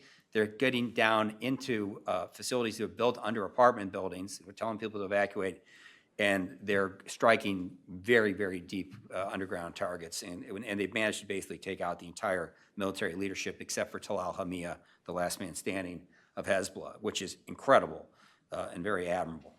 But, this problem is only going to get closer to North Korea the farther the Israelis go, because the Hezbollah's potential to use weapons of mass destruction is going to eclipse other strategies. So I'm here to also just want to quickly go over what we did in the Bush administration to counter North Korea's illicit activities and put pressure on the regime in a way that was not designed to be inimical to diplomacy was actually tied into a six-party talk strategy. It was called the Illicit Activities Initiative. North Korea, because I would say that something on the order of 80–90% of the leadership finance of North Korea was relying on illicit activities, it's a very powerful strategy if it was readopted. And that would involve law enforcement, the Treasury Department, other government agencies, directed against North Korea's organized crime activities, its illicit finances, and also its WMD networks. In the new administration, whoever the voters decide, the IAI, or as we call the Illicit Activities Initiative, should be revived, in my mind. A couple years ago, I believe I spoke at this conference, or one that was related, and I talked about the leadership finances of North Korea, just based on totally unclassified information. I started a company called SAYARI, which is used by many governments around the world, including the U.S., and we collect commercial registries. And what the advantage of that is you can look for all these companies around the world that are set up related to entities which have been sanctioned, and you can map them out. It's basically financial intelligence. I'll show you here, if I can get this thing to work. Sorry, guys. So you can't see this, but the key thing is where you see a little triangle here that's red. That's a sanctioned entity tied to Mao Xiaohong. Mao Xiaohong is a key Chinese individual who is at the center of North Korea's leadership finance support network. The interesting thing, though, based on China's own corporate records, is that the Ma network has been sanctioned. It's been, the FBI has made a case against it. It's been indicted by the Department of Justice. It's only gotten bigger since it's been named and shamed. That's a problem. It shows that just objectively, and I'm happy to share the data, that our sanctions enforcement and our sanctions bite is not sufficient.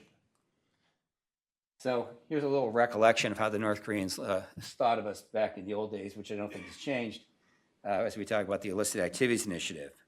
The Illicit Activities Initiative, which was designed to inhibit the efforts of someone like Mao Xiaohong, who, by the way, I should have mentioned, was a direct subordinate to Chang Song-tek, who was murdered by his Kim Jong-un, as people know. But the network still remains intact. We tried to mop those networks up, and where we didn't get cooperation with the Chinese, we coerced them. The Illicit Activities Initiative was sort of part of that coercion, but it was diplomatic coercive diplomacy. It occurred between 2002 and 2006, and we targeted, again, North Korea's illicit activities, finances, proliferation. It involved a huge government effort, one of the largest, other than the Al-Qaeda effort, which I also was involved with as far as the Asia part. 14 departments and agencies, over 200 policymakers, law enforcement officers, and intelligence personnel. 15 different government partners. We signed a slew of memorandums of understanding and partnership with governments all over the world. Bill was my deputy and played a huge role in supporting this. And we coordinated this just like you'd sort of hope through the National Security Council. The background of the Illicit Activities Initiative is just simple. It was a looming train wreck for the agreed framework, which was coming off the rails because the North Koreans were pursuing an enriched uranium pipeline for making nuclear weapons, which was totally undercutting the important work that was done in the agreed framework. That was known publicly, but we made it known to the North Koreans in 2002, and of course that became the beginning of them declaring an overt HEU breakout. We also were aware, as I mentioned about Al-Kabar, we were aware of North Korea's clandestine nuclear proliferation and procurement activities with the AQ-CON network, and we decided that we needed a new approach. The part of the diplomacy was called the BOLD approach, where we did offer a deal to really help change North Korea's economic direction and make it a much more successful state and economy. They rejected that. And the alternative was to actually put pressure on North Korea. And this is literally the top-down guidance that I received from the National Security Council, from Connie Rice and from Steve Hadley. And my orders were to develop a non-kinetic alternative to military course of action to contain, counter, deny, influence the DPRK. And we did it by mapping their finances and the finances that were producing income that we could attack with law enforcement and other tools. It was called illicit income. We calculated it was between $500 and $1 billion per year. It may, in hindsight, have turned out to have been larger than that. But we started to try to systematically approach it and work with agencies like the FBI, Secret Service, DEA, Customs, agencies people normally never think would be involved with North Korea, but they were. And it actually had quite an effect. We targeted this. This is the palace economy of North Korea under Kim Jong-il. It's changed a bit, but it's the same sort of constellation even today, just with some different names. Every one of the major elements of the North Korean power system that kept Kim secured were involved in illicit activities. Literally every organization in the North Korean government of great importance had its own rackets that it was overseeing. And these were very widespread. Everything from heroin trafficking, meth trafficking, Captagon, cocaine, counterfeit cigarettes, rhino horn in Africa, and ivory, counterfeit pharmaceuticals, and then on the weapons side, it was nuclear, biological, chemical, space missiles, and unconventional and conventional weapons. And we mapped those to each power center, and then we started to take action. Here's one of the early stage ones, which was a container full of crystal meth seized by the ROK in 2002. Of course, the ROK government didn't want that to be known, so they took it out in the harbor of Busan, as I recall, in Busan, and they dumped it. A lot of fish would have gotten very intoxicated of some sort. We also traced, of course, the famous super notes that people know about with the Secret Service. It was an incredible odyssey, incredible operation. Mike D'Ambrosio was our lead agent, later to become the assistant director of the Secret Service. He helped spearhead a penetration of the super note enterprise. The North Koreans probably only manufactured $200 or $300, maybe slightly more, $200 or $300 million of super note. But the cost on the U.S. government was massive. We had to redesign our currency twice because of the pernicious effect that it had on the dollar. It cost like over $1 billion to redesign the currency, and even though some of it got recouped through seigniorage. The other thing was they were counterfeiting pharmaceuticals, including Viagra. And one of the more innovative things that Bill and I did was to form a partnership with Pfizer, as well as Philip Morris on counterfeit cigarettes. And we started to penetrate. But the thing about the Viagra that was so crazy is we learned later on, and I won't get into the gory details, but one of the guys we arrested took one, and it lasted a very long time from what we understood. And he was not going to cooperate with us. But when we arrested him in 2005, in August 22nd, 2005, day I'll never forget, he had tried to go out and he was a Chinese organized criminal named Jimmy Hong, very, very important member of the Sun Yong triad, still is. And he had taken one, and well, he was just in a sort of heightened state of whatever you want to call it. And we couldn't. He said when he got arrested, he'd gone to meet with a prostitute in Atlantic City, and so one of our colleagues from the Secret Service had this brilliant idea. Let's throw him in the perp ward. They'd arrested a bunch of transvestites the night before, and he said, "I'll never cooperate. I'll keep the secret to the day I die." We threw him in the cell with all the transvestites.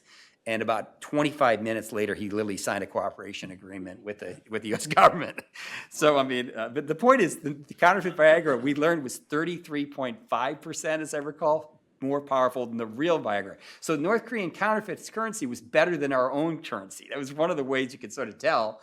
It was higher, it was manufactured more precisely, and the counterfeit Viagra was better than real Viagra. I mean, you just can't make this stuff up.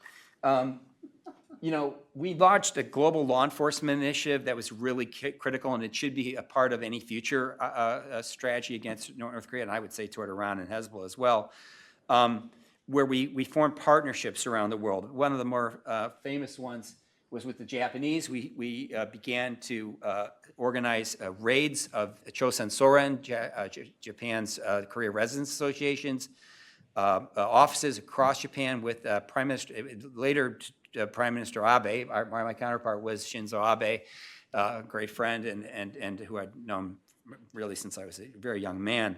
and we formed a great partnership. They took down Chosun Soren and deprived North Korea of literally hundreds of millions of dollars a year in income, much of it transported by this ship, the Mangyongbong 92.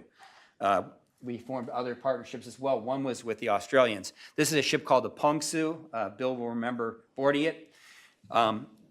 This ship left Nampo, North Korea in 2003. I think it was in March, and made its way all the way to Australia. We did not know where it was going, to tell you the truth. We knew that it was carrying heroin, though. We didn't know it was carrying a huge amount of weapons. But we managed with the Australian Special Forces and our own to target it and track it and target it and apprehend the North Korean crew and seize 150 kilograms of heroin, which was actually just basically a prelude to a much larger shipment of heroin, 1,000 kilograms, the largest actually in Asian history that North Korea was making through a country in Southeast Asia, which we managed to intercept. So we were starting to take down, literally, that was well worth over $1 billion. We also did a lot of things. We raided Golden Star Bank, which was the main bank. This is more important than the famous Banco Delta I'll talk about in a second. I'm going to move quickly here. But this was in Austria. This was the heart of North Korea's leadership finance network in Europe. With the Austrian Secret Service and their intelligence colleagues, we managed to take down the bank and arrest the North Korean ambassador to Austria. He was eventually extradited and then executed by the North Korean government. It wasn't our goal, but we managed to get people to cooperate because we were focused on using law enforcement, not just intelligence. Law enforcement works. People don't like the fact that North Koreans are circulating counterfeit currency in their countries and things like that, and the Austrians certainly didn't. And then we also began a major effort to target Namcheongong, North Korea's nuclear company, which was deeply involved with the Con network and was indeed in charge of constructing, with COMID as a partner, the nuclear reactor in Syria that was for nuclear weapons to the Iranians. So I'll just move quickly here. And then we did this famous operation called Royal Charm and Smoking Dragon. They were linked organized crime cases. They both existed. This was the first double sting operation in the history of U.S. federal law enforcement, as far as I know. What happened was that in 2003, we had heard from a colleague that the North Koreans' leadership, the Kim Jong-il, was infatuated with the TV show The Sopranos. I was at the National Security Council on an al-Qaeda meeting with Chris Swecker and John Pistol from the FBI, and I happened to ask him, I said, guys, you guys have anyone like Tony Soprano in your list of sources? And they're like, come back next week and we'll talk about it. Bill will remember that meeting very vividly. I ended up meeting Bob Mueller about it, being read into Royal Charm. Royal Charm was an effort to target counterfeit currency coming into the United States, believe it or not, from North Korea, as well as massive numbers of counterfeit cigarettes. This is an estimate of how much this counterfeit cigarette business was yielding North Korea. We're talking over $500 million a year. How did we do it? That's our Tony Soprano, Jack Garcia, then known as Jack Falcone, the highest ranking capo in the Gambino crime family, who was working for the FBI the whole time. They even faked a death, murder of somebody to make it look like he'd done his job to get promoted, so he became a blood member of the Gambinos. And then Tom Zajkowski and Luke Alvarez there, Tom Zajkowski, these guys were our FBI guys in the Gambinos working the docks in Newark. And we used them, and ultimately we had a wedding between Louis and an FBI agent who was, I can't name her name because she's still in, but they got married, and that was how we sucked all these organized criminals from North Korea, tied to North Korea, to the United States, and ultimately brought down the network.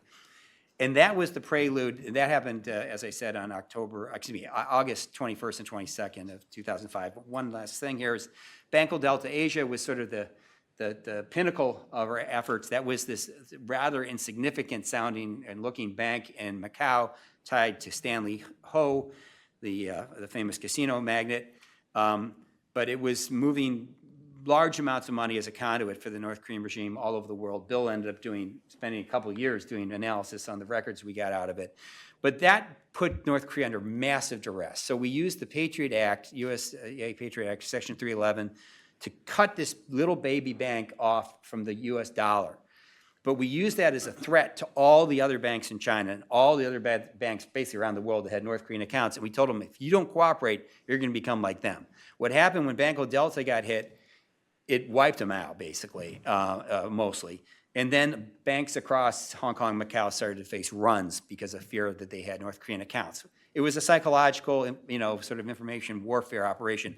But we called it killing the chicken to scare the monkeys, and it certainly did that. And I'm just going to conclude to say that, it impacted ultimately billions of dollars in North Korean wealth around the world. We were able to get banks to do things under the table to freeze accounts just because they exercised their know your customer rules, and the North Koreans didn't identify themselves as North Koreans. And so we were able to basically, at the end of the day, take a highly isolated regime like North Korea by using the strategic law enforcement and sanctions and pressure approach to have a massive effect on it. And today, as North Korea's nuclear weapons program just goes up and up and away, and its illicit activities continue, we really would be denying ourselves a huge opportunity to defend our country and our national security to not try to repeat this. The key is, in closing, is just you got to have a whole government approach. And this is a slide I put in a report, which I'm going to reiterate in my report. It's basically, we managed to get the CIA, the DOD, law enforcement, Department of Justice, Treasury, the UN, the United Nations, the State Department, which has got it's like 12 different governments in the State Department. We managed to get everyone to work together. It was a sort of minor miracle. But I'm just here to say it can happen. It did happen, and it should happen again if we want to prevent North Korea from becoming the type of problem which I foresee it'll be in the next few years for us globally. Thank you.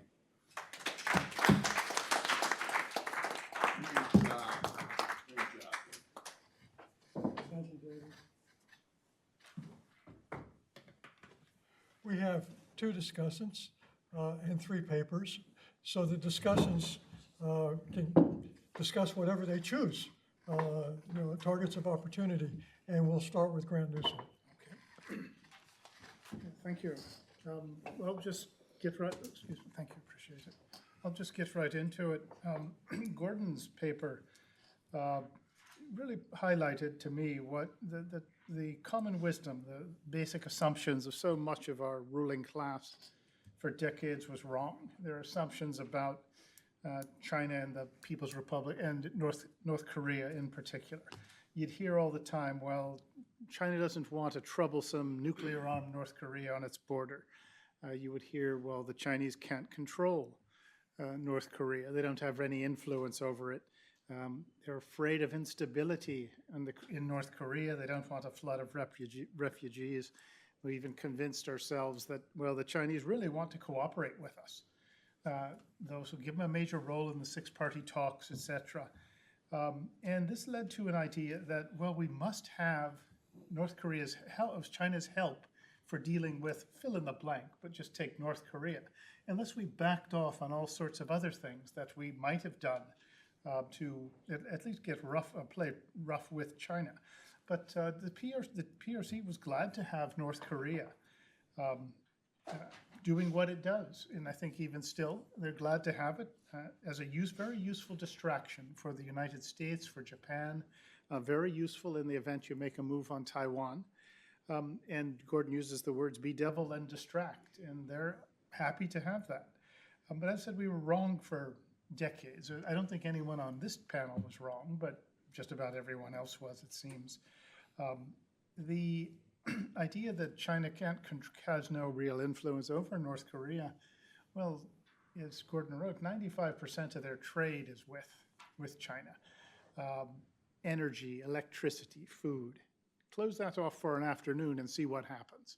But we convinced ourselves, well, the Chinese just can't do anything, and they'd tell us that. We'd believe it. China's role in the sanctions busting is very nicely laid out in Gordon's paper. It's not just sanctions busting, it's trying to prevent them in the first place, then weakening them, and then providing cover, and then helping to bust the sanctions. The idea that Xi Jinping somehow doesn't know this is just nonsense. It's interesting to see Hong Kong mentioned, and it's not surprising. What is surprising is that Hong Kong still gets special treatment by the U.S. government and others instead of just recognizing it for what it's become, which is just another Chinese city. And really the U.S. and the Western and Japanese responses to all of this is really what's gets your attention, because it's pretty much been nothing much. You do have, if you want to affect China, North Korea, you have to go after China, and we've never done it in any serious way. As Gordon mentions, we'll go after all the Chinese banks, not just a couple little ones, and don't let them move their activities around. Additionally, go after their corporate interests as well, but you have to do it on a broad scale, and it's got to hurt. I would suggest also that real technology export controls on what goes into China would be very useful. Also, something like exposing the overseas wealth of Chinese top leadership. That's what really bothers them, as you saw in 2012 when Bloomberg and New York Times reported this. And that was just what some reporters come up with. That really got them. But back to the financial pressure, and you never hear this mentioned much at all, is that the Chinese currency, the RMB, is not freely convertible. So it's like Confederate money pretty much. And that is a huge vulnerability. And it shows that if you do go after that flow of foreign currency into the country, you are going to have some effect. Additionally, human rights really has to be a sort of something that is mentioned all the time, nonstop. It bothers them. It bothers the Chinese communists. It bothers the North Koreans. It doesn't get nearly the attention it deserves. And the role also of China in enabling North Korean and Russian trade was very nicely laid out by Gordon. I think he gets it right. And additionally, but you do hear that that this is causing the Chinese headaches, that the Russians and the North Koreans have a deal now. That, I think, is, and Gordon gets it right, is that that's the wrong way to look at it. But we do hear that belief, that argument, and it's really the threat deflation that you hear all the time in the analysis of what goes on with China, and with China in particular, with North Korea in addition. You have really a strategic alignment of the interests, the strategic interests align for North Korea, Russia, China, and it really is almost a win-win for everybody, as Gordon very nicely lays out. And one does note that in the Chinese in recent times really don't seem to care what America knows or what thinks about what they're doing to support Russia. So it's as brazen as you can get now. And I suspect that the U.S. government knew exactly what China was doing from the beginning, didn't report it, publicize it, in hopes that, well, the Chinese would reciprocate for not being embarrassed. Well, look at how well that got us. But it was a very good paper. I recommend reading it word for word. Now, Bruce's account is, I have heard of the movie Three Faces of Eve, but I must say I've never seen it. But I did come across North Koreans, the 5th Brigade in Zimbabwe in early 80s. So that would be 40 plus years ago. They didn't kill me, but they killed 20,000 others. So I'm pretty familiar with them there. But I hadn't been, I had a sense of it, of how long they had been involved in the Middle East.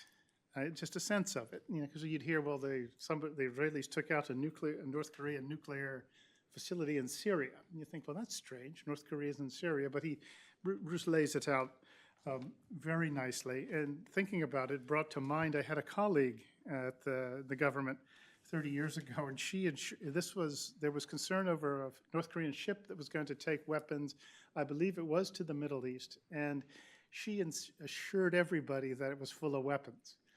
So they stopped it. It was empty.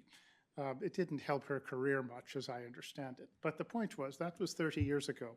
And they've been at this generational support really for Hamas, Hezbollah, Syria, Iran. And really getting Iran's role was very nicely laid out here. And to get at Iran, you have to get to China. It does help if you don't relax sanctions on them, so they're making tens of billions a year and give them a lot of dollars. But that connection, one sees how it was all connected by listening to the presentations here. And a couple things that would be of interest, well, before I get to that, but I had not been aware of North Korea's role in the tunneling, both for Lebanon and Hezbollah in 2006 and Hamas. I had just assumed it was Chinese. But that was a very interesting point there. Another point here is that this has never been a priority, and that's one thing that does strike me from reading Bruce's paper, listening to the presentation. It's just not something that the Americans have ever paid all that much attention to, even though they have obviously known it. We will probably pay for that at some point. Something I'd like to hear more of is what the Israelis think of all of this now that the PRC's role in backing Iran, Hamas, Hezbollah is being exposed, given how close Israel was, how interested they were in selling weaponry to China at one point, and also their welcoming of PRC investment into Israel. One hopes they've woken up. Qatar's role, Qatar's role in all of this would be interesting to know. I suspect they've had some role in it. David Asher's presentation, that of course doesn't need, speaks for itself and wishes it could have gone longer. But I actually, a few just points of that, because I've sort of come across some of this, is in the years that I was following this, and I, from a different perspective, the Banco Delta Asia case, the Macau Bank, that was probably the most worried I have ever seen Chinese and North Koreans. And I was plugged in from that perspective. And they were really worried about it. I'm not sure what happened. It always puzzled me why we relaxed what we were doing, it seemed to be. And I was told, I don't know that there was a fight inside the administration and the good guys lost. And I remember the Japanese used to refer to this guy at the time it was happening, Japanese officials. And they would refer to him as an American diplomat as Kim Jong-il. And I think I have a feeling they were not just making fun of him for fun, but anyway, you do what he did and you keep getting promoted upwards. But that really was something that worked. And if I wasn't an adult, I would cry. Additionally, I remember around in the 2000s, I was doing some work with the Marines, and a senior U.S. official came through Hawaii and briefed us on his latest futile visit to up to the South Korea, and he was complaining that North Korea was a black hole, intelligence-wise. And I'm very resentful most of the time, and I stood up and asked him, well, why on earth are cigarette companies running wild in North Korea and seem to know everything that's going on up there? And he was baffled. But that gives you a sense of how part of our government didn't seem to know exactly what it was doing. In fact, a few years after that, I used to do this stuff in the private sector, and that's, so I would say have a different perspective. There was a network that came available, and it was telling everything going in and out of North Korean ports, everything. And I saw how it worked. I saw how good it was. It would have cost about $1 million a year to run it. This was offered around Washington, D.C. to everybody. Nobody was interested. Nobody. And once again, if I wasn't an adult, I would have cried at that point. One of the things that has always struck me in all of this was Singapore's role in keeping the North Koreans flush. And also even Taiwan perhaps was not as careful as they should have been. But all in all, the presentation really spoke for itself and shows what can be done with the right approach. Sometimes one thinks that we just had too many people involved in it. Maybe a few less would have been good.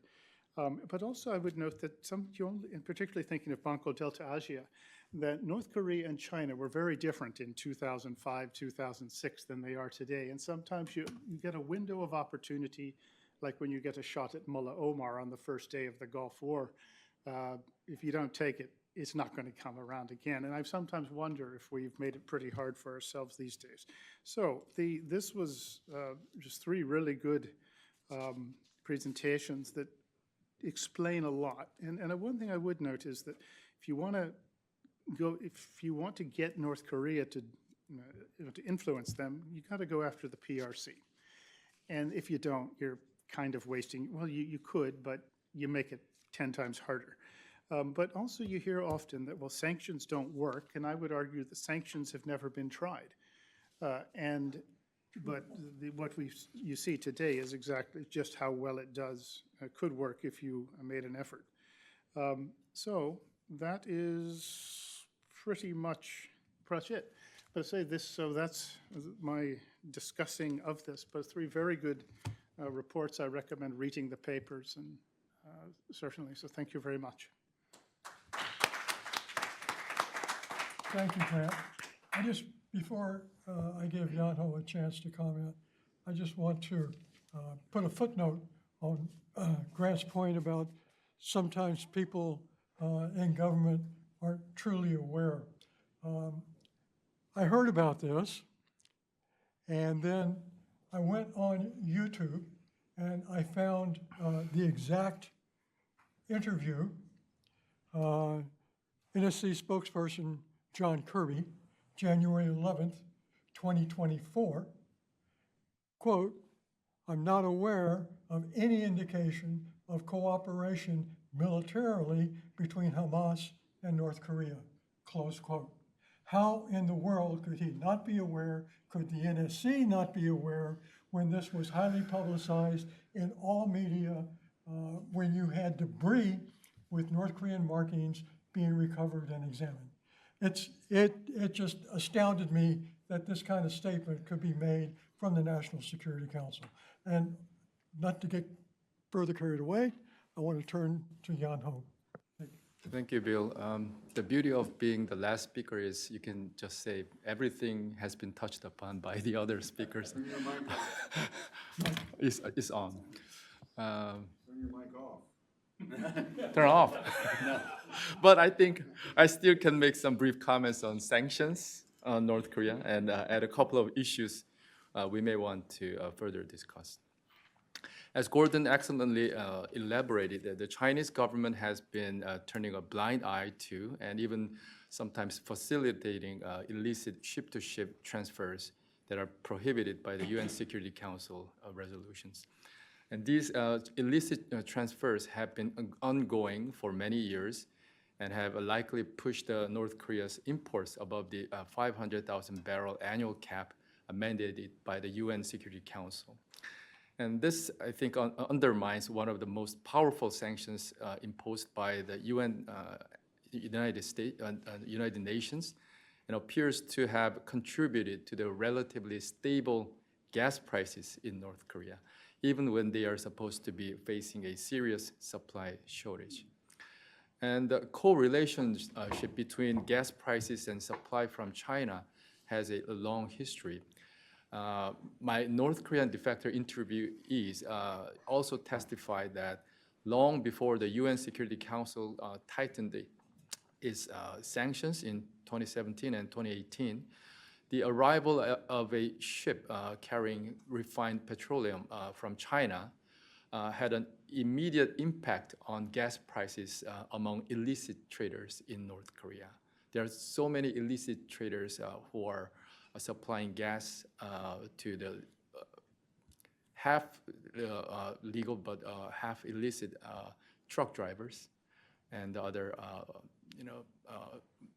market players in North Korea.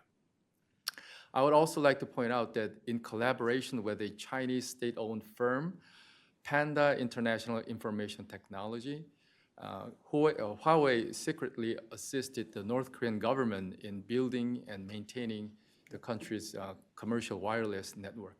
This was revealed by the Washington Post in 2019. And the revelations raised questions about Huawei's potential violation of U.S. export controls and also UN sanctions on North Korea. In 2013, North Korea launched a second network, mobile network, Kangsong, wholly owned by the government, using equipment from another Chinese telecom supplier, ZTE. And the Washington Post also reported in 2019 that North Korea's mobile telecom was operating on aging equipment, as Huawei had stopped providing upgrades and maintenance. However, last year, Daily NK reported that North Korea had begun importing secondhand Huawei equipment from China as part of an effort to upgrade 3G base transceiver stations, BTS. And in addition to this, the imported Chinese telecom equipment was reportedly being used to establish a 4G network in North Korea. They haven't introduced 4G yet, but they're trying to. I also suspect that North Korea is seeking to produce surveillance-related equipment and technology from China. While real-time eavesdropping on entire calls may not be available in North Korea, it appears that every conversation is recorded and stored in a database there. A former agent from the Ministry of People's Security told me that subscriber service data, such as who called whom, when, and where, is stored for 3 years at least at the Communications Interception Bureau of the State Security Department. Even voice conversations are automatically transcribed, a feature that was not technologically possible when the 2G service was first introduced in North Korea. But now they can do that. As North Korea imports Chinese telecom equipment to launch a 4G network, they are very likely including upgraded surveillance technology, I think. And indeed, North Korea is purchasing Chinese surveillance cameras and installing them in even schools and workplaces as part of a technology-driven push to more closely monitor its population. As you may know, a report by 38 North noted that the state's increasing use of digital surveillance tools, combining equipment imported from China with domestically developed software, threatens to eliminate many of the small spaces that North Koreans have left to engage in private business activities, access foreign media, and secretly criticize their government. So as you can see, the illicit technological trade between China and North Korea raises not only concerns about the international sanctions, but also serious human rights issues in North Korea. And North Korea has increasingly shifted from traditional trade to illicit cyber activities, which I think we can further discuss today, especially during the COVID-19 pandemic, to generate a revenue and gather valuable information for the regime. The country's cyber threat actors, including groups like Lazarus and Kim Soo-ki, operate under the UN-sanctioned Reconnaissance General Bureau, 정찰총국. And these groups collaborate to target defense sectors worldwide and stealing intellectual property and sensitive technologies to advance North Korea's weapons programs, including WMD and ballistic missile development. And illicit cyber activities also serve as a major source of revenue for the regime. The regime has conducted multiple cryptocurrency heists valued at over $750 million in 2023 alone, and ransomware attacks yielding millions.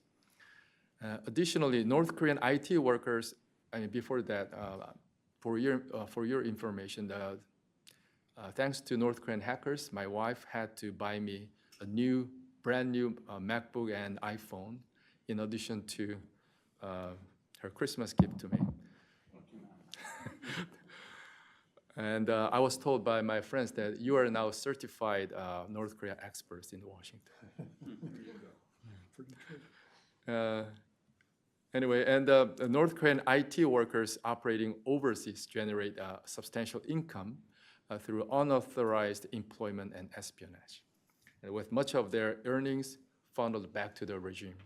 So this cyber-driven strategy has become a significant concern, not only for the international sanctions, but also for the global security and human rights. And lastly, we have Russia. When you examine the comprehensive strategic partnership treaty between Russia and North Korea, the agreement on cooperation in non-military areas makes up 2/3 of the treaty. And it's also clear that Russia has officially committed in the treaty to shielding North Korea from international sanctions. However, the scope and scale of potential economic cooperation remain uncertain. I'm not sure if Russia is willing to invest more than it already owes to North Korea. And if not, North Korea's so-called Russia card may not be strong enough to pull China into its new Cold War initiative as Kim Jong-un hopes. Let me stop there. Thank you for listening.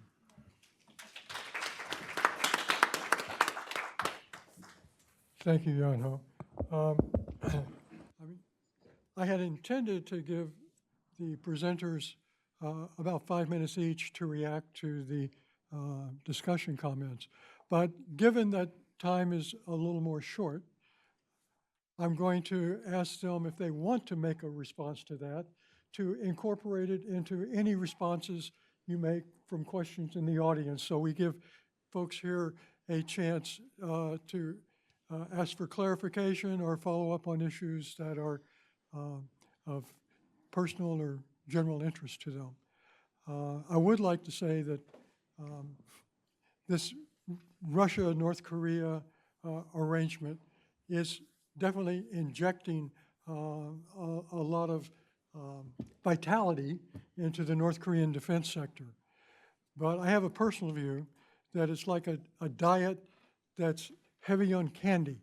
It gives you a lot of energy for short bursts of time, but it's very detrimental to your economic health if kept up for a long time, because it's making North Korea even more focused on defense industries, and they're not known for sharing the wealth. The rest of the economy is generally excluded because of very hard breaks between the second economy and the rest of the economy. With that, let me open it up to the floor, and please, questions, no speeches.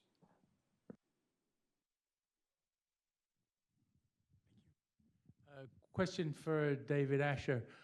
Why on earth was what you've described as this amazingly successful IAI project, why was it not continued? Well, I mean, it ultimately came down to President Bush and National Security Advisor Rice, as well as Christopher Hill. Kim Jong-il. Kim Jong-il, they may call him. I certainly, Bill and I certainly were rather shocked, actually, as Secretary Rice came in after Secretary Powell, who was a huge supporter and a friend and a mentor of mine, and as was Rich Armitage, and we had just, we worked like clockwork. We had just tremendous relationships across the interagency, and the Secretary and Rich both went on point advocating for it. But I mean, I'll just tell you the truth based on my discussion with the President. I was told because I was so upset over the fact that they were reorientating it toward diplomacy, and I'm like, I started the six-party talks. I wrote the memo for the six-party talks. I laid out the strategy. I mean, I wrote Secretary Powell's speech to the UN where he described it. I mean, like, I was deeply involved. I attended the first 4 or 5 rounds of the six-party talks. But we knew that that was never going to work. I mean, we wanted it to work. It just wasn't going to, based on what we saw the North Koreans doing through our intelligence and other means. And so, I was frankly dumbfounded myself, to respond to your question. And I actually got a meeting with the President, and because I said, I'm going to resign. I said, I was at the NSC too. I was dual head at the NSC. So I was the senior director equivalent at the National Security Council. All the time I worked at the Secretary of State office with Bill as my deputy. And I just went over and saw him for 15 minutes. And he said, you've done a great job. You've killed it. This is awesome. And I'm like, why are you going to cancel it? And he's like, you're too successful. So they were truly concerned. Grant, I remember you were running intelligence, I think, at PACOM, where had been involved in that in a big way. I mean, we were actually having quite an effect. My job was to non-kinetically put maximum pressure on the regime in a way that it would be up to them to decide if they wanted to survive, really. I mean, it was really their choice. It was could be one or the other. We had succeeded. And the surge hadn't kicked off in Iraq.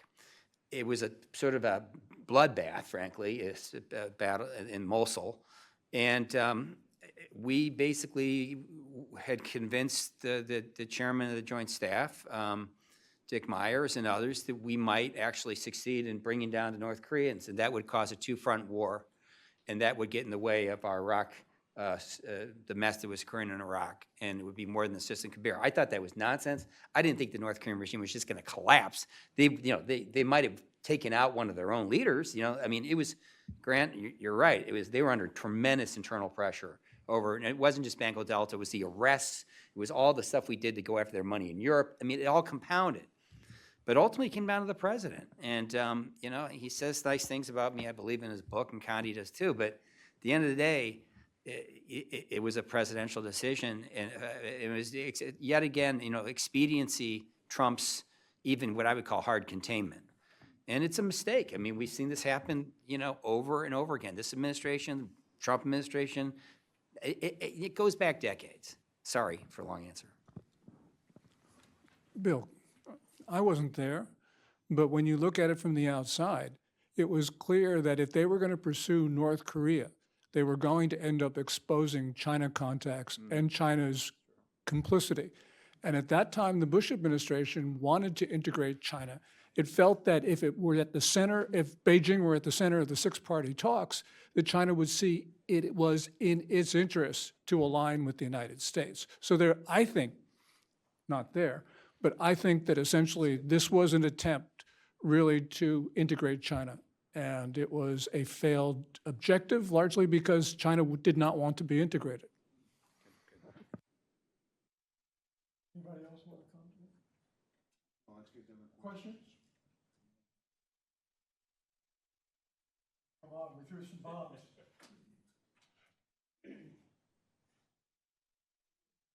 Greg.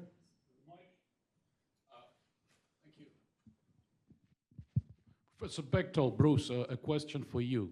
How do you assess the performance of North Korean ballistic missiles sent to the Ukrainian front, and what are the North Koreans getting out of this?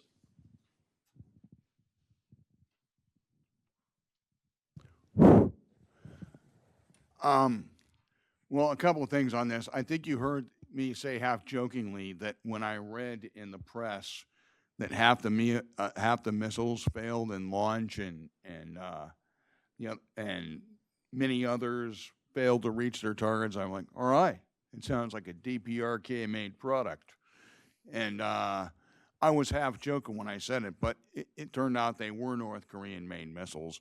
Those are different missiles than the ones the Russians have. Those were essentially souped up Nodongs. That's all the EMOD is. And Nodong has a range of 1,300 to 1,500 kilometers. And all they did with the EMOD was give it a range of 1,700 kilometers, which means they made it a little longer because the engine's essentially the same.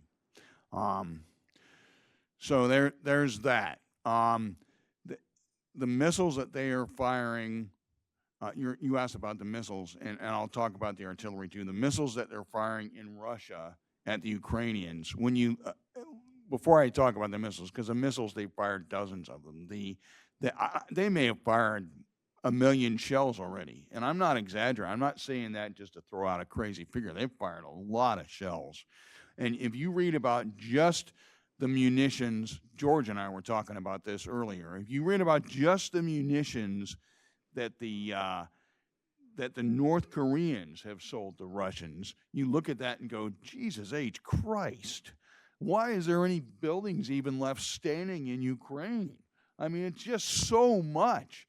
But that's the Russian way of war is it's not these NATO-style precision strikes to take out military targets. It's not, I'm going to beat you with a hammer until you cave in, which is what the Russians did outside of Grozny. I was a DIA when they were doing this.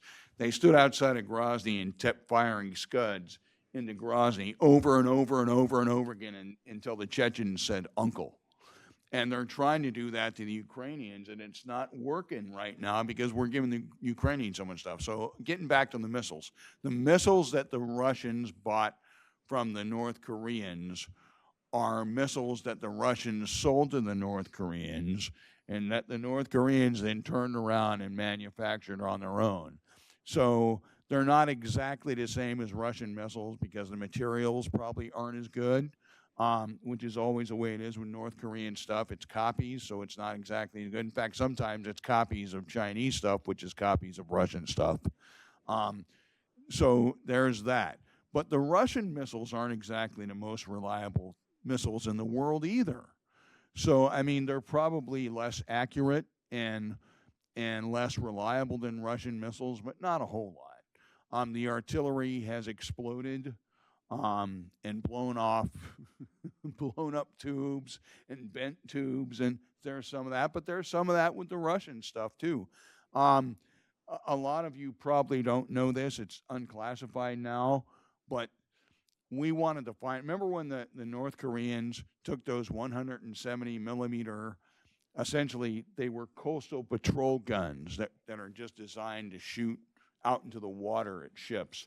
They took those and they put them on tank chassis, T-54, 55 tank chassis, and they rolled them down to the DMZ. And I was in the Marine Corps at the time as an intel guy, and we're laughing at them. What are those nutheads doing this time? They rolled them down and pointed them at Solon, and nobody was laughing at them anymore. So we got a couple of those and actually tested them out at that range at Frederick, Maryland. You guys know where that is? And they fired, the first one that they fired, after the fourth round went off, everybody heard this loud noise, like, and this huge crack opened up in the barrel after the fourth round was fired. So there's stuff like that that the North Koreans have. It is not the best stuff in the world. But you know what it is, Greg? It's good enough. It's good enough to beat the living daylights out of the Ukrainians, and that's their main goal in life. I hope that answers your question. Thank you. No, thank you. No, thank you. The North Korean approach to good enough, a lot of sanctions evasion, is getting technology and components that are just shy of the cutoff. Yeah. Or disassembled. So it's not what the specifications call for, but it's something that's just good enough to make it work. I actually have a question. If you look at Bruce's books, Gordon's work, his recent paper, you find that some of the sources are based upon findings published by the former UN panel of experts. No way. And regrettably, the panel of experts is no more.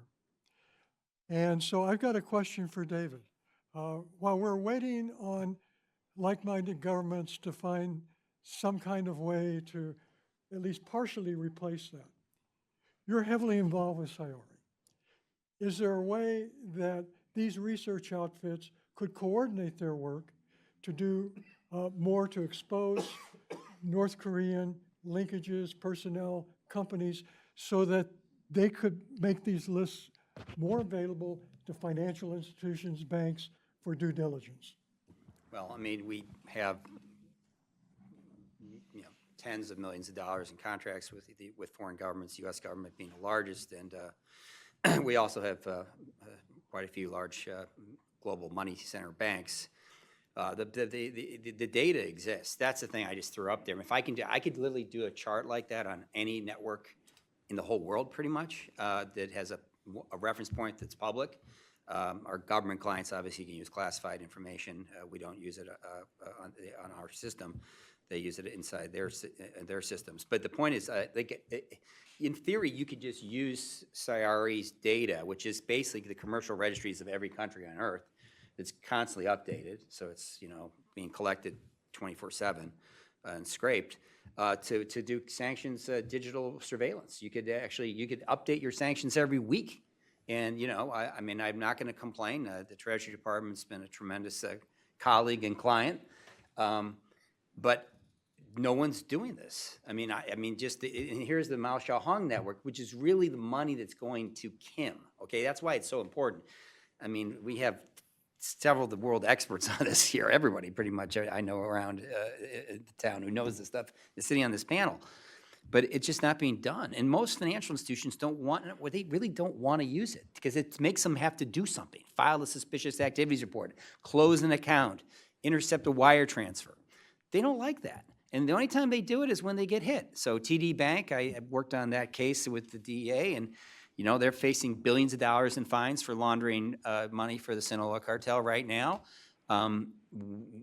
It was totally blatant. They were using Chinese students in the United States to pick up all this money. We ran the students' names, and we figured out how they all coordinated it through the Chinese Students and Scholars Associations across campuses.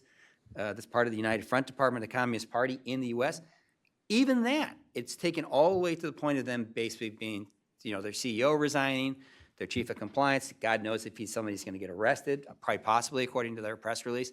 But I mean, you know, they're going to pay a $4.5 billion fine. It looks like 2.6 was one description, another one blue. But I mean, even that's not going to stop it. People do this because in this broader scheme of things, the total amount of money being laundered in the United States by the Sinaloa cartel every year through these Chinese national networks is something like maybe $30 billion, $40 billion a year. It's crazy. So, you know, $4 billion fine is pretty awful. It's very bad for their shareholders. But until the government starts to, you know, get away from too big to fail, too big to jail, we're going to have this problem across. But the data today does exist to keep this, and it's not SCI, it's not Intel data. It's publicly available data, just big data that needs to be harvested. It's just not used. Yeah, I just wanted to bring up something because David brought this up and Yan-Ho Kim brought this up as well. The cyber aspect of this. When we did our research for this book that comes out in May on Amazon.com, Amazon.com, Amazon.com, and University Press of Kentucky. When we did our research for this, when we went to Korea in 2022, a good friend of mine who's a member of our board set me up with a guy who just retired from NIS. And he briefed me on how things had changed with the way North Korea launders money. And he talked about stuff you talked about, which was all the cyber stuff that's going on now. So all the stuff that David showed, which is incredibly interesting and must have been a lot of fun to analyze or incredibly frustrating, that's all still going on. But they're in a shift now. The North Koreans have gone through what we political scientists call a paradigm shift, which really means, well, change. So they've done that by going to a lot of cyber. So let me give you an example. So money that they're laundering out of a bank they stole money from goes through Iran and UAE, gets laundered again, and then goes back to a cyber entity in China where it gets laundered again and eventually ends up in the same kind of slush fund that David and Bill were looking at in 2005, only it's all through cyber.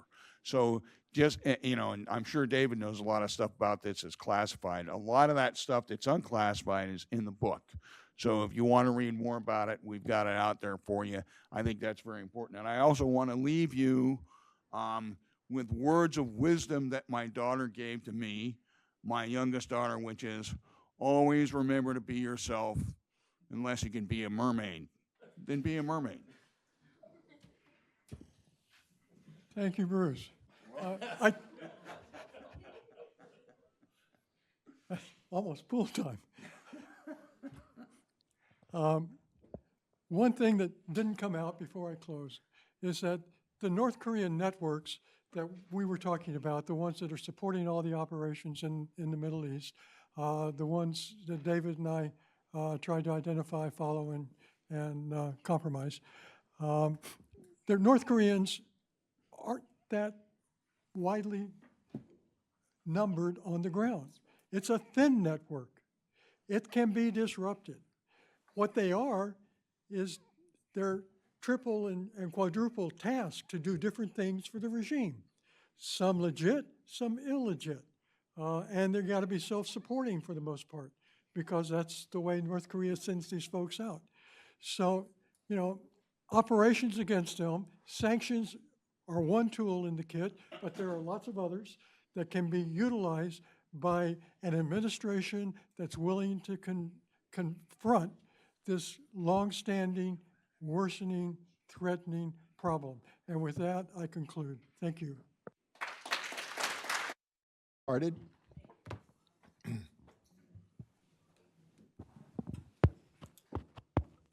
Others today have been hawking their books. We're giving away ours. I hope everyone has had a chance to grab a copy. We're very thankful to the Hudson Institute and particularly to ICKS for allowing us to run a panel and talk a little bit about our book. Certainly, you've already heard a lot today about the need for trilateral cooperation among the U.S., Japan, and Korea, and certainly much more about concerns about the collaboration among China, Russia, and the DPRK. So we'll be taking a closer look at all of that this afternoon. Special thanks go to the Korea-U.S. Alliance Foundation, Ms. Annie Chan, for helping us put this book together and also for bringing us here together this afternoon. So a special thank you to them and to the new institute. I think it's pretty clear from the conversation so far today that North Korea is a threat, a problem, and in fact, its behavior in the last year or so, last 2 years, has been more threatening and more troublesome than it has been for decades. It's also been paid attention to a lot less because all the oxygen seems to be sucked out of the room between Russia and Ukraine, Gaza, Lebanon, Hezbollah, et cetera, et cetera. And when people do look at Asia, they seem more concerned about the potential Chinese Taiwan than they do about the more real threat coming right now from North Korea. That's not to discount China-Taiwan, and in fact, I would argue that you can't talk about one without the other, since if the Chinese were to do something against Taiwan, the North Koreans could very well see that as a green light to move south. And conversely, if the North were to move south, the Chinese could see that as a potential green light to move against Taiwan. So I don't think you can disassociate the two. We certainly need to be concerned about both. But we also need to continue to put focus on the fact that the North Koreans today are the most active actor. As Greg mentioned this morning, for too many years, we focused, some groups have focused on North Korea as a security threat. Others have looked at North Korea as a human rights violator. Greg was ahead of his time in looking at the two, but I think many are now doing that. And certainly in our book, a third of the book talks about human rights issues. So we've certainly paid attention to that. So I'm delighted. I will not go into introductions on our four panelists because A, you have your bios in front of you, and B, they're all well known. Particularly if you don't know who Victor Cha is, you're in the wrong room. So let me turn it over to Victor to start. And about 10 to 15 minutes from each of our presenters, please. Victor. Great. Well, thank you, Ralph, for the introduction and for chairing this panel. It's good to see you, old friend for decades now. Many conferences here in DC, in Honolulu, and in Asia, and so it's great to be on the stage with you, as well as with my colleagues here from Japan and from Korea. Really, a real honor to be with you all. So I'm going to speak a little bit about trilateral cooperation in a very current newsy context, in the sense that I'm going to focus my initial remarks on the announcement that was actually made yesterday by the Biden administration on the sidelines of the UNGA High-Level Week. There was a trilateral meeting among the foreign ministers, Secretary Blinken, Foreign Minister Kamikawa, and Foreign Minister Cho, in which the three announced their decision to establish a trilateral U.S., Japan, Korea secretariat.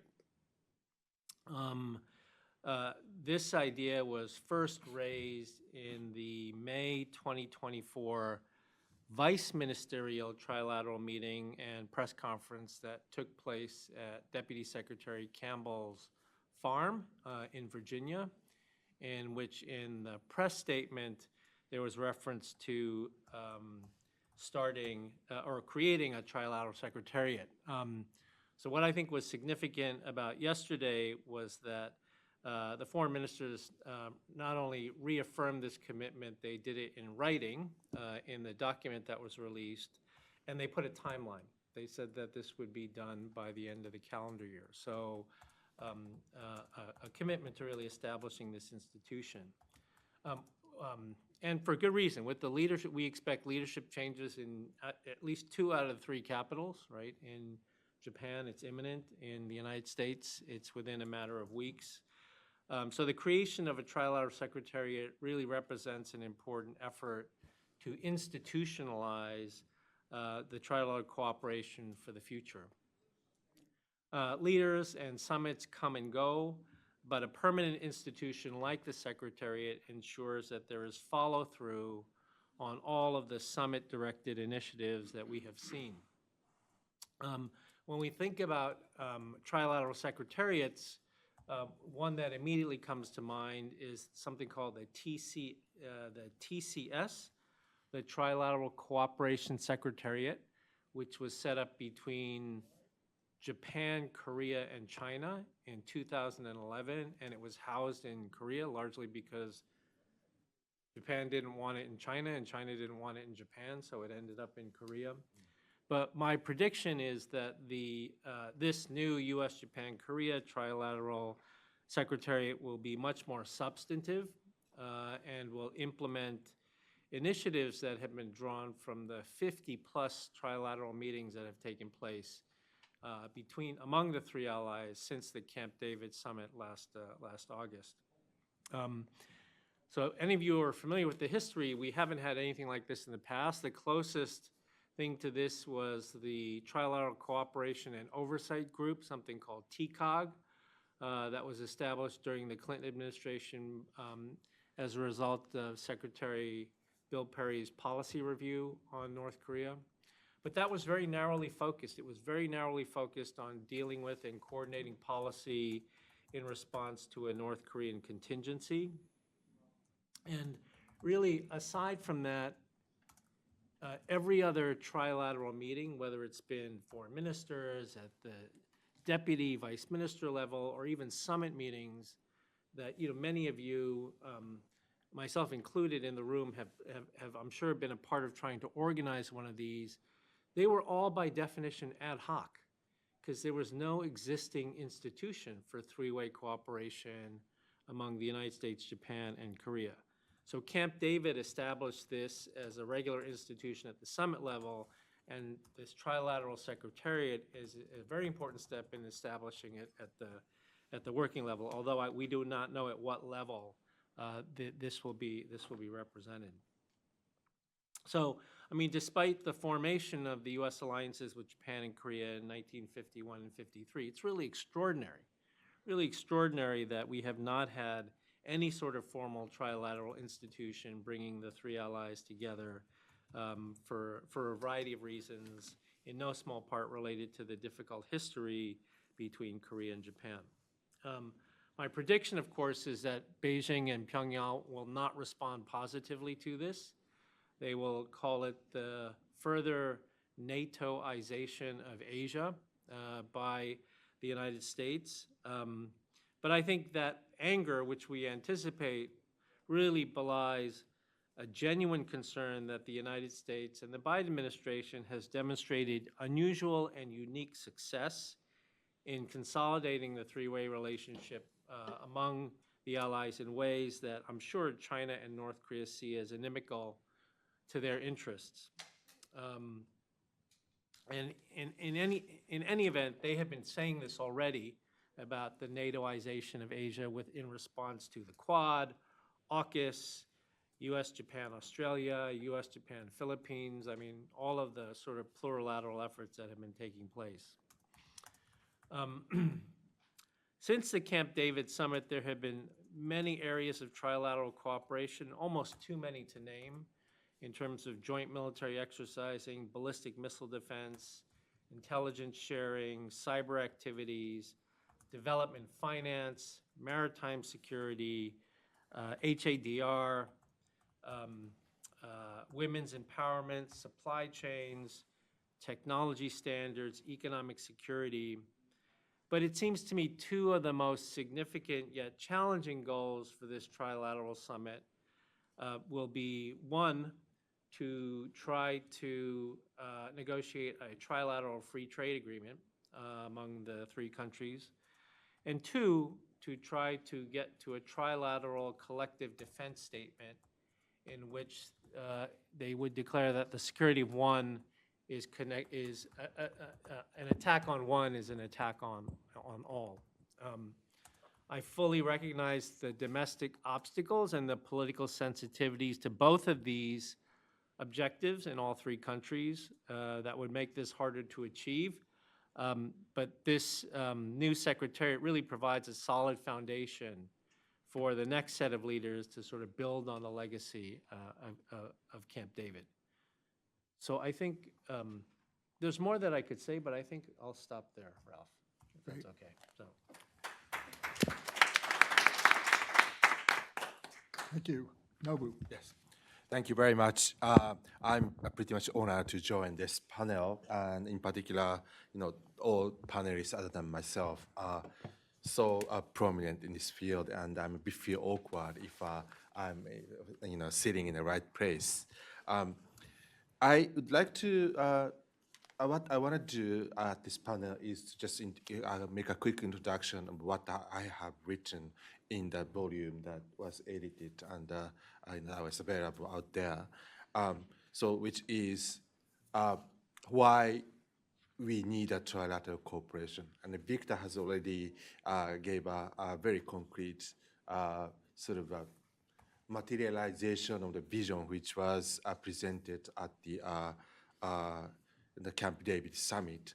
But my presentation is more or less about, how the security environment in the region requires the more sort of a closer, much closer cooperation among three countries, three allies, and then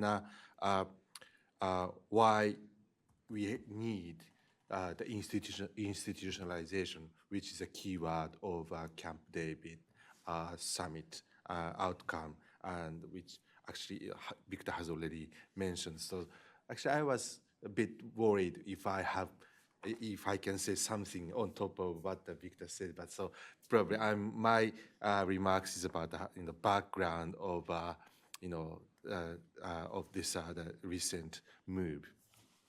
So the key takeaways of my papers are like this. One, the security environment in East Asia is increasingly complex. So several factors. One, it's obviously the military, and particularly nuclear build-up by North Korea and China poses far greater threats. Two, the threat that we face are more complex with the entanglement with the conventional cyber, and also disinformation kind of warfares.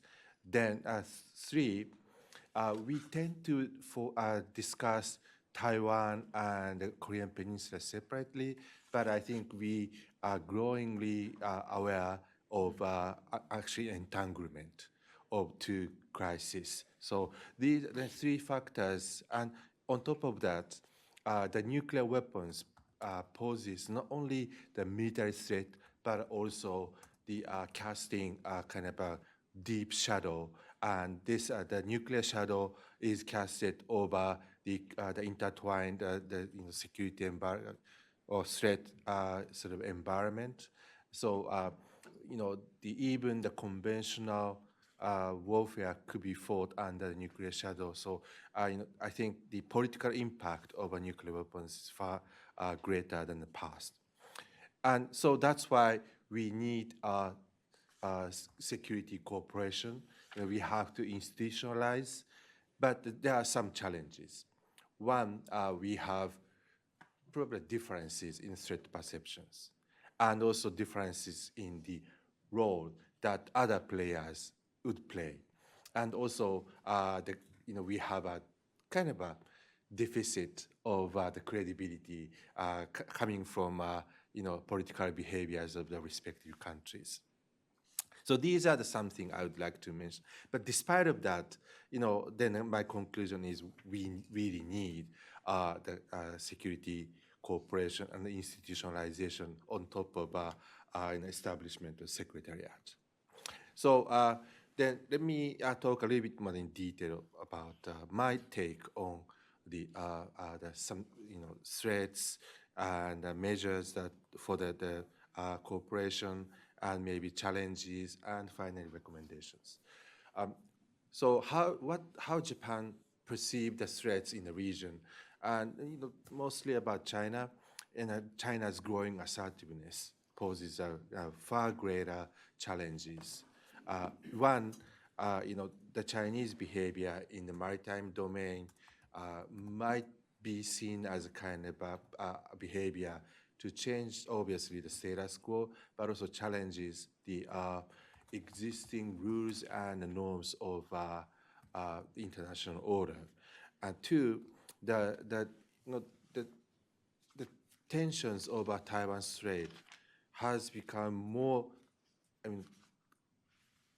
has seen as a kind of a tangible threats. So not more than conceptual, and risk of conflict certainly affects Japan's security itself, as long as sea lanes of communications. So I think in the Japanese public is more aware of the importance for Japan or Japanese government to address this risk. But at the same time, I think there is a gap of the sense of urgency, and also between sense of urgency and what Japan should do or what Japan can do.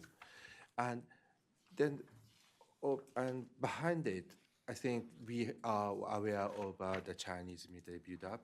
Now, if we compare the military budget, the Chinese military budget in 2022 is almost 5 times as much as Japan's. Then, obviously, there's a prospect for the Chinese nuclear build-up. And DOD's assessment is that China would possess 1,000 nuclear warheads by 2030. The problem is, if China build up the capacity to construct or build nuclear weapons, then I don't think they are going to stop building the nuclear capabilities. So then if this trend goes, then as DOD estimate says, by 2035, it's going to be 1,500. What happens in 10 years' time, 15 years' time?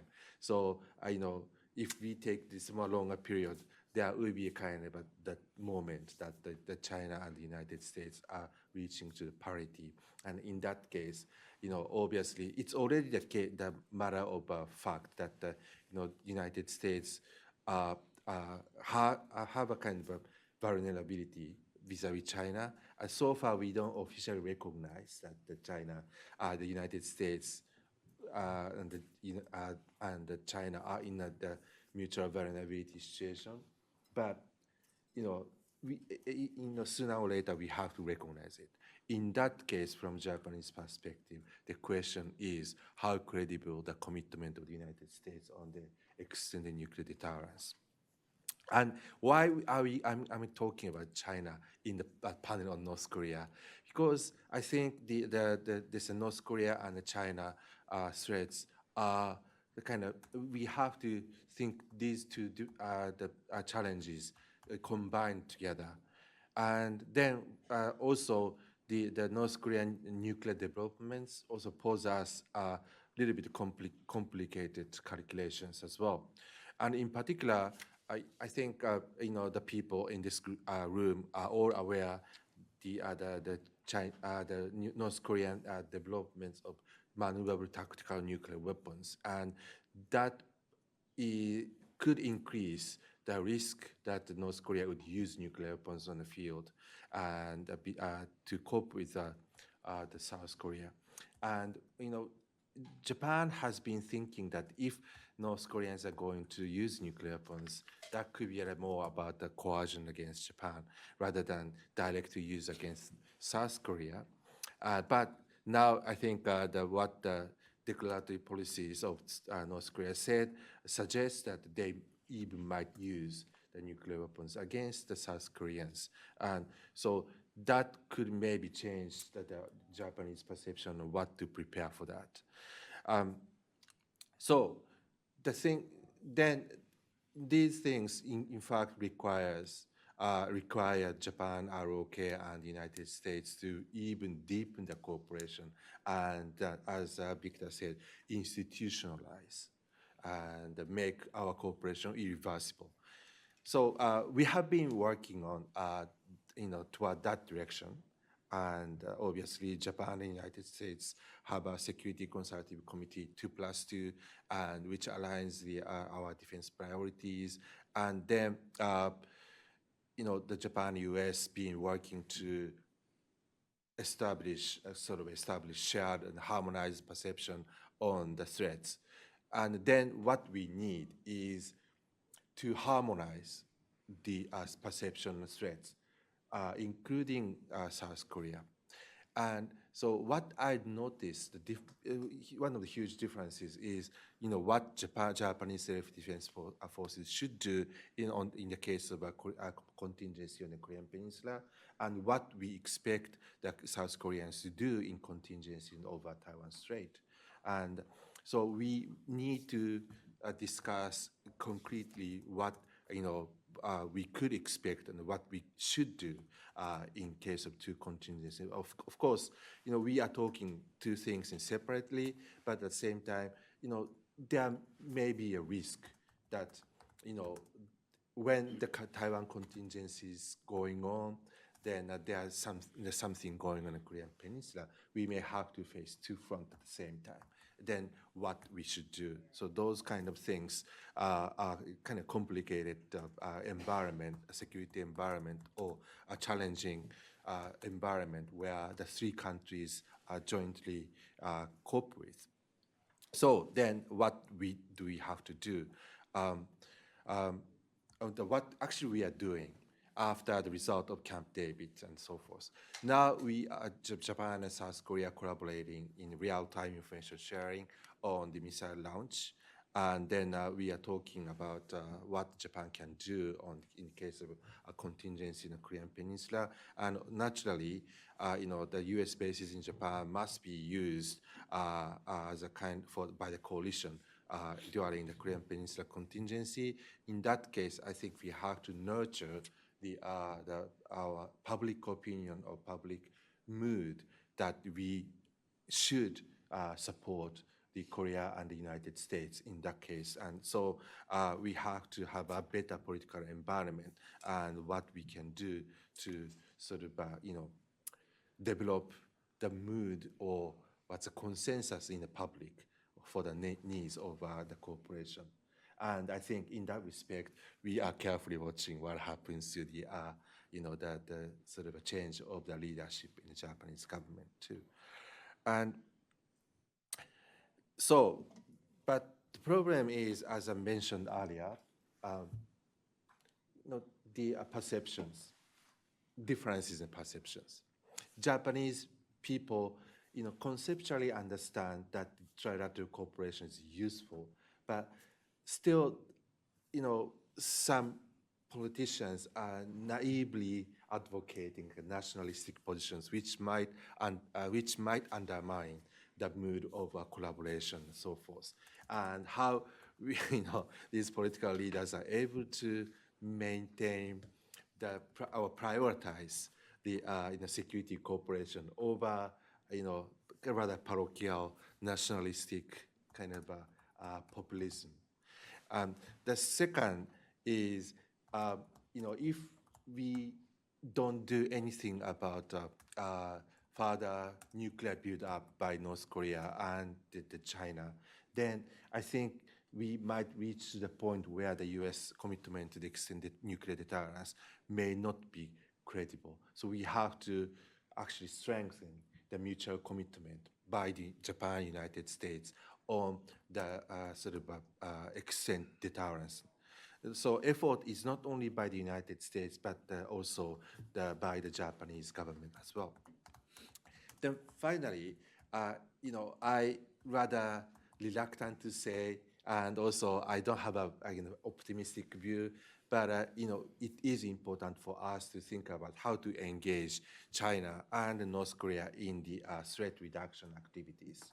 And I don't see any prospect, in fact, at this moment, that two countries will be engaged in any dialogue for this purpose. But I think it is important for us to prepare for what we can do, what we can propose, what we can offer in exchange for their engagement. And otherwise, we have to keep on competing for the build-up. And to be honest, Japanese public opinion will be more ambiguous about keep on the military build-up, even though they agreed on the increase of our budget up to double by 2% of GDP by 2027. But more than that will be a big challenge for the political leadership. So I think it is important for us to have a strategy to engage them in a dialogue. And in that respect, maybe a dual track approach, like a case in the Europe, will be the one that we have to think about. So I think I stop here now. Thank you very much. Thank you, Nobu. Michi? All right, thank you very much. I'll talk about three things. One is Japan's new security strategy. Two is the fact that security on the Korean Peninsula and the security across the Taiwan Strait are becoming more intertwined. And finally, changes that are taking place on the Korean Peninsula. There are good news and bad news. So first of all, let me talk about Japan's new security strategy. So when we talk about Japan's new security strategy, what's new? What's new is that Japan is now committed to the defense of Taiwan. In other words, Japan has decided to acquire the necessary capabilities so that it can fight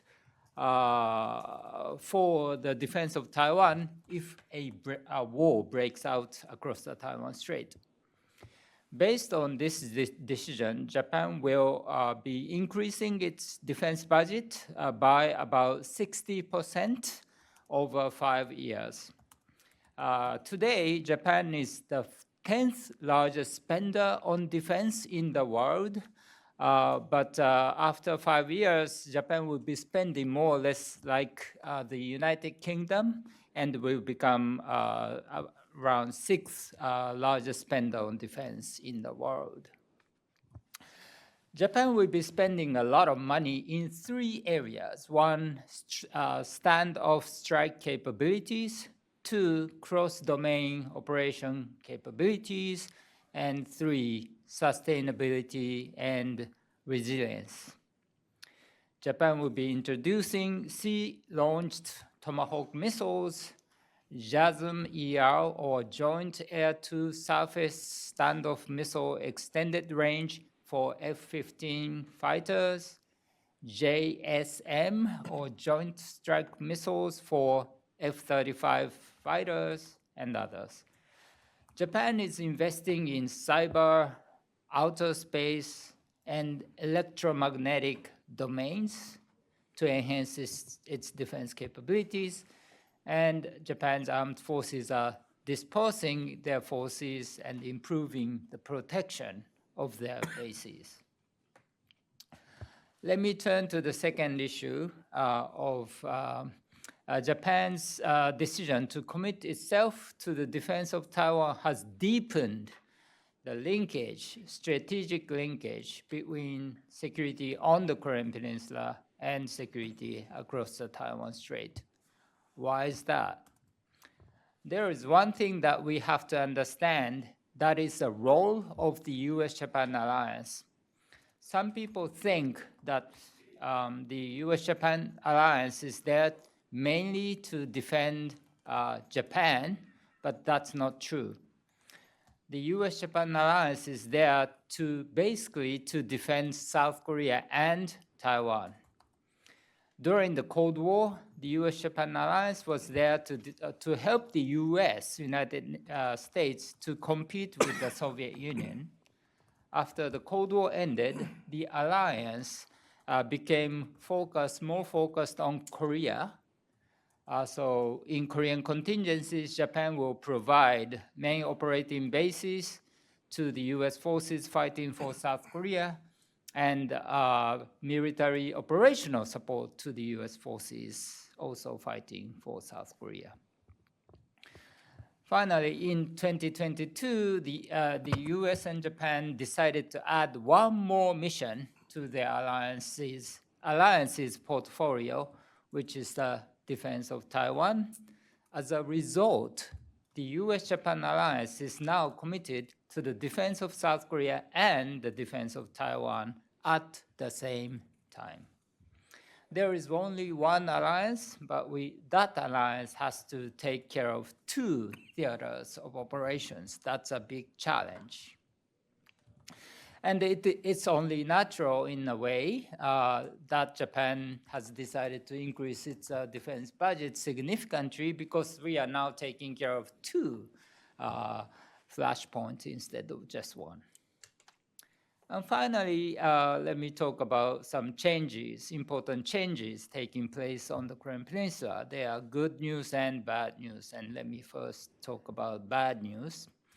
As we all know, North Korea is strengthening its military capabilities, especially nuclear and missile capabilities, and those are creating at least two problems to us.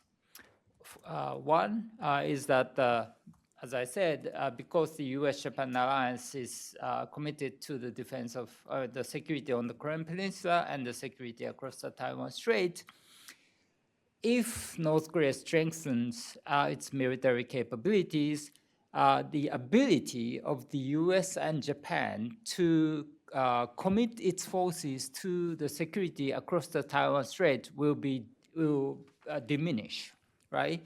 Because North Korea's increased military capabilities would make it difficult for the U.S. and Japan to divert its forces away from the Korean Peninsula toward the Taiwan Strait.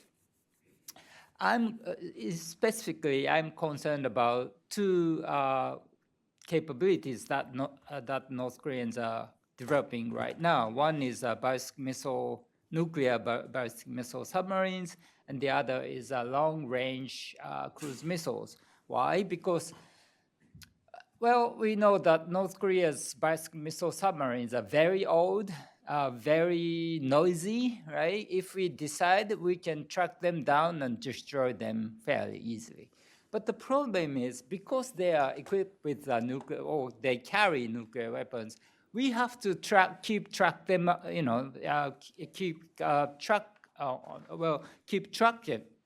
them. But the problem is we have only cutting-edge anti-submarine warfare capabilities. We have cutting-edge submarines, cutting-edge, patrol aircraft, and all that. And although North Korea's submarines are very outdated, we have to commit those cutting-edge forces in order to track the very old, noisy submarines down.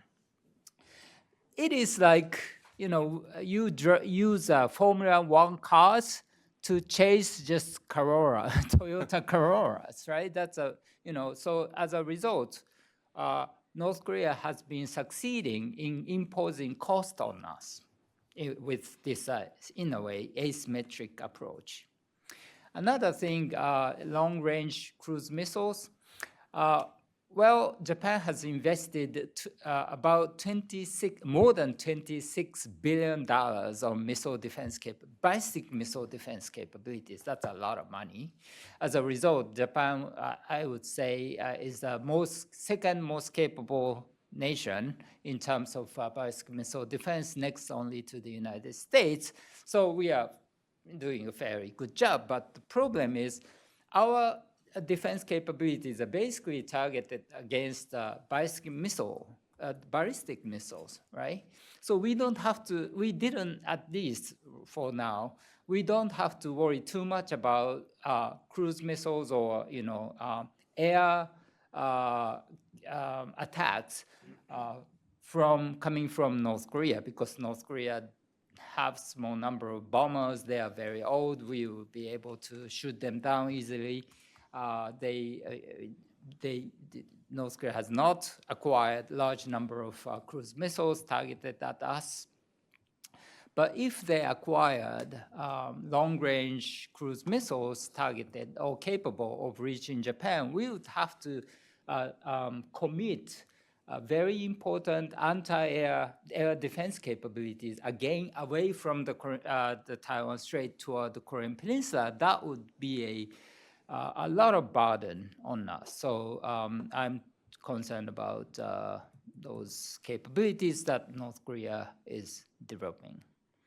Another thing is North Korea will, in case there is something bad happen, if there is a war conflict on the Korean Peninsula, North Korea will do its best to make its best effort to neutralize the United States and Japan, and in order to prevent them from assisting South Korea.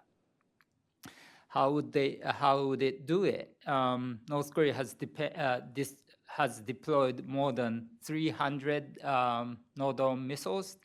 Nodon missiles Bruce was talking about, capable of reaching Japan. And if the missile is launched, that missile will reach Japan within more or less 10 minutes. And North Korea is also developing missiles capable of reaching the U.S. mainland. So if there is a war, North Korea would be telling us basically, if you, the Americans and the Japanese, if you decide to assist South Korea, you'll be taking a hostile action against us. So we would be forced to attack you. We don't, we like you, but we would be forced to attack you. Would you be willing to sacrifice Washington, D.C., New York, or Tokyo for Seoul? That would be the question. And we'll be put in a very difficult position, and we have to deal with that.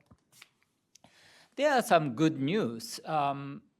We talked about this in previous sessions, but North Korea seems to be becoming more defensive in its competition with South Korea.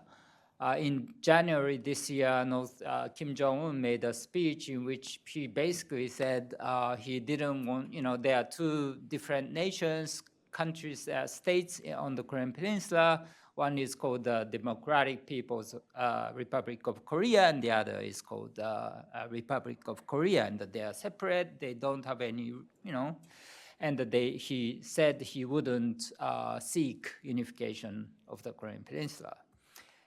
From those, the recent announcements, pronouncements, and things like that, North Korean leaders seems to be becoming concerned about negative consequences of North Korean people listening to K-pop music and watching K-dramas. As a result, North Korea recently enacted new 3 laws. One is called Reactionary Thought and Culture Exclusion Law, which was enacted in 2020. The second is called the Youth Culture Security Law, which was enacted in 2021. And the third one is called the Pyongyang Standard Language Protection Law, enacted in 2023. So the Reactionary Thought and Culture Exclusion Law basically aims to prevent the influx of South Korean cultural products into North Korea. The Youth Culture Security Law aims to control the thought of youth, North Korean youth, influenced by foreign culture. And the Pyongyang Cultural Language Protection Law aims to eliminate the use of South Korean style language and other expressions in the North Korean society. So if North Korea is busy taking care of its domestic challenges coming mainly from South Korea, its ability to pose threat externally might diminish. So it's, infiltration or, of South Korean cultural product into North Korean society can be one weapon that we can use against North Korea. So there are good news and bad news. We'll see what will happen. We'll, do our best and keep our fingers crossed. Thanks. Thank you very much. Good. Bill? Yeah, thank you. Oh, does it work? Okay, yeah. Thank you. Thank you for the opportunity to present today. It is an honor to be here meet the expert who contributed to this publication.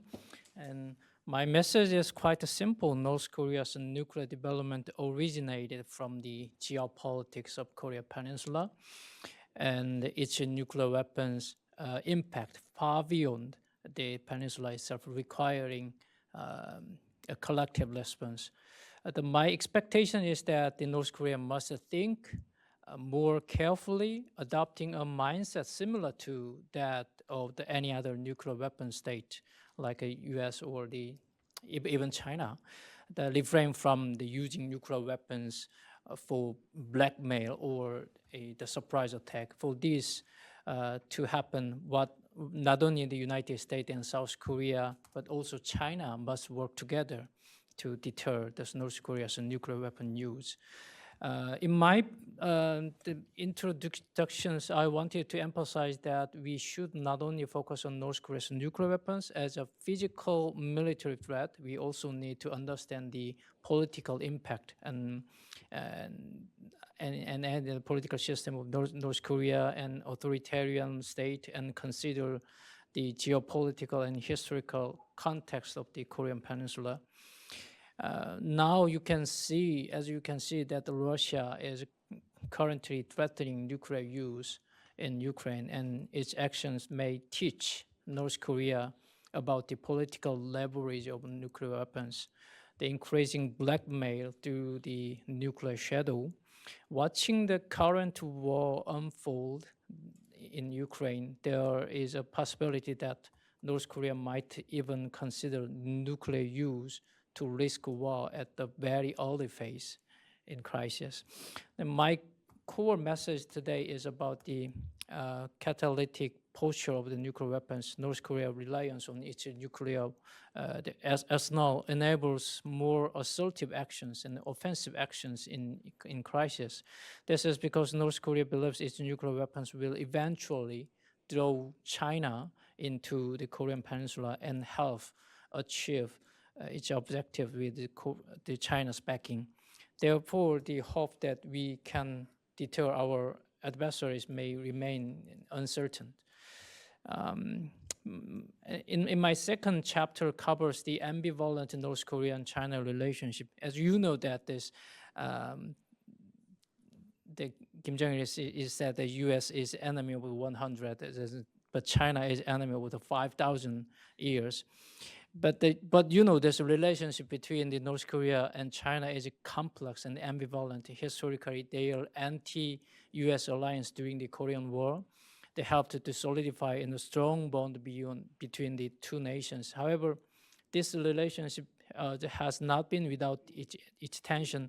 As you know, that is after the 1956, the purge of the Yan'an faction, Kim Il-sung sought to limit the influence all over the North Korean politics by expelling the troops from North Korea.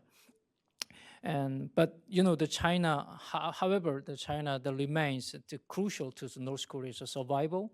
It is only country to offer North Korea a reliable pathway to external relationship and maintains a formal treaty obligation under the North Korea-China Mutual Aid and Cooperation Friendship Treaty, and has the political and economic power to prevent North Korea's collapse.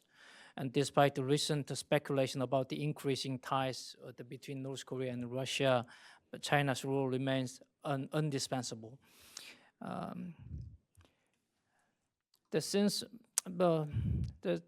My question is that what is the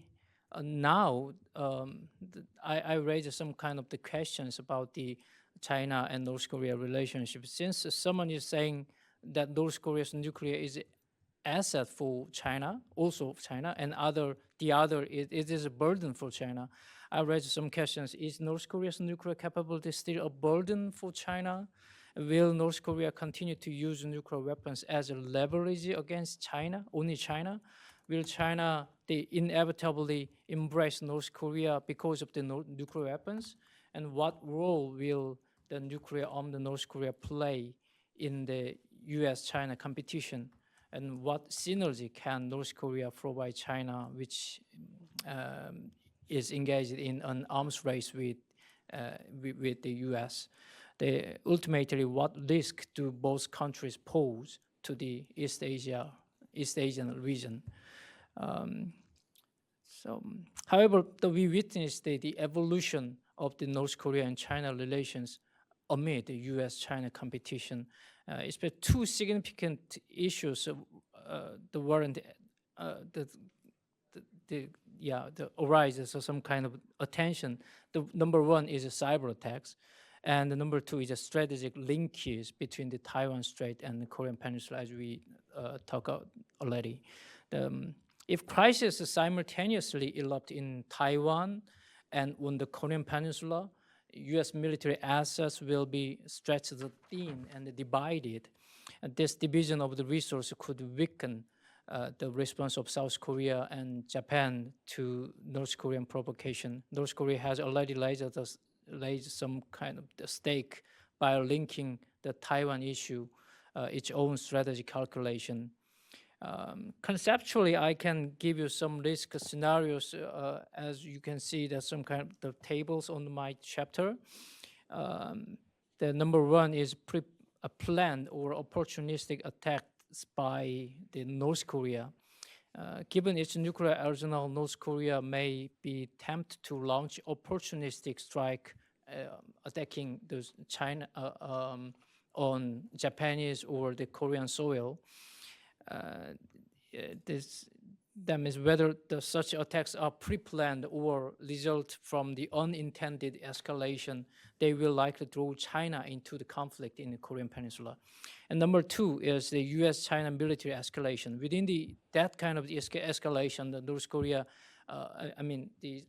from the outside, and the impact the draw on this Korean Peninsula, that means that South Korea could become a target due to the geographical and strategic position. China might attack U.S. military installation in South Korea to weaken the U.S. response capability in the region.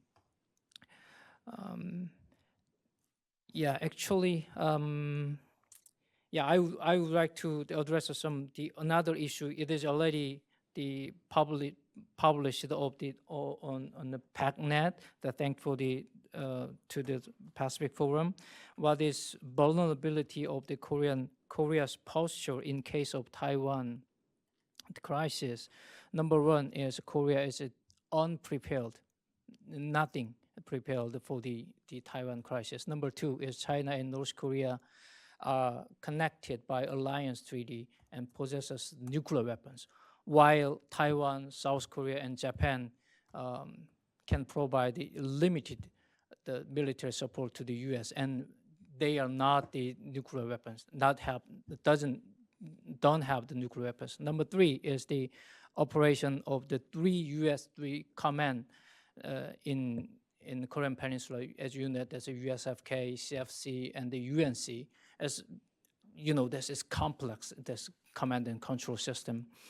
And then there's number four is a combined military posture will be clearly affected, especially, redeployment of the USFK and under the concept of the strategic flexibility. So it is really the impact on the Korean the military posture.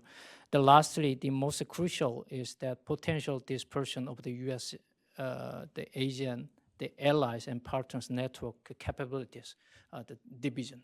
I mean, so this is the vulnerability of this the Korean Peninsula security architecture, and so we must set some kind of the strategic objective.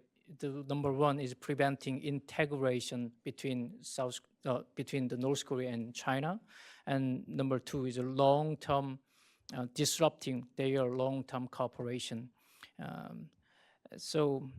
And we have not to ignore the key enabler is a trilateral cooperation between South Korea, Japan, and U.S.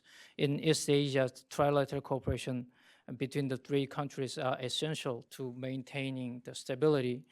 This cooperation must focus on enhancing self-reliance that each nations and strengthening ties with the U.S. and that's the main the pillar, and developing an integrated deterrence strategy in the regional level. My policy recommendation may seem familiar, but they remain relevant because they have not to be fully realized. First, the threat scenario must be developed and tested through the TTX. And second, the second point is that no country should let go the direct engagement. I mean, this the single nations has to connect with China and in how to draw some kind of the positive engagement in this region. And third one, this adaptability in the face of the changing environment is essential. And finally, the South Korea must strengthen its role in regional issue, not focusing on this Korean, not only focusing on the Korean Peninsula. So to conclude, this, the North Korea's nuclear weapons are not the ultimate solution to North Korea's security dilemmas. And although they provide some kind of leverage, they do not guarantee the North Korea's long-term survival and status as a nuclear power. So we have to make them some kind of lessons from the Ukraine war or the other the nuclear armed state. I would like to quote this from the Secretary of Defense Lloyd Austin stated that we live in a decisive decade. Business as well is not acceptable. That means that I believe that the time will favor those who are well integrated by rules and values rather than those divided by distrust. Thank you.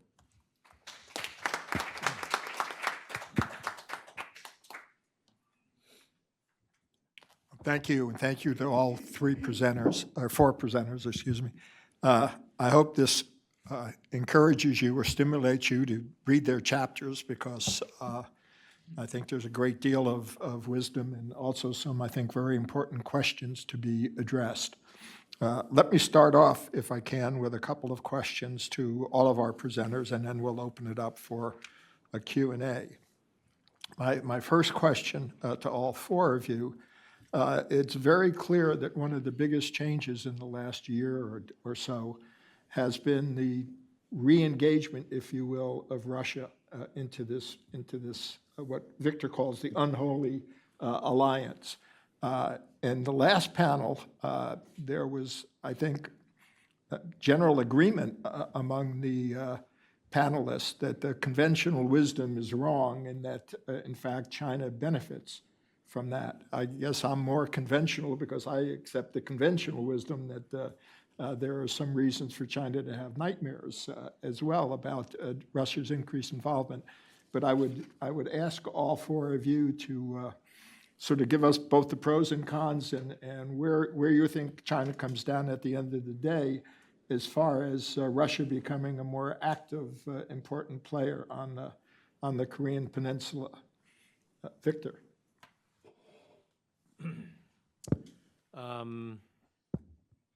So I don't have the benefit of the earlier conversation. So, but I think on balance, there are many reasons for China not to be comfortable with this relationship. Now, this is a separate conversation from what China is now doing with Russia in Ukraine, which they clearly see benefits in. Perhaps not in terms of providing actual military hardware, but the industrial and economic support they've been providing for Russia, right? You can't fight a war without a strong economic and industrial base, and China has certainly been helping Russia in that respect, and they may see that in their interest. But on balance, I think the growing relationship between Russia and China, well, I won't pretend to know how the Chinese think about it, but I'll sort of give my view on it, which is I don't see it as being in China's interest. For one, China doesn't like, so when we used to do negotiations with the Chinese and would say, you know, you have a great deal of influence in North Korea, their pat response was always, oh, you know, you Americans think we have a lot of influence, but we have very little influence on North Korea. They do what they want. Even though, you know, we provide a lot of assistance to them, they do what they want. And whether you believe that or not, the Chinese may say they don't have a lot of influence in North Korea, but they jealously guard the influence that they have on North Korea. So the notion that another country, particularly Russia, might have more influence on North Korea is something that's got to be unsettling to China, something that they're not very comfortable with. I saw recent trade figures. Well, we've sort of looked at recent trade figures between Russia and DPRK, and they've been fairly low up until the war in Ukraine, after which neither party reports trade figures anymore. They don't report their bilateral trade figures anymore. But when we look at satellite imagery of the Russian-North Korea border, ports, as well as a Tumangan-Kasang railroad crossing, the amount of traffic there on both sides of the customs area is unprecedented.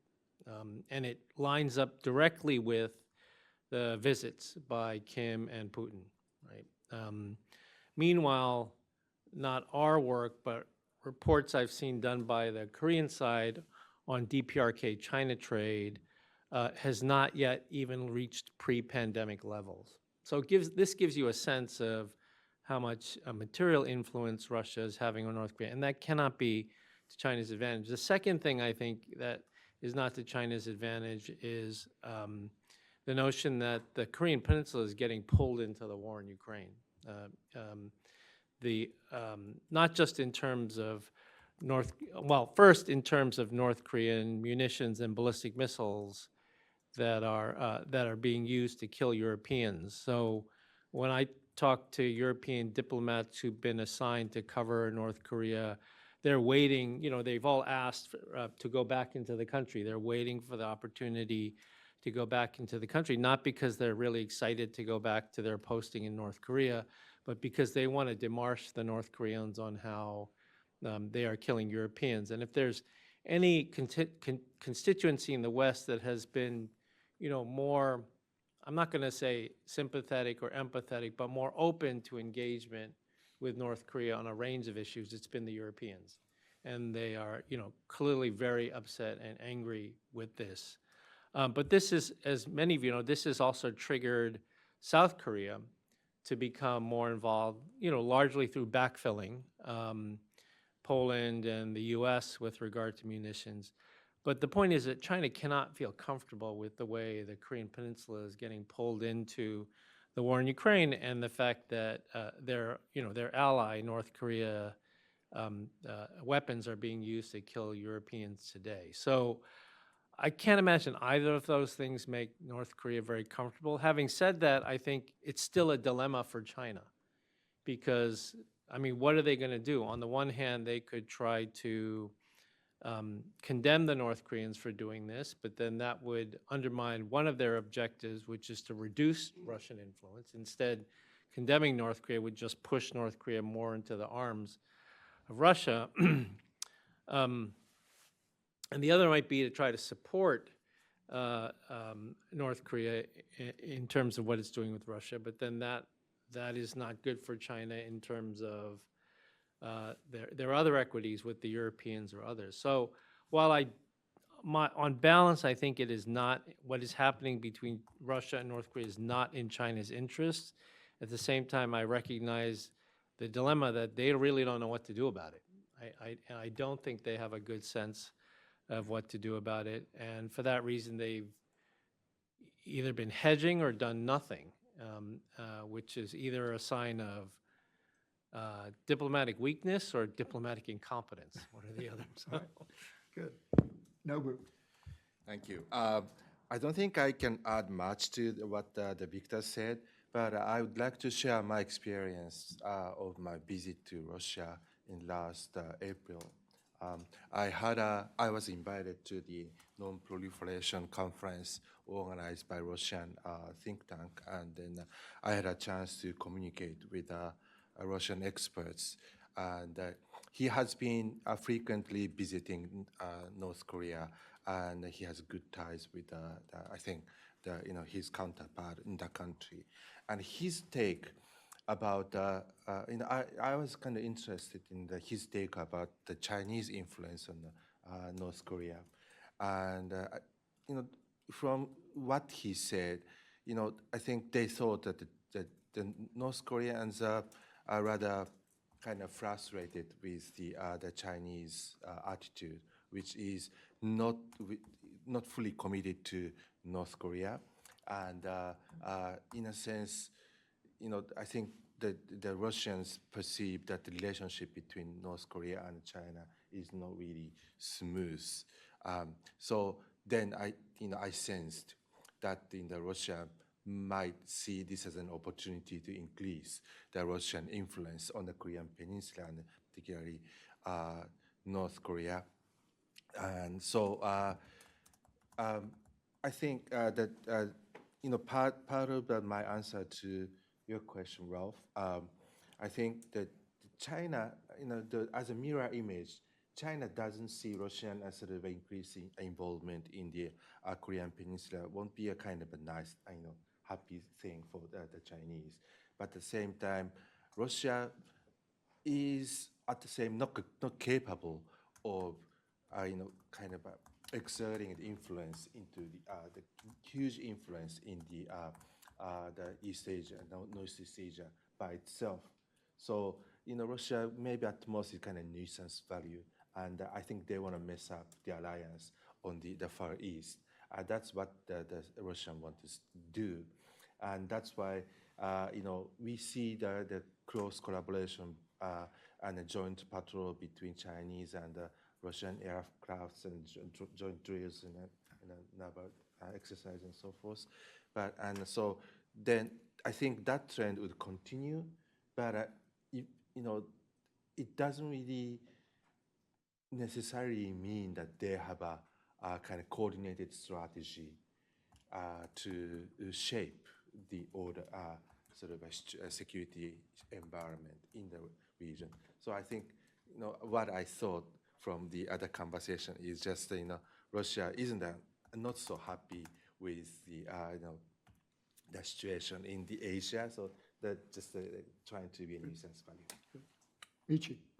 Okay, I think the Chinese are actually quite happy about improvement of relationship and the cooperation between Russia and North Korea for at least 3 reasons. One, because of thanks to North Korea's aid to Russia, military assistance to Russia, the Ukraine war is getting prolonged, right? That is creating the situation where war fatigue and the sense of isolationist sentiment are proliferating in the United States and in European countries. That is certainly in China's interest. Second, as I said, because security on the Korean Peninsula and the security across the Taiwan Straits are getting more intertwined, if North Korea becomes more capable militarily, that would help China for its venture against Taiwan. Because if I'm Xi Jinping and if I decide to attack Taiwan tomorrow, I would definitely ask Mr. Kim Jong-un to create a crisis on the Korean Peninsula in order to pin down U.S. and Japanese forces to the north. And so, as Russia's cooperation between Russia and North Korea will probably, strengthen North Korea's military capabilities. That would be in China's interest, and China has a benefit of, strengthening North Korea's capabilities without tarnishing its own hand. So that's a win-win. And finally, China, I think the Chinese leaders would like to see Russia weakened, right? Certainly, Russia is China's friend, but it's a precarious relationship, and China would like to see. I mean, it would be nice if China become a junior partner, not just partner, but junior partner of China. And if the war in Ukraine gets prolonged, thanks to North Korea's assistance, Russia keeps going down. That's great news for China. If I'm a Chinese, I would be very happy. So for those reasons, there is at least one negative consequence of this, which is strengthening of military supply chain among the Western countries like the U.S., Japan, and European countries.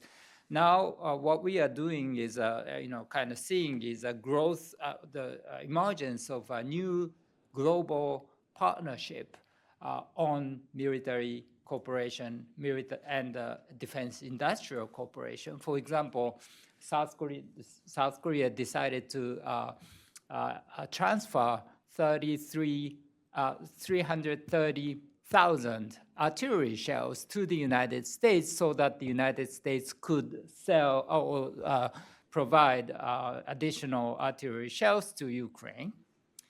Japan have decided to transfer Patriot missiles to the United States so that the United States can provide them to Ukraine, right?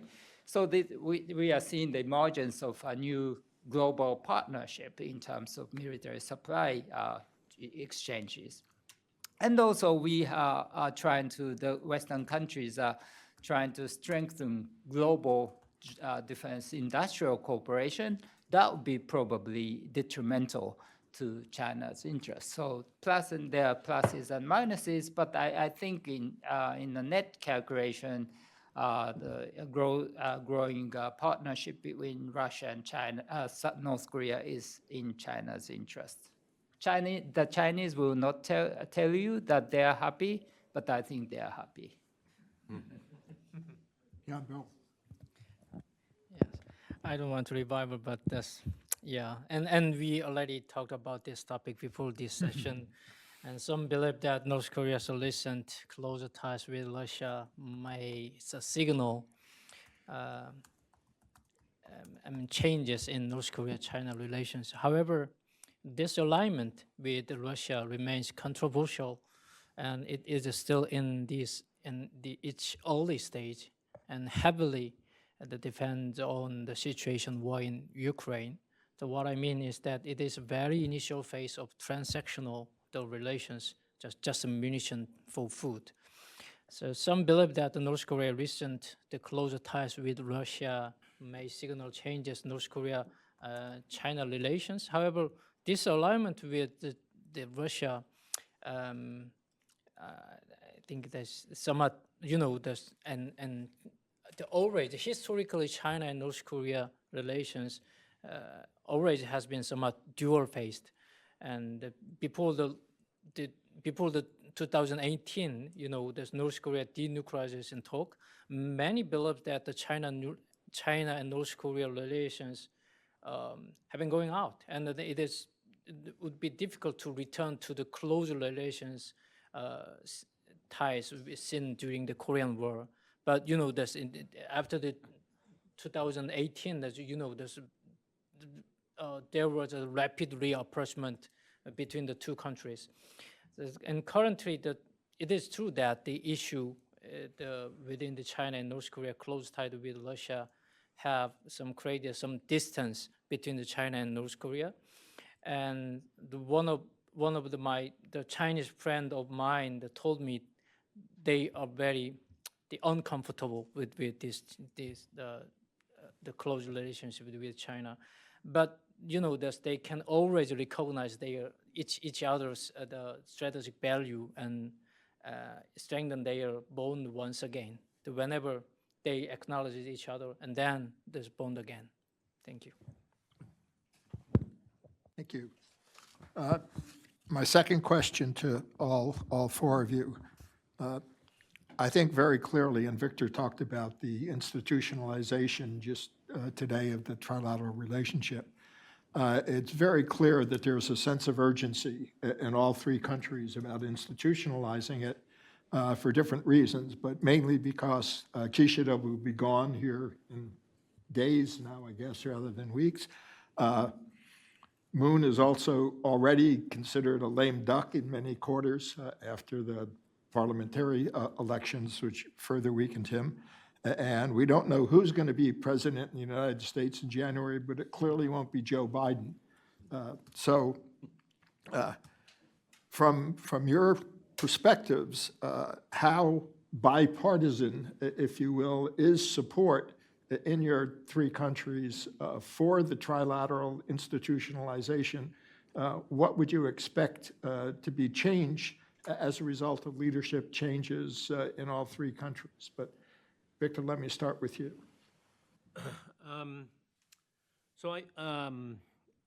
So let me start with the United States. I mean, I think that, I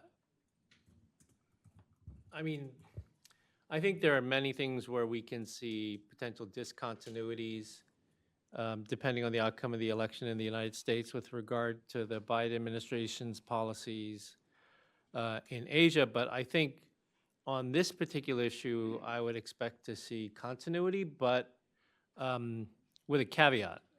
I think if, in general, I think there's support. So first of all, in Congress, I think in general there is bipartisan support for what has been done in terms of trilateral relations among the three countries. I think that that's there. I would imagine the Harris administration would continue this sort of effort for a lot of reasons. And I think Nobu laid out a lot of these reasons why this trilateralism is important. And I think a Trump administration would as well, because they did some work on minilaterals and this trilateral relationship themselves when they were in office. But I think the big difference is that I think President Trump would be less interested in many of the more, how should I put this? That there would be less interest in funding some of the trial exercising, things of that nature. Because if there's anything we learned from his first time in office, he had an aversion to a lot of this exercising because he thought it was, he actually thought it was quite expensive. And as we know, he suspended some of the exercising taking place around the Korean Peninsula as a result of the summit diplomacy with North Korea. So I think that there would be support for it, but it would be support at a sort of rhetorical, declaratory level. Meetings might take place, but some of the real work behind the trilateralism might fall off for these reasons. Let me just stop there. Good. Nobu, are you concerned about Japanese continued support, or are you more concerned about American continued support? Right.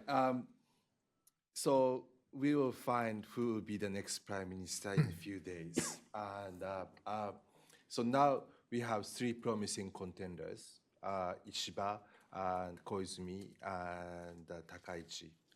And I think there will be a consensus among the experts that the most crucial factor is, whether they prioritize the security cooperation over their personal political beliefs. And I think Ishiba and Koizumi are more pragmatic, and Ishiba is well experienced. But at the same time, some people are concerned about his kind of pattern of behavior. He's very cautious, and he collects a lot of information, but he may not be able to decide. He But I think he, with a lot of experience, he has changed, I believe. And Koizumi is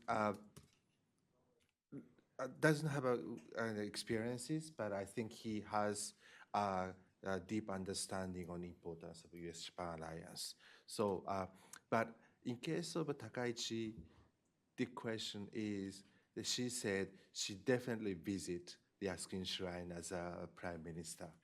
And, if we often compare her with the Abe, in fact, Abe was very pragmatic in my view, even though he visited the Askin Shrine first year, but he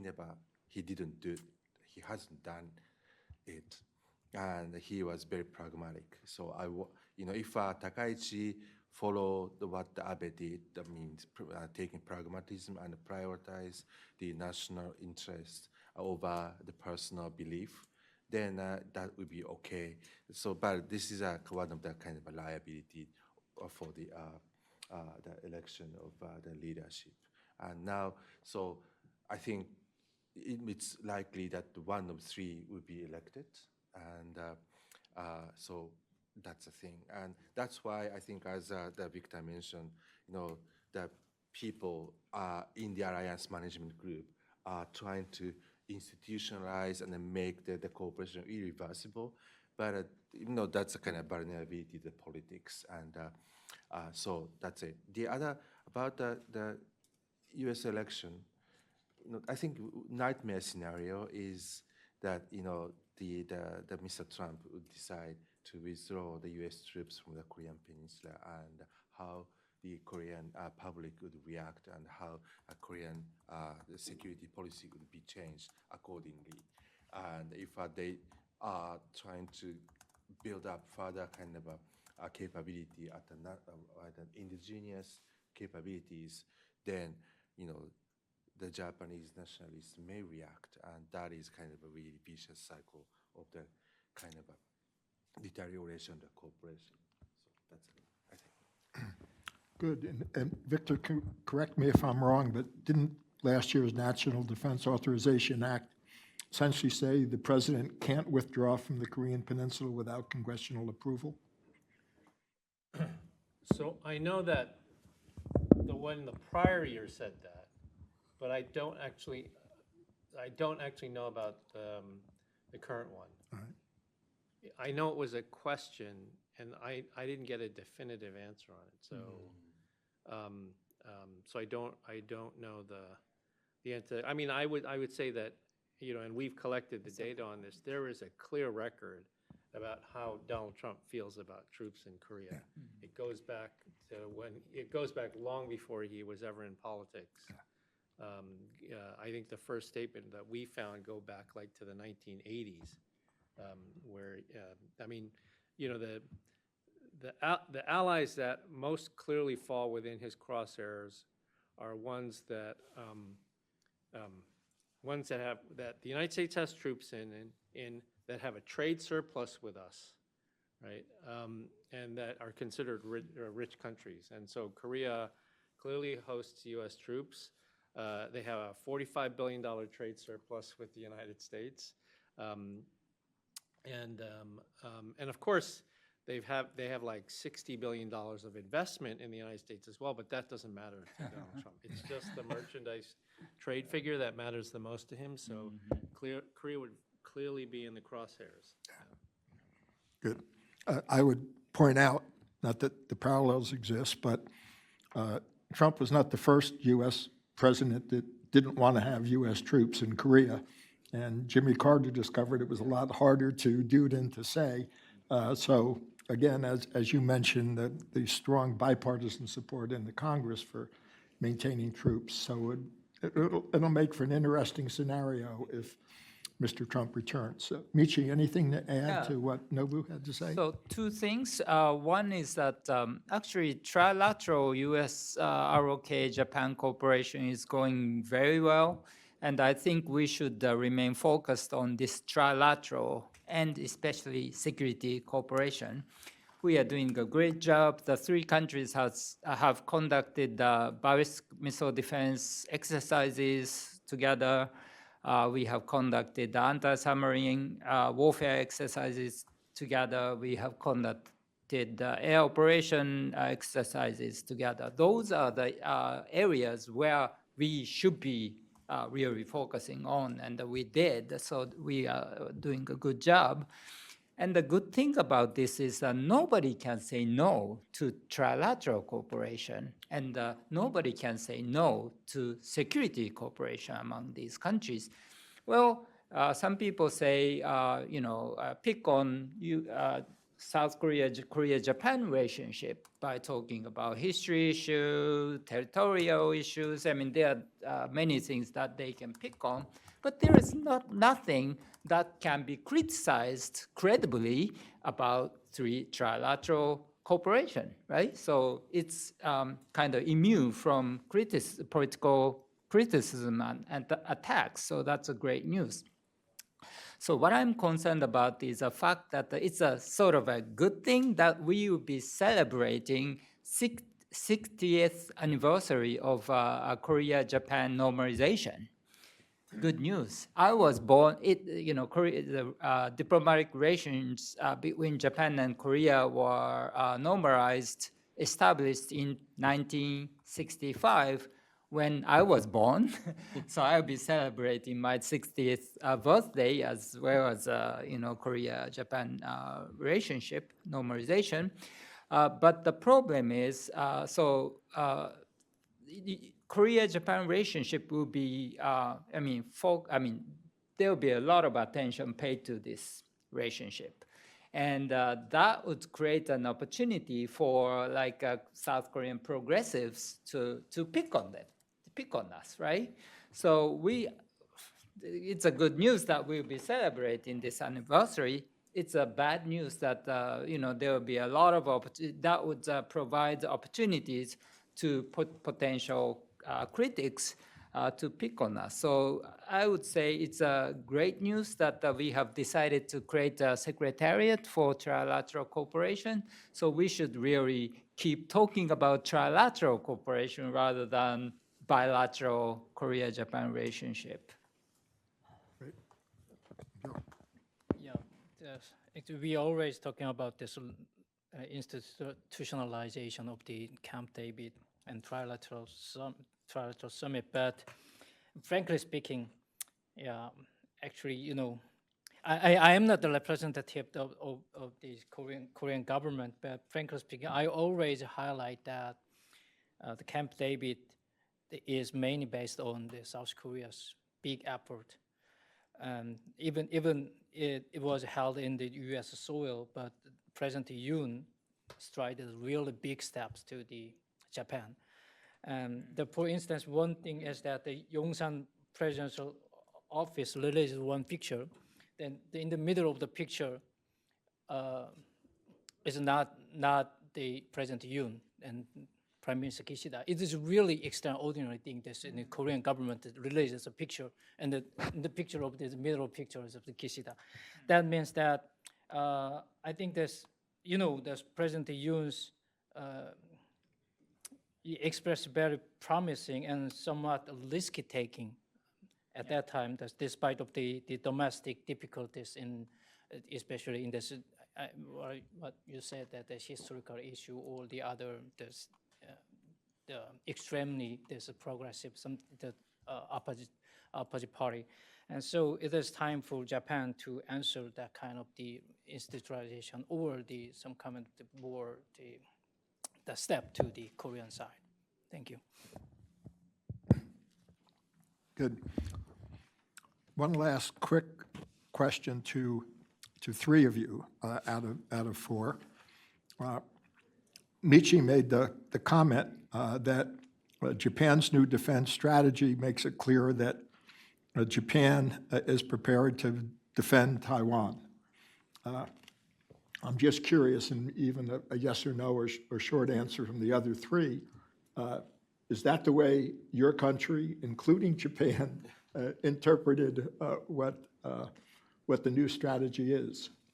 How confident do you think people in the U.S., in Korea, or even in Japan are that Japan would, in fact, be active in defending Taiwan? Victor? That's a, that's a hard question. It's a hard question to answer. I mean, I do agree with the points that both Nobu and Michi made with regard to how, I mean, I think it's a combination. I think it's certainly China's assertiveness in the East China Sea and the South China Sea and the Taiwan Strait, but that in combination with this horrible war in Europe that nobody ever thought war like this could happen again. And then, of course, the conflict in the Middle East. These things have created an external environment in which I think leaders, things that were unthinkable before are now completely imaginable. And for this reason, the attention that has been focused on this dual contingency that I think both scholars have mentioned with regard to Taiwan and Korea happening at the same time. I've heard it a lot. I've heard it a lot from the Korean side. I've heard a lot from the Taiwan side. We've even fielded requests for doing more U.S. Korea-Taiwan work together, which we've never heard before from either the Koreans or the Taiwans. We have done U.S. Japan-Taiwan TTXs as well. So I think there's a lot more attention to the issue. I was struck by Michi's, the way Michi characterized it, that the U.S.-Japan alliance now is tasked with two major contingencies, right? Traditionally the Korean Peninsula, but now also Taiwan. I can't really speak on how the United States government or the public feel about it, but I can certainly say that it's been certainly a much bigger topic of discussion connected with both what is happening in Europe and, of course, what's happening in the Taiwan Strait. Nobu, any reaction? Yes, I think we have to mind there's a couple of gaps. One is gap between what Japanese public generally think and when a contingency happens, what they are required to think. That means, I think there is a general support among the public to help Taiwan in case of a contingency.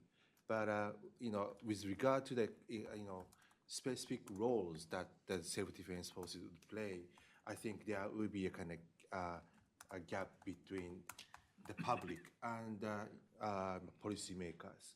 That means, I think,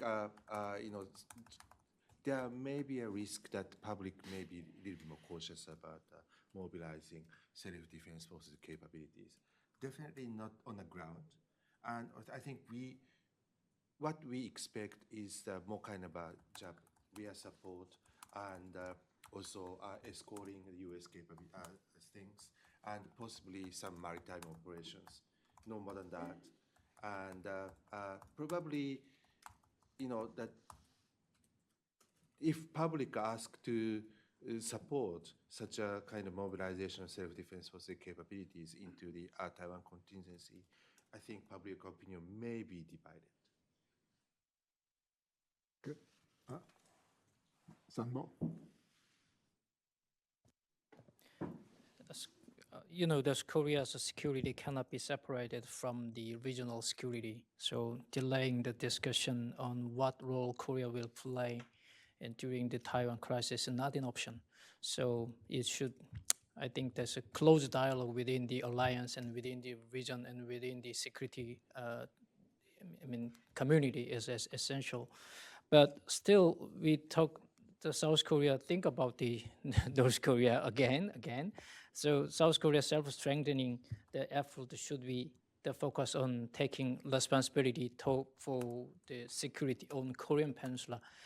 That means this is not about the exceptionalism, but playing its role in building a strong defense line connected to the U.S. Indo-Pacific Alliance network and integrated deterrence. That means Korea takes full responsibility for one of the simultaneous threat from North Korea and China. So, that means it strengthens the capabilities of each country within the ROC U.S.-Japan trilateral cooperation.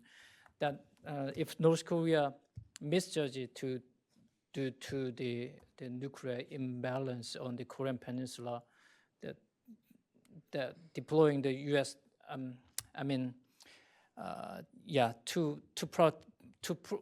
Protect and to secure this Korean Peninsula is one of the options and one of the main focus and main pillar of the regional security architecture. Let me say a word. Please. Yeah. So I think we can credibly say that Japan is now committed to the defense of Taiwan, because if we are not, what's the point of increasing our defense budget by 60%, right? That's one thing. And also we have when we think about the level of commitment, we have to take a look at operation plans, all plans, right?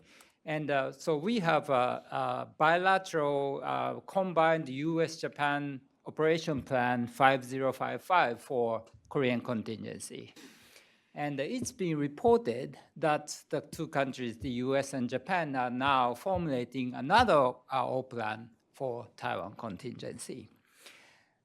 That said, it doesn't mean that Japan will automatically enter the war across the Taiwan Strait. There will be several critical factors, 3 at least critical factors. One, what will the U.S. president say?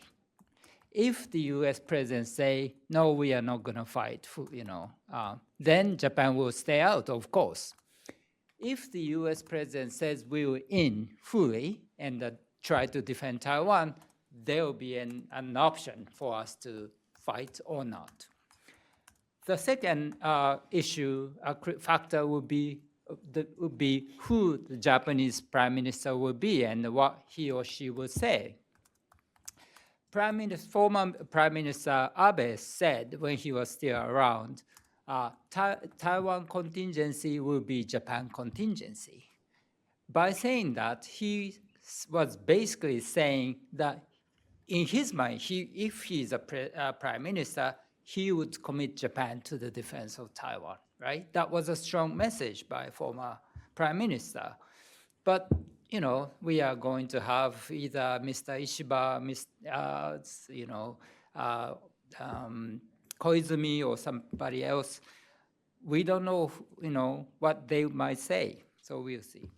And finally, how capable Japan will be in minimizing the damages and casualties that we will take in case we commit ourselves to the defense of Taiwan. Interestingly, in March this year, Chinese ambassador to Japan, Wu Jianhao, said that to some of the Japanese politicians. He said, if the Japan interferes with Chinese domestic affairs, which is Taiwan, the Japanese people will be brought into fire. That's what he said, right? Wow, this is a word of a Chinese ambassador. He was not too diplomatic. And so that's basically, he is sending the signal to the Japanese leaders and the people. If you decide to interfere, enter the war, you get attacked. We attack you, So that's a clear message.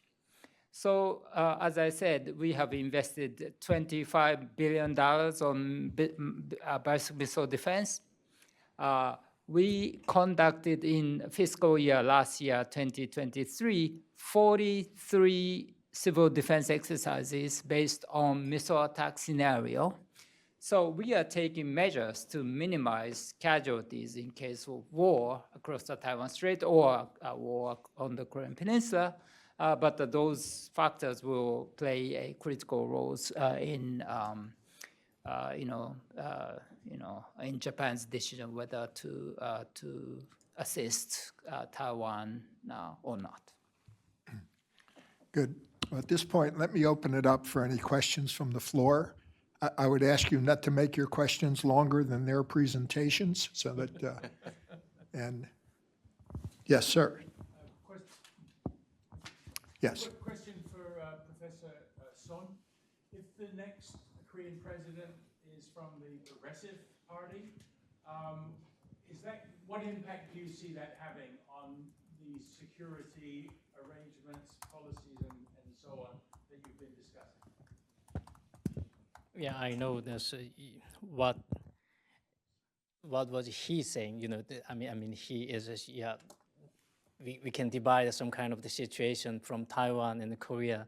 Yeah, I'm for that. But, that we have to know that the South Korea must protect approximately the 6,000 expatriates in Taiwan and minimize the negative impact on the national economy by protecting the sea lane of the communications and make diplomatic effort to prevent the unnecessary escalation from Taiwan to Korea.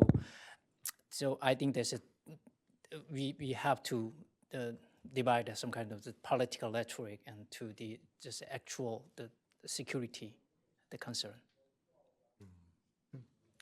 Anyone else want to comment on that, or I'll go to, there was another question right here. I'll just say that, I mean, I think, right, it's a question with regard to all the leaderships, right? Because we have a leadership change imminent in Tokyo. Ours is coming up. Korea's in a couple of years. I think one of the ideas behind sort of the Camp David trilateral, this promise of annual trilateral leader summits, and now and the 50+ meetings that have taken place, in addition to this new trilateral secretariat, this sort of thing makes it very difficult for future leaders to say, oh yeah, I'm not going to do that anymore. Can you imagine like a NATO leader saying, oh yeah, I'm not going to go to the NATO summit this year? It would be a big deal. Like it would be a big statement, both a policy statement and a political statement.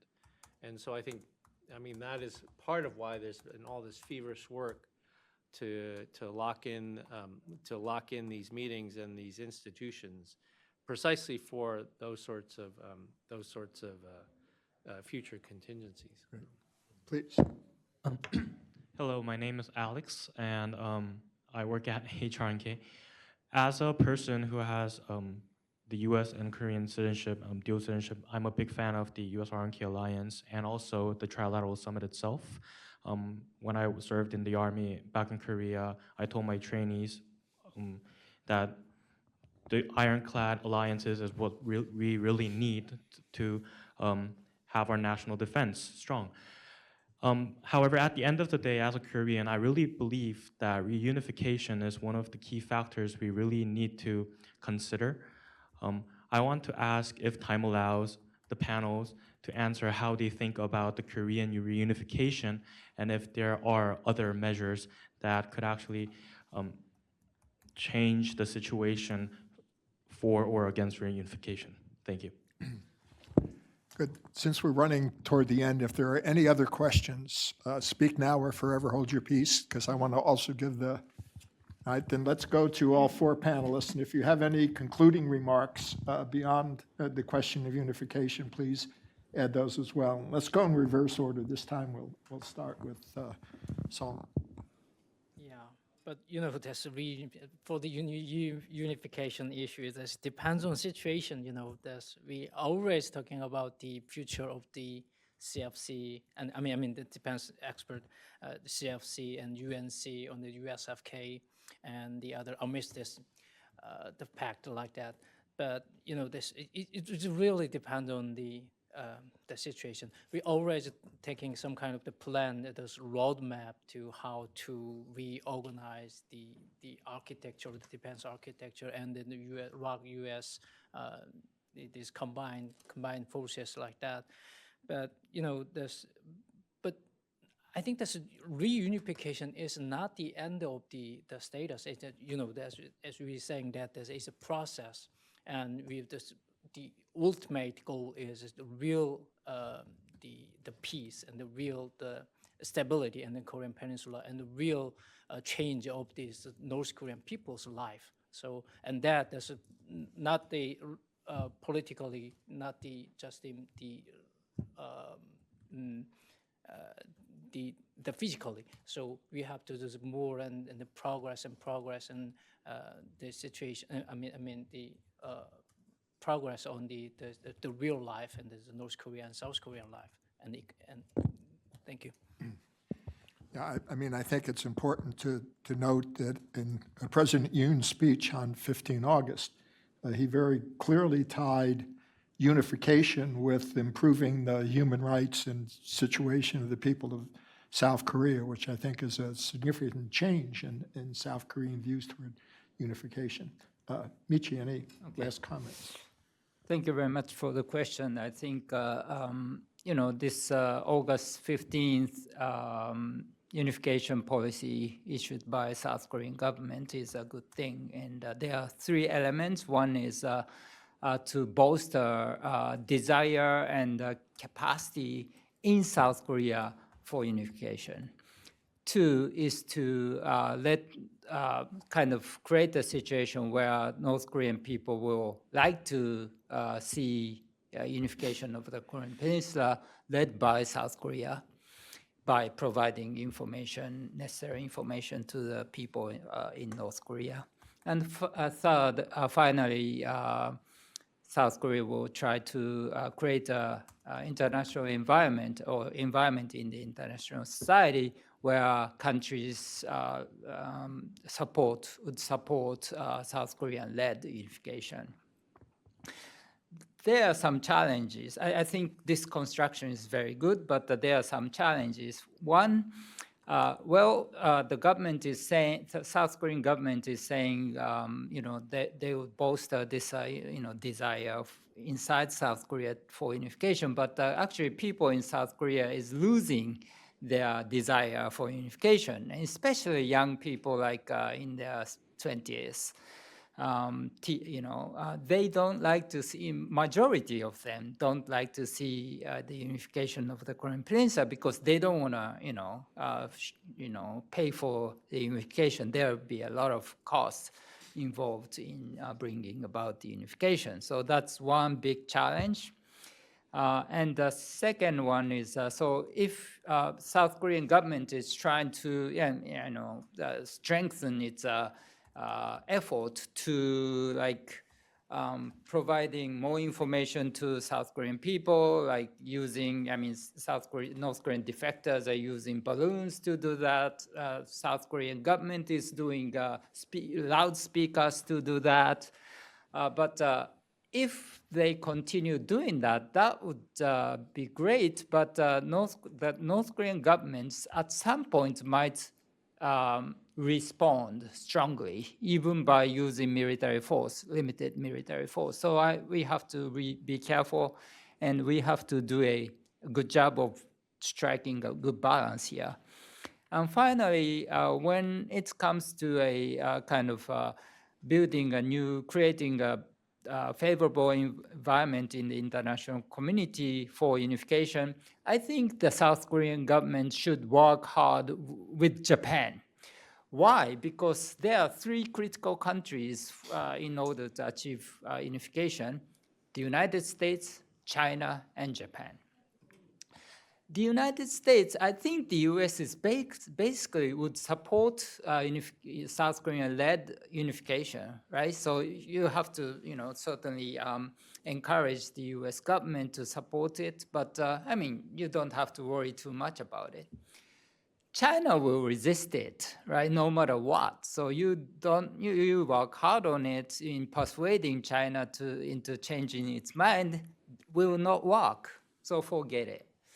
Japan is for halfway. Japan is sort of I would say, as a specialist, I've been talking to, politicians, policymakers. They don't say review their true intentions in public because that's a sensitive issue. But I would say about half of them support unification and another half of them oppose unification.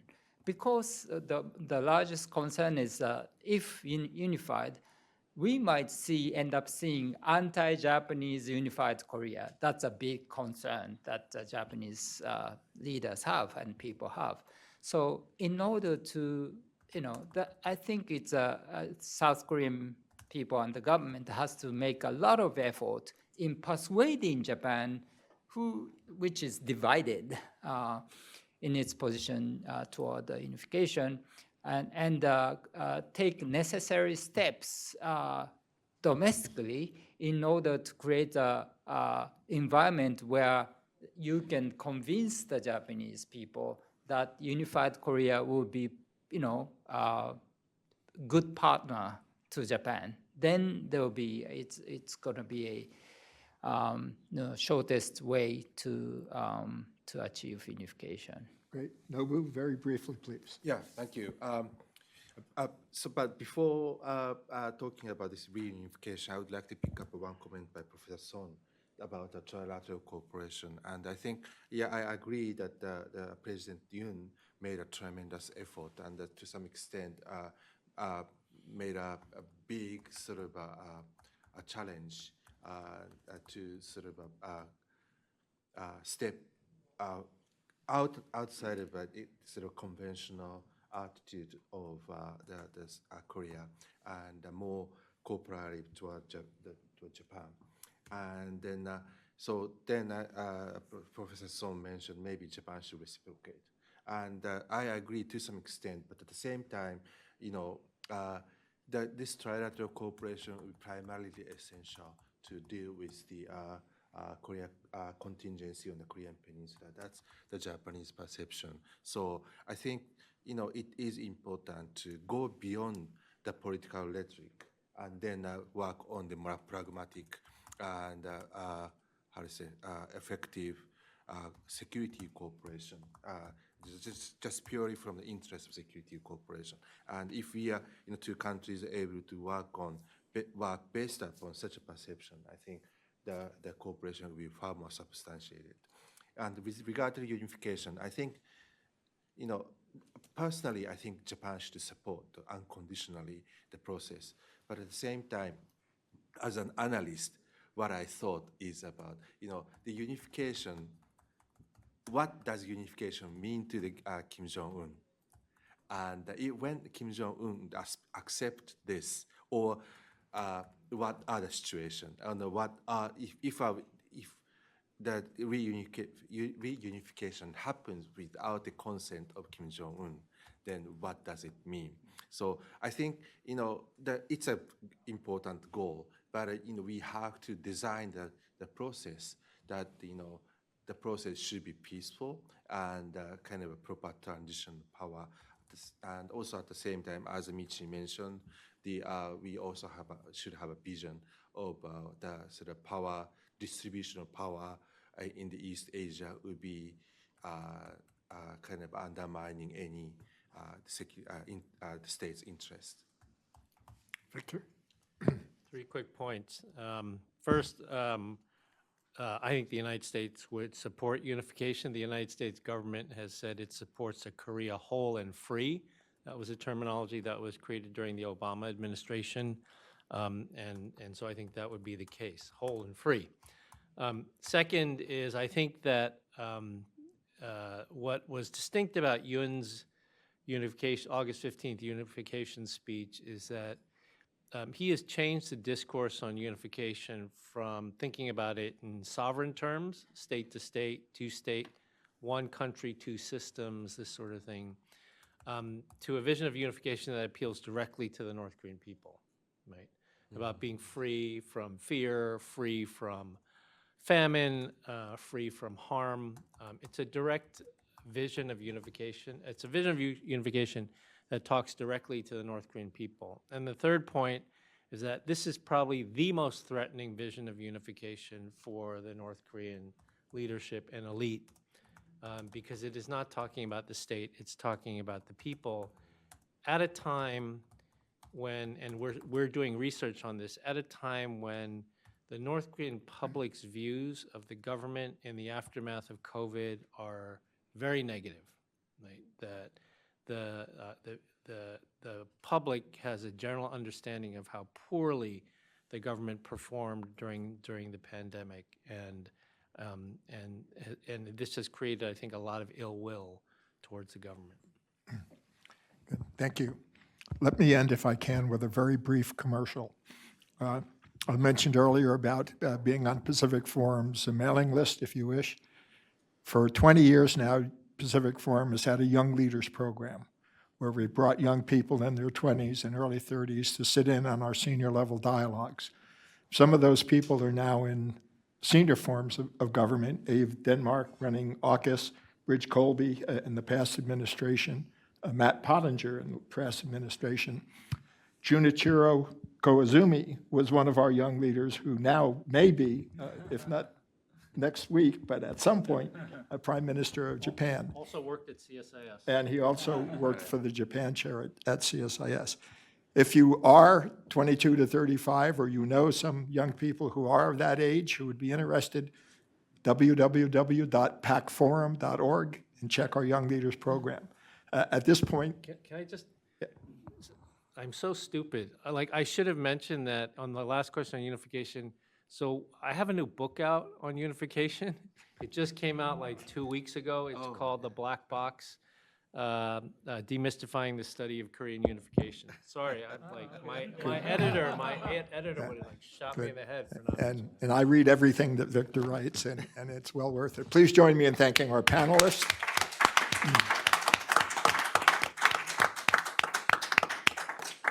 And join me in thanking Greg, ICKS, and the Hudson Institute for putting this on. Thank you very much.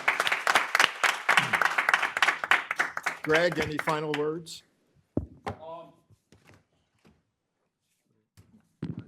I think it has been a terrific day. We ended on a very high note. We had extraordinary energy throughout the day, 3 terrific panels, 1 spectacular keynote speaker. Let's do this again. I'm sure Hudson is not unhappy with us. I'm sure they'll be ready to host us again. So thank you all, moderators, panelists, the Hudson crew, the HRNK crew, Alex, Natalie, Hannah, also Henry Song. Thank you very much for your good and hard work. It's a pleasure working with the new institute. And that's it. Please remember,